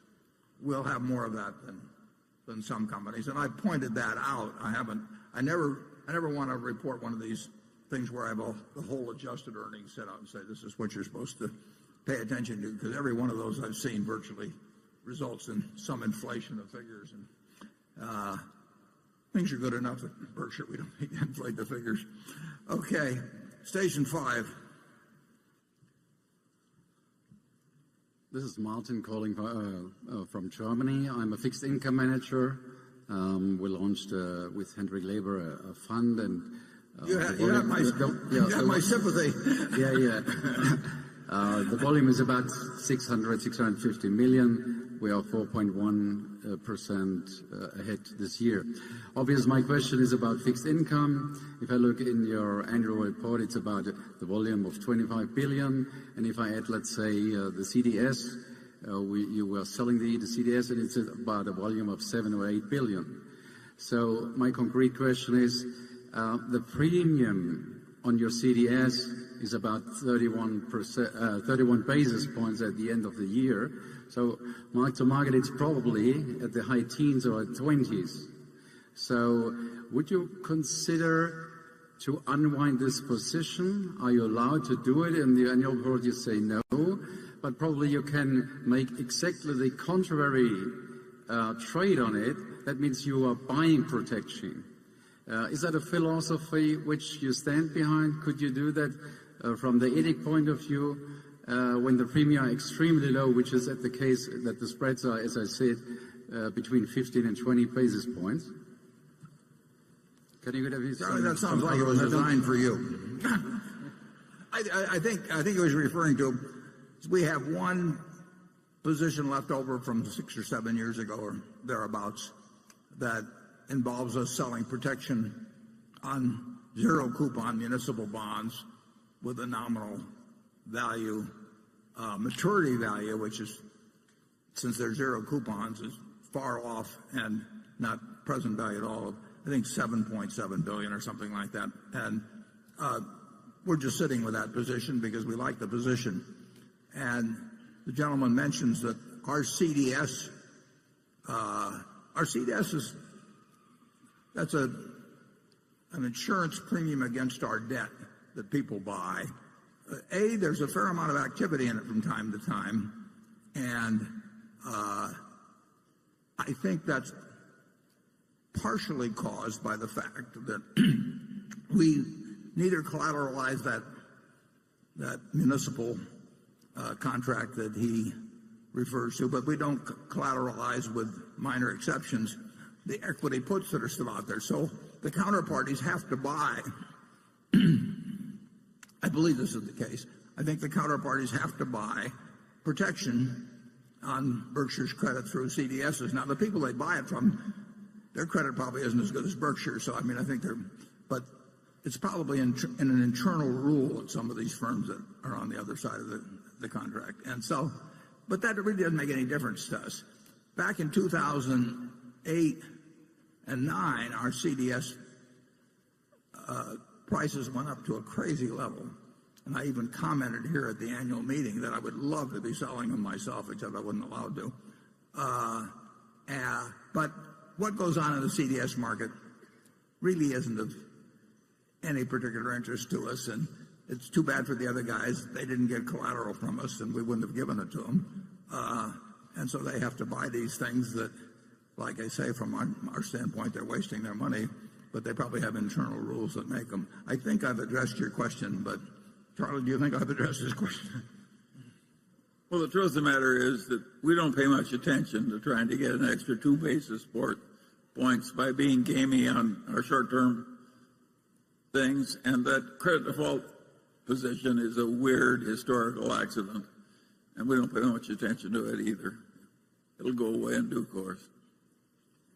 Yeah, all of our contracts are just going to expire. We're not now we do a few operational contracts in our energy company. There's a couple of places where they, for their own reasons, and sometimes because the utility commissions want them to, they do certain things, but it's peanuts.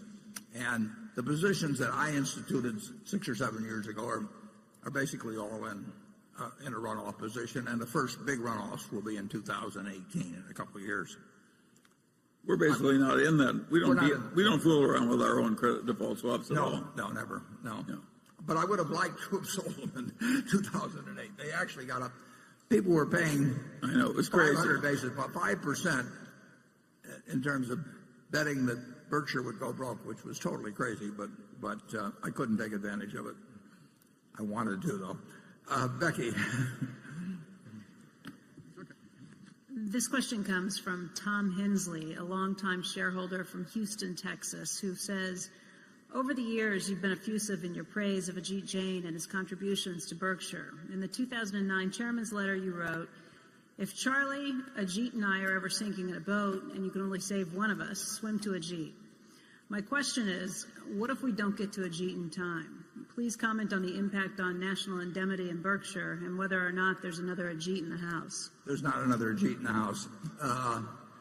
I didn't hear the part immediately before when you were, but there's not another Ajit in the House. The impact on national indemnity, I guess the impact on the insurance companies as a result. If we lost him, yeah, it would be very significant, and that would be true of some other managers at some other subsidiaries, but it's quite dramatic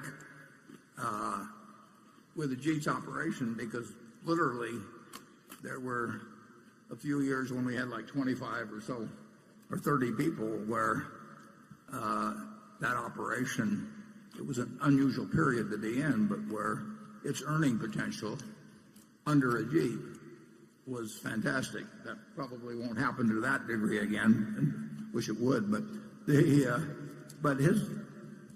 he's done a tremendous amount for Berkshire. But I could, start with Tony. You go to there have been a lot of managers that have created billions and billions of dollars of value for Berkshire. I mean, and maybe you can get into the tens of billions. It's having a fantastic manager that has a large potential business available to them and who makes the most of it. It's huge over time. You don't see it necessarily in a week or a month or anything of the sort, but when you're building capital value, I mean, think of the value of Jeff Bezos to Amazon. I mean, that it wouldn't have happened without him, and you're looking at huge values, and I could name other situations. The value of Tom Murphy and Dan Burke was the difference between zero and what they ended up with. I mean, they built that thing from a bankrupt UHF station in Albany. It wasn't that they didn't invent television or anything of the sort. They just managed it so well. So really outstanding managers, they're invaluable, and we want to align. Charlie and I can't do it ourselves, but we want to align ourselves with them, and then have them feel about Berkshire the way we feel about it. And if we do that, we have an enormous asset, and we do have in Ajit and a number of the other managers. Charlie? Yes, and Ajit has a longer shelf life than we do. He'd be particularly missed. Well, let's not give up here, Charlie.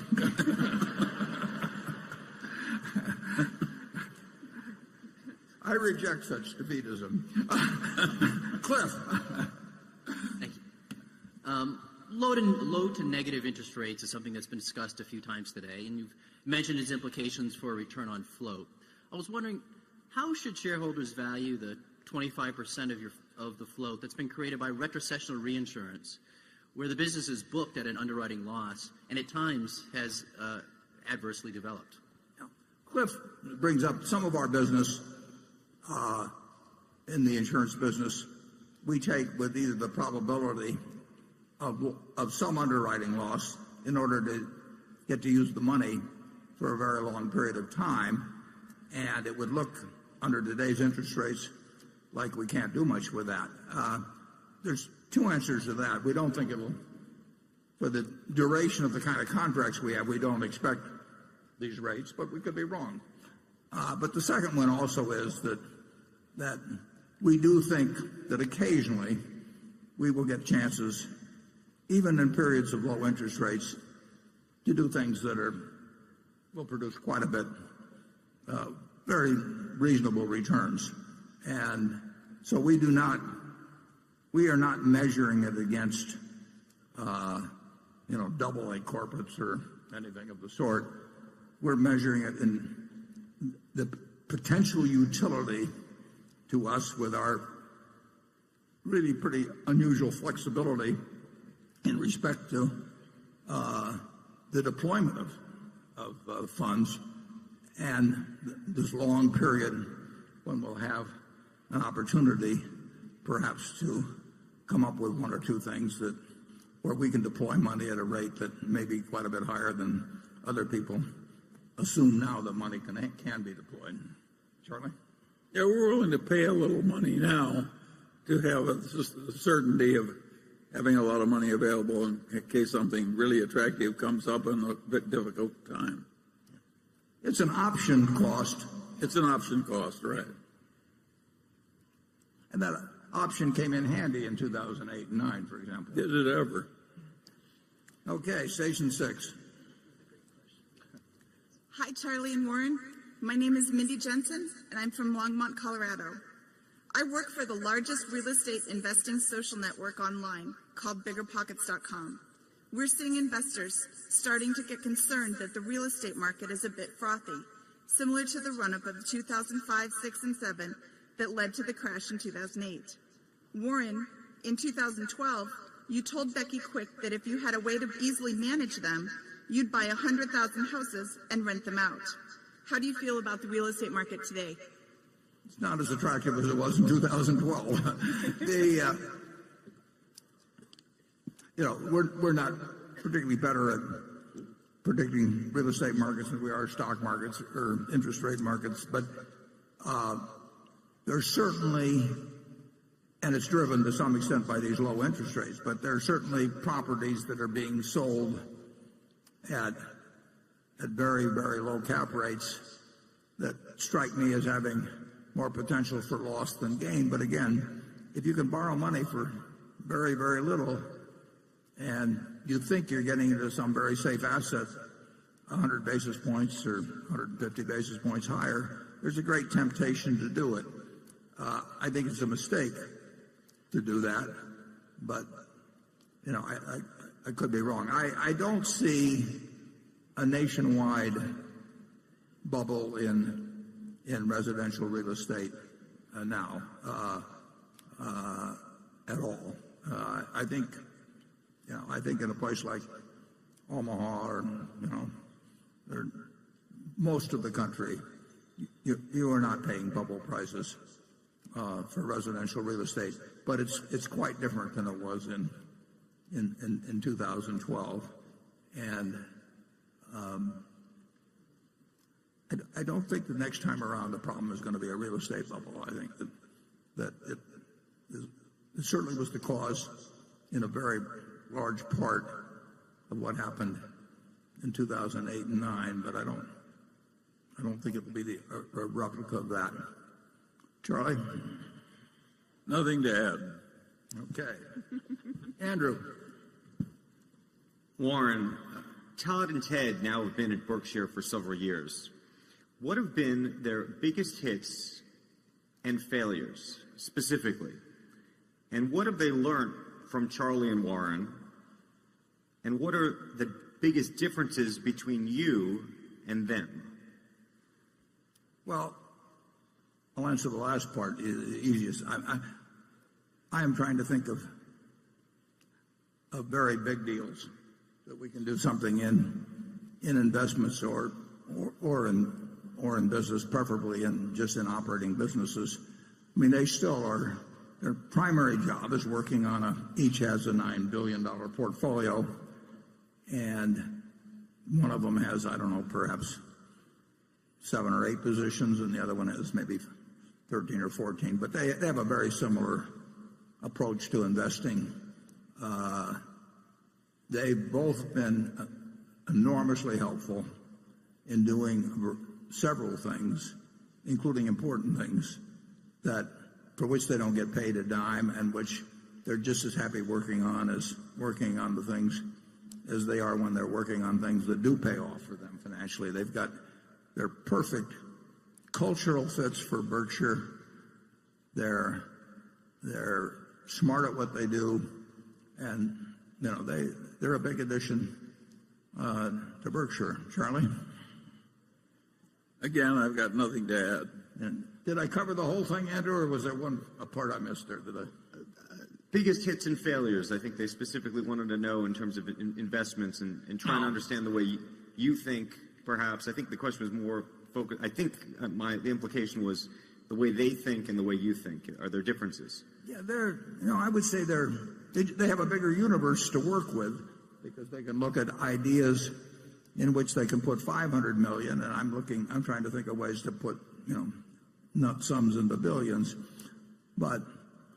and they they certainly have a more extensive knowledge of certain industries and activities in business that have developed in the last 10 or 15 years. They'd be smarter on that than I am.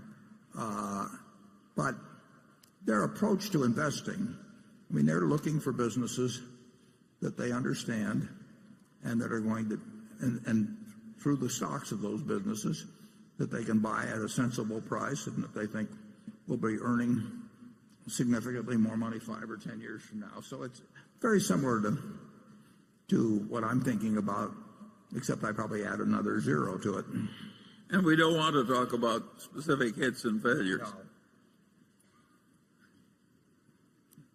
No. Okay, Greg? Yeah, we will never get into disclosing. I mean, we file reports every 90 days that show what Berkshire does in marketable securities, but we don't identify. I may identify whether it's mine or theirs, but we don't get into identifying what they do individually. Looking at Berkshire's finance and financial products segment, there was a fairly significant increase in the amount of cash carried on the group's books last year.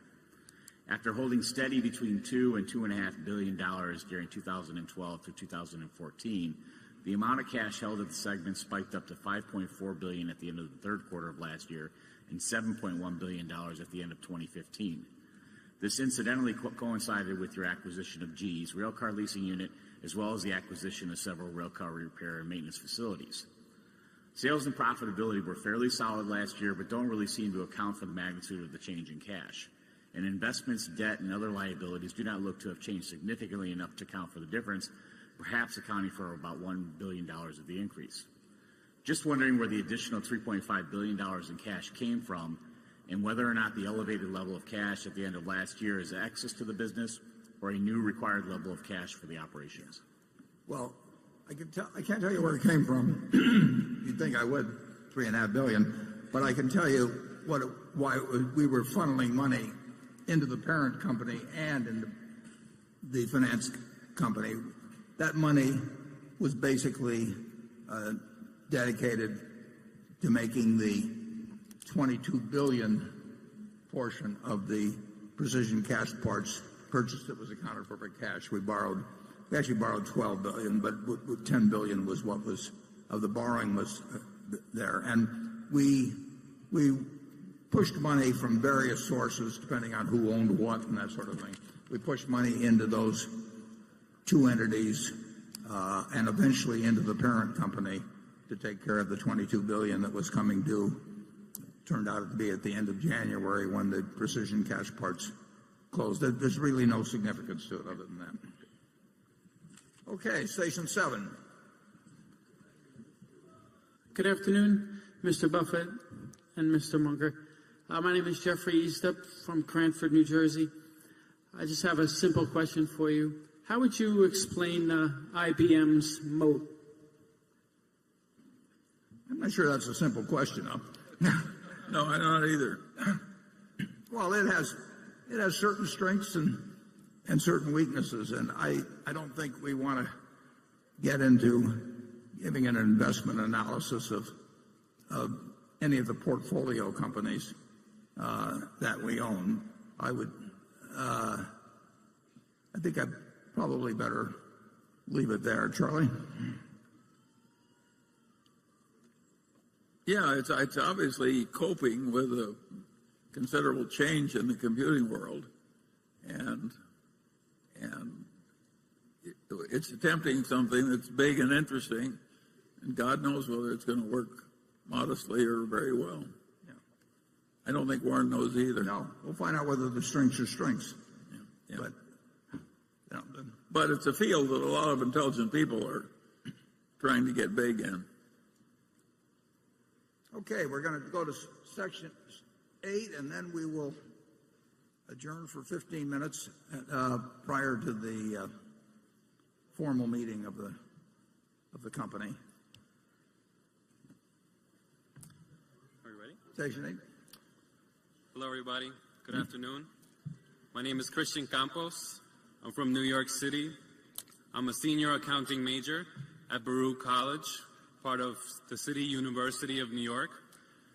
And Mr. Buffett, in your annual shareholder letters and during interviews, and even today, your sense of humor always shines through.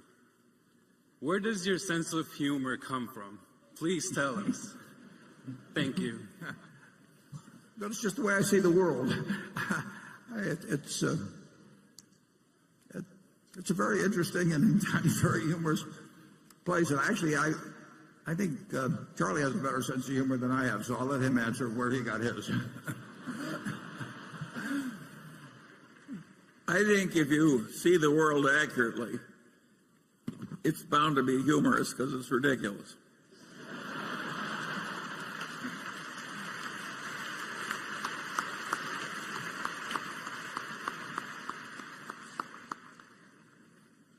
Well, I think that's a good note to close on. We will reconvene in 15 minutes for the formal part of the meeting. We have one proxy item to act on, and so I hope that those of you who are interested in learning more about actually the insurance aspects of climate change will stick around and we'll have a discussion then, and I'll see you at 3:45. Thank you.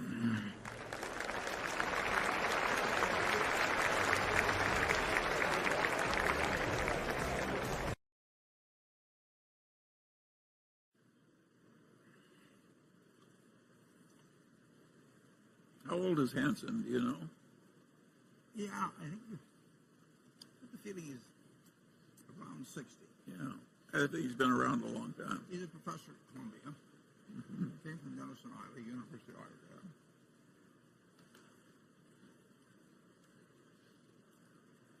He's fixated on Berkshire Hathaway's losing too much money on insurance. Well, I think. No, what do you? Because we don't understand global warming. We'll find out.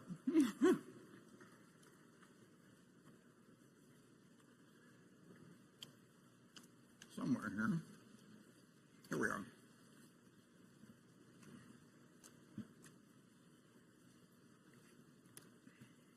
Okay, if everybody will please settle down, we'll proceed with the meeting. Meeting will now come to order. I'm Warren Buffett, Chairman of the Board of Directors of the company. I welcome you to this 2016 Annual Meeting of Shareholders. This morning I introduced the Berkshire Hathaway directors that are present. Also with us today are partners in the firm of Deloitte & Touche, our auditors. They're available to respond to appropriate questions you might have concerning their firm's audit of the accounts of Berkshire. Sharon Heck is Secretary of Berkshire Hathaway, and she will make a written record of the proceedings. Becky Amick has been appointed Inspector of Elections at this meeting. She will certify that the count of votes cast in the election for directors and the motion be voted upon at this meeting. The named proxy holders for this meeting are Walter Scott and Mark Hamburg. Does the Secretary have a report of the number of Berkshire shares outstanding? Turned off the lights on me. Entitled to vote and represented at the meeting. Yes, I do. As indicated in the proxy statement that accompanied the notice of this meeting that was sent to all shareholders of record on March 2nd, 2016, the record date for this meeting, there were 807,242 shares of Class A Berkshire Hathaway common stock outstanding, with each share entitled to one vote on motions considered at the meeting, and 1,254,393,030 shares of Class B Berkshire Hathaway common stock outstanding, with each share entitled to 1/10,000th of one vote on motions considered at the meeting. Of that number, 575,608 Class A shares and 772,724,950 Class B shares are represented at this meeting by proxies returned through Thursday evening, April 28th. Thank you. That number represents a quorum, and we will therefore directly proceed with the meeting. The first order of business will be a reading of the minutes of the last meeting of shareholders. I recognize Mr. Walter Scott, who will place a motion before the meeting. I move that the reading of the minutes of the last meeting of shareholders be dispensed with and the minutes be approved. Do I hear a second? I second the motion. The motion has been moved and seconded. We will vote on the motion by voice vote. All those in favor say aye. Opposed? The motion is carried. The next item of business is to elect directors. If a shareholder is present who did not send in a proxy or wishes to withdraw a proxy previously sent in, you may vote in person on the election of directors and other matters to be considered at this meeting. Please identify yourself to one of the meeting officials in the aisle so that you can receive a ballot. I recognize Mr. Walter Scott to place a motion before the meeting with respect to election of directors. I move that Warren Buffett, Charles Munger, Howard Buffett, Stephen Burke, Susan Decker, William Gates, David Gottesman, Charlotte Guyman, Thomas Murphy, Ron Olson, Walter Scott, and Merrill Whitmer be elected as directors. Is there a second? I second the motion. It has been moved and seconded that Warren Buffett, Charles Munger, Howard Buffett, Stephen Burke, Susan Decker, William Gates, David Gottesman, Charlotte Guyman, Thomas Murphy, Ronald Wilson, Walter Scott, and Merrill Whitmer be elected as directors. Are there any other nominations or any discussion? The nominations are ready to be acted upon. If there are any shareholders voting in person, they should now mark their ballot on the election of directors and deliver their ballot to one of the meeting officials in the aisles. Ms. Amick, when you are ready, you may give your report. My report is ready. The ballot of the proxy holders, in response to proxies that were received through last Thursday evening, cast not less than 643,789 votes for each nominee. That number far exceeds a majority of the number of the total votes of all Class A and Class B shares outstanding. The certification required by Delaware law of the precise count of the votes will be given to the Secretary to be placed with the minutes of this meeting. Thank you, Ms. Amick. Warren Buffett, Charles Munger, Howard Buffett, Stephen Burke, Susan Decker, William Gates, David Gottesman, Charlotte Guyman, Thomas Murphy, Ronald Wilson, Walter Scott, and Merrill Whitmer have been elected as directors. The next item of business is a motion put forth by the Nebraska Peace Foundation. The motion is set forth in the proxy statement, and will the projectionist please put up number 9. Here we are. The motion requests that our insurance business issue a report describing their response to the risk posed by climate change, including specific initiatives and goals relating to each risk issue identified. The directors have recommended that the shareholders vote against the proposal. I will now recognize, and I think it'll be up in Area 1, I will now recognize Dr. James Hansen to present the motion. But I believe maybe the gentleman from the Nebraska Peace Foundation may be introducing it, and he may introduce Dr. Hansen. To allow all interested shareholders to present their views, I ask the initial speaker to limit his remarks to 5 minutes, and then the microphone in Zone 1 is available for those wishing to speak for or against the motion. Subsequently, Zone 1 is the only microphone station in operation. For the benefit of those present, I ask that each speaker for or against the motion limit themselves, with the exception of the initial speaker, to 2 minutes and confine your remarks solely to the motion. And the motion should be left up on the, let's see, is that up there or not? Yeah, okay, the motion should be left up there. In a sense, incidentally,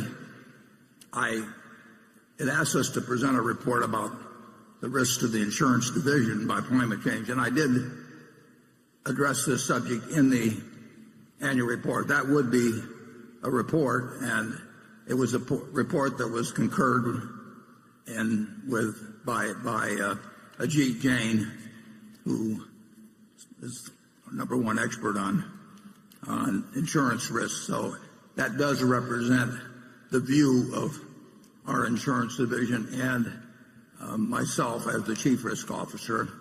But the subject now is open, and we welcome the initial speaker's comment. And if you're just going to introduce Dr. Hansen, I can't see who's who up there, then I presume he will have the 5 minutes, and then subsequent speakers will have 2 minutes. So go to it. You're on. Thank you. My name is Mark Vecina. I'm the treasurer of the Nebraska Peace Foundation, the owner of 1A share of Berkshire Hathaway. We are the sponsor of the shareholder resolution, which Mr. Buffett has described. In so doing, making the recommendation to develop a risk analysis and report on it, we're following the lead of the Bank of England, which last September published a comprehensive report on climate change risks facing the insurance industry and recommended that its regulated companies conduct reviews of the risks and make this available. The Bank of England regulates the UK insurance industry, which is the third largest global insurance market. I'll turn the rest of my time over to world-renowned climate scientist Dr. James Hansen. Thank you for this opportunity. I want to make a suggestion that I hope you will ponder. Some aspects of climate have become clear. Humans are changing the atmosphere, and we can measure how this is changing Earth's energy balance. More energy is coming in than going out. So the ocean is warming, ice sheets are melting, and sea level is beginning to rise. We are now close to a point of handing young people a situation that will be out of control, with ice sheet disintegration and multi-meter sea level rise during the lifetime of today's young people, which would mean loss of coastal cities and economic devastation. Sea level rise would be irreversible on any time scale of interest to humanity. The other irreversible effect of rapid climate change would be extinction of a substantial fraction of the species on Earth. The bottom line is that we cannot burn all fossil fuels. And the economic law of gravity is that as long as fossil fuels appear to be the cheapest energy, we will keep burning them. So my request, given the respect and the trust the public has in you, is that you reflect upon the possibility of a public statement in favor of a revenue-neutral, gradually rising carbon fee.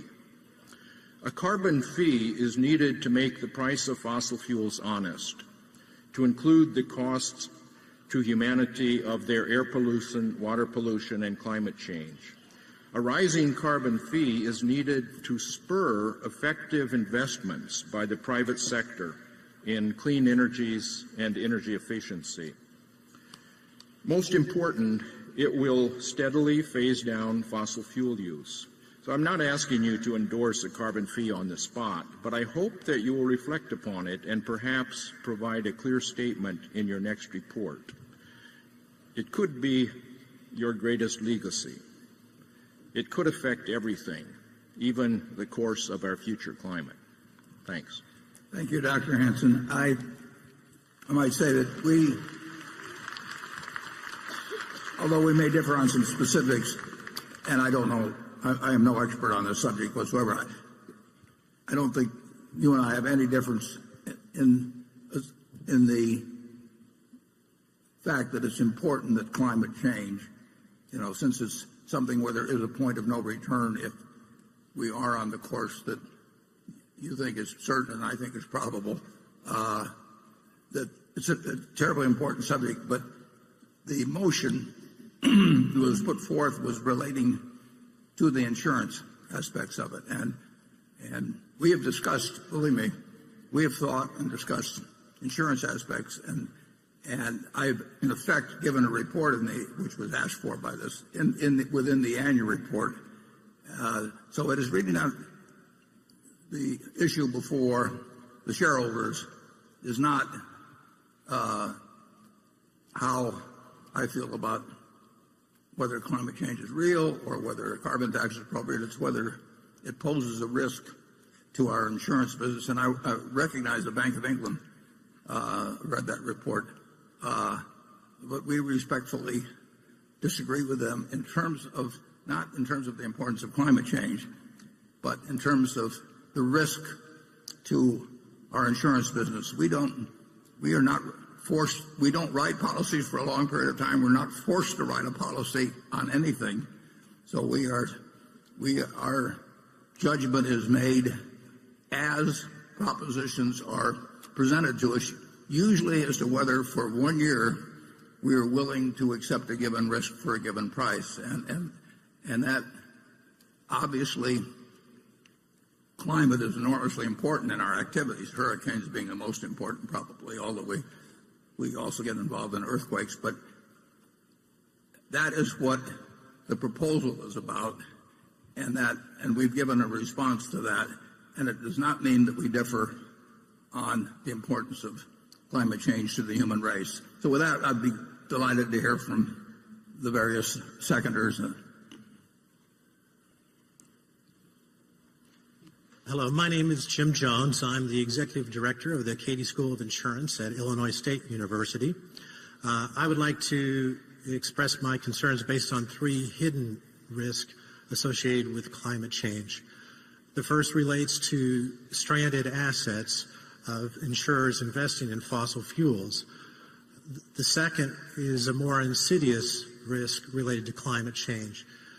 This risk is associated with the long-term liabilities associated with property, life, and health lines of business. And I realize that a number of intelligent people and experts don't see a long-term liability, but they're missing one important part, is that primary insurers are not able to withdraw or reprice entire books of business. Following hurricanes Katrina, Rita, and Wilma, new hurricane models were developed in Florida, and they attempted to get the recommended rate approvals for that. They were not allowed to, and so many insurers began to withdraw from that market.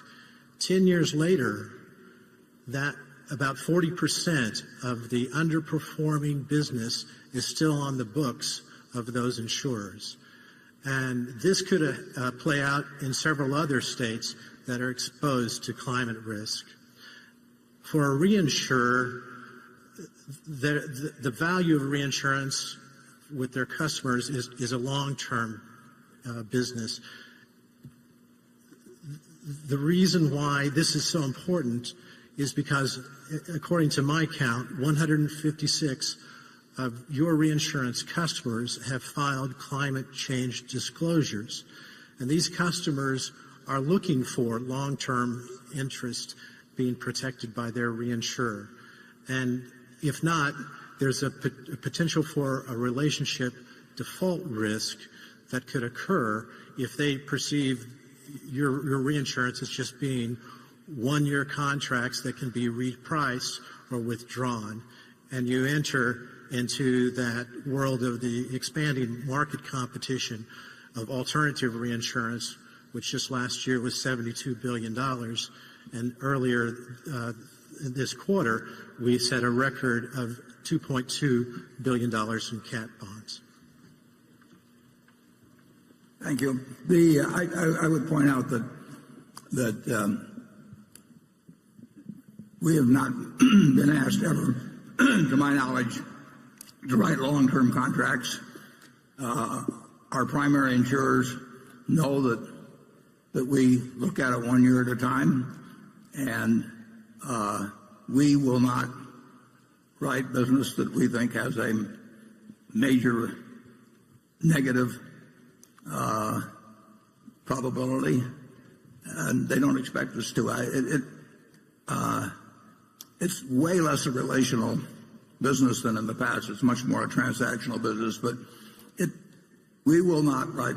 If we lose a customer because they want us to do something stupid, we lose the customer. And there is not in our business, I'm not speaking for other reinsurers, but in our business, and I believe with most other reinsurers, they are not going to do something that they think is terribly disadvantageous to them just to maintain a relationship. That's not really a relationship, and be a subsidy. So that does not strike me, frankly, as a factor at all of any negative consequence at Berkshire. We, in terms of what happened after Katrina, rates went up, and actually the hurricane experience in Florida has been better than any period since before 1850 that we have any records on. That's been a surprise to us, incidentally, but we have not written business, catastrophe business in Florida during that period because we didn't think the rates were adequate. They were adequate. We just were wrong about it. And incidentally, that is not the fact that we walked away from cat business in Florida that we thought was mispriced does not hurt us in the business. It's really it's much more of a transactional business, and there may have been a time when relationships were very big in reinsurance, but with so many entrants in it is very much a transactional business, and no one expects you to do something that's very stupid. If they do, that's the wrong kind of a relationship. But glad to hear the next speaker. Hello, Mr. Buffett. My name is Jane Klebb. I run a group called Bold, Nebraska, which was part of an unlikely alliance who beat Keystone XL to protect the aquifer in our state as well as property rights. And I met you several years ago at Senator Nelson's home, and I had pulled you aside and asked, how could we get health care reform passed? And you told me two things. You said the polling numbers matter and that we have to keep on applying public pressure. And we feel the same way about climate change and climate action. The most recent Yale study said that even 47% of conservatives believe in climate change and want to start seeing corporate and government action. And your response to this resolution struck me because one of the sentences said that if you live in a low-lying area, you should probably move. Well, we work with Native brothers and sisters who live in coastal communities, and one of those tribes is now the first United States climate refugees. They didn't have the option to move. They were forced to move. And so we're turning to you and we're turning to ourselves to continue to apply public pressure and hope that both you and Charlie stand with us. And maybe it's not this year, and maybe it's not the year after, but we really look forward to you doing full climate risk analysis, as well as divesting from all the fossil fuels that you own. And lastly, it takes both small and mighty, as well as big and powerful, to solve this problem of climate change. So you blocking small solar in Nevada is the wrong road to go down. Thank you. Okay.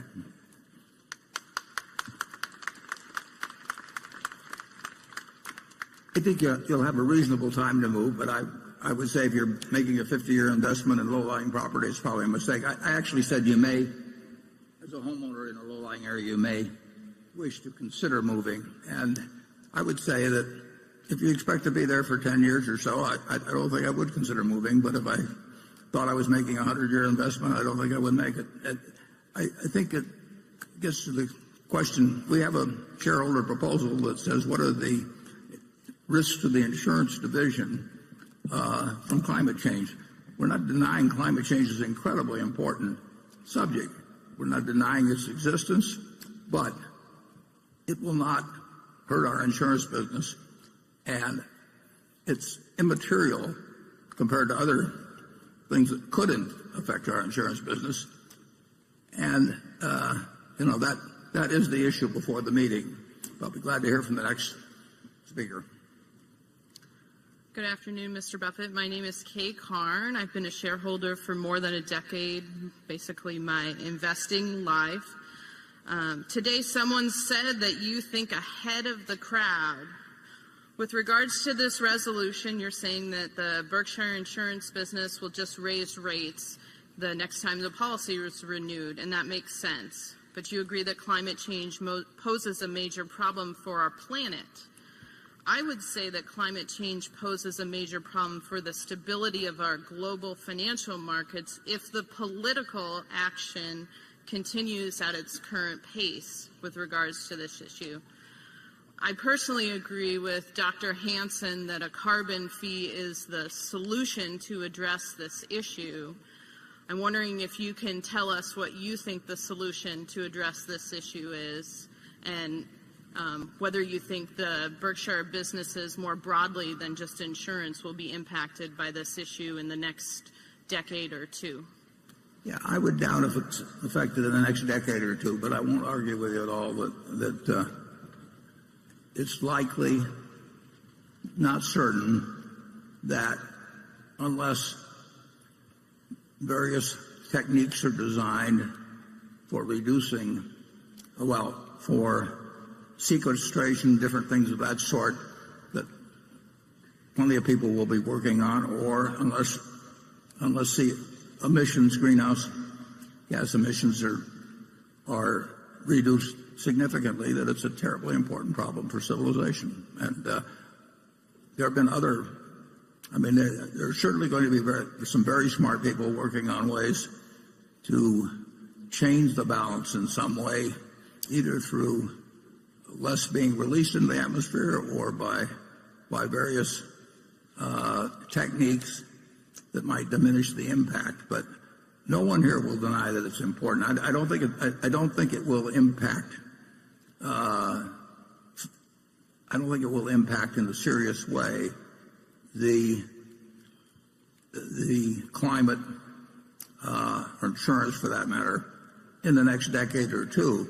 But as I pointed out in the report, if you're dealing with something where you pass a point of no return, the time to do something isn't to wait till you get 10 minutes away from the point of no return. So that there are policies which we subscribe to very strongly in terms of renewables and that sort of thing. But I think there's also possibilities that within the scientific community that there will be solutions that are beyond my limited knowledge of physics to conjure up myself. But there are a whole lot of people out there that are a lot smarter, and I think that a basic problem on the reduction if those things don't come to pass is the fact that it's a planetary problem, and it requires cooperation by very important countries. And I think President Obama has made a good start in working with leaders of other countries, but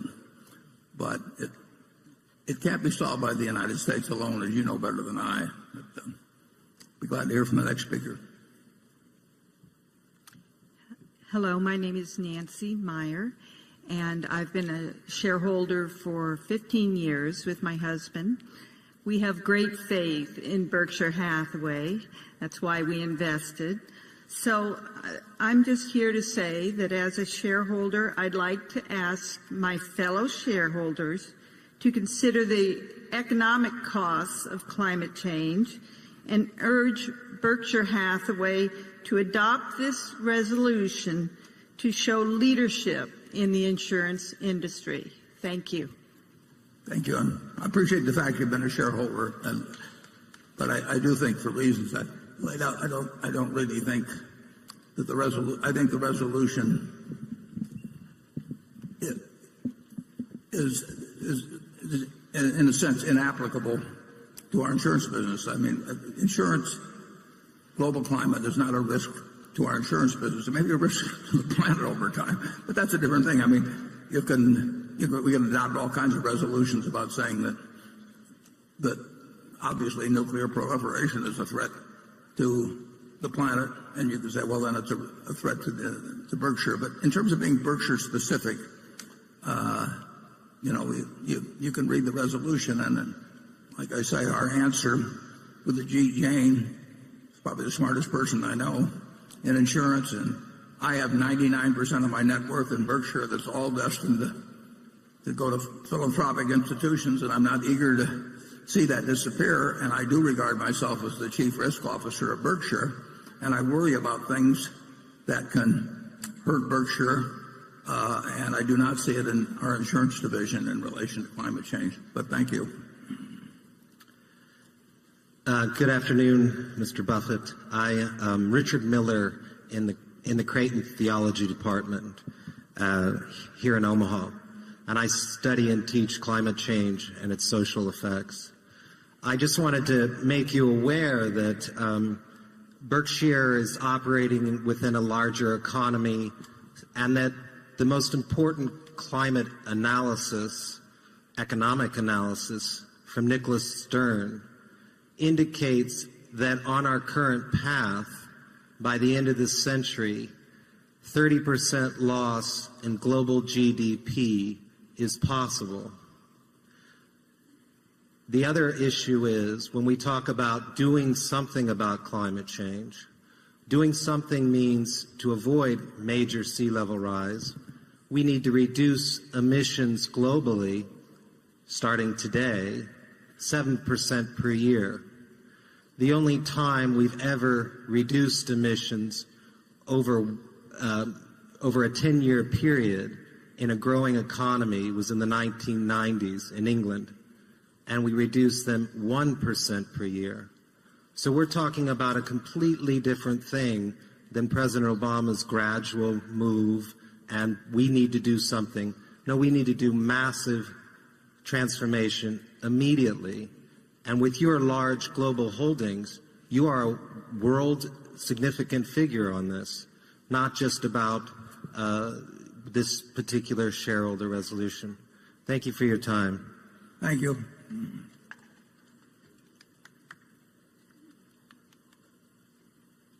Is that complete the speakers? Say that again? Are you the final speaker? Oh, sorry. Yeah. Yes, I think those are all the speakers. Okay, well, thank you. Charlie, do you have anything you want to say? Well, yes.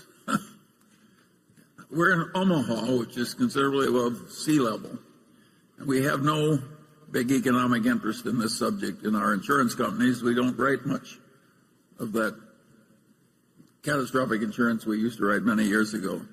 So we're asked as a corporation to take a public stance on a very complicated issues.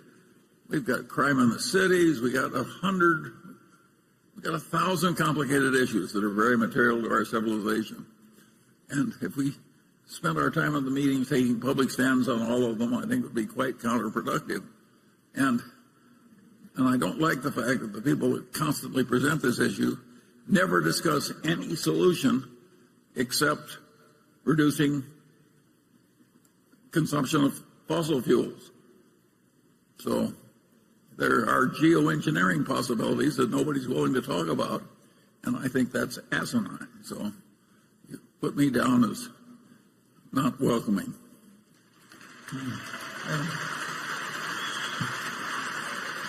We don't want to have a political rally.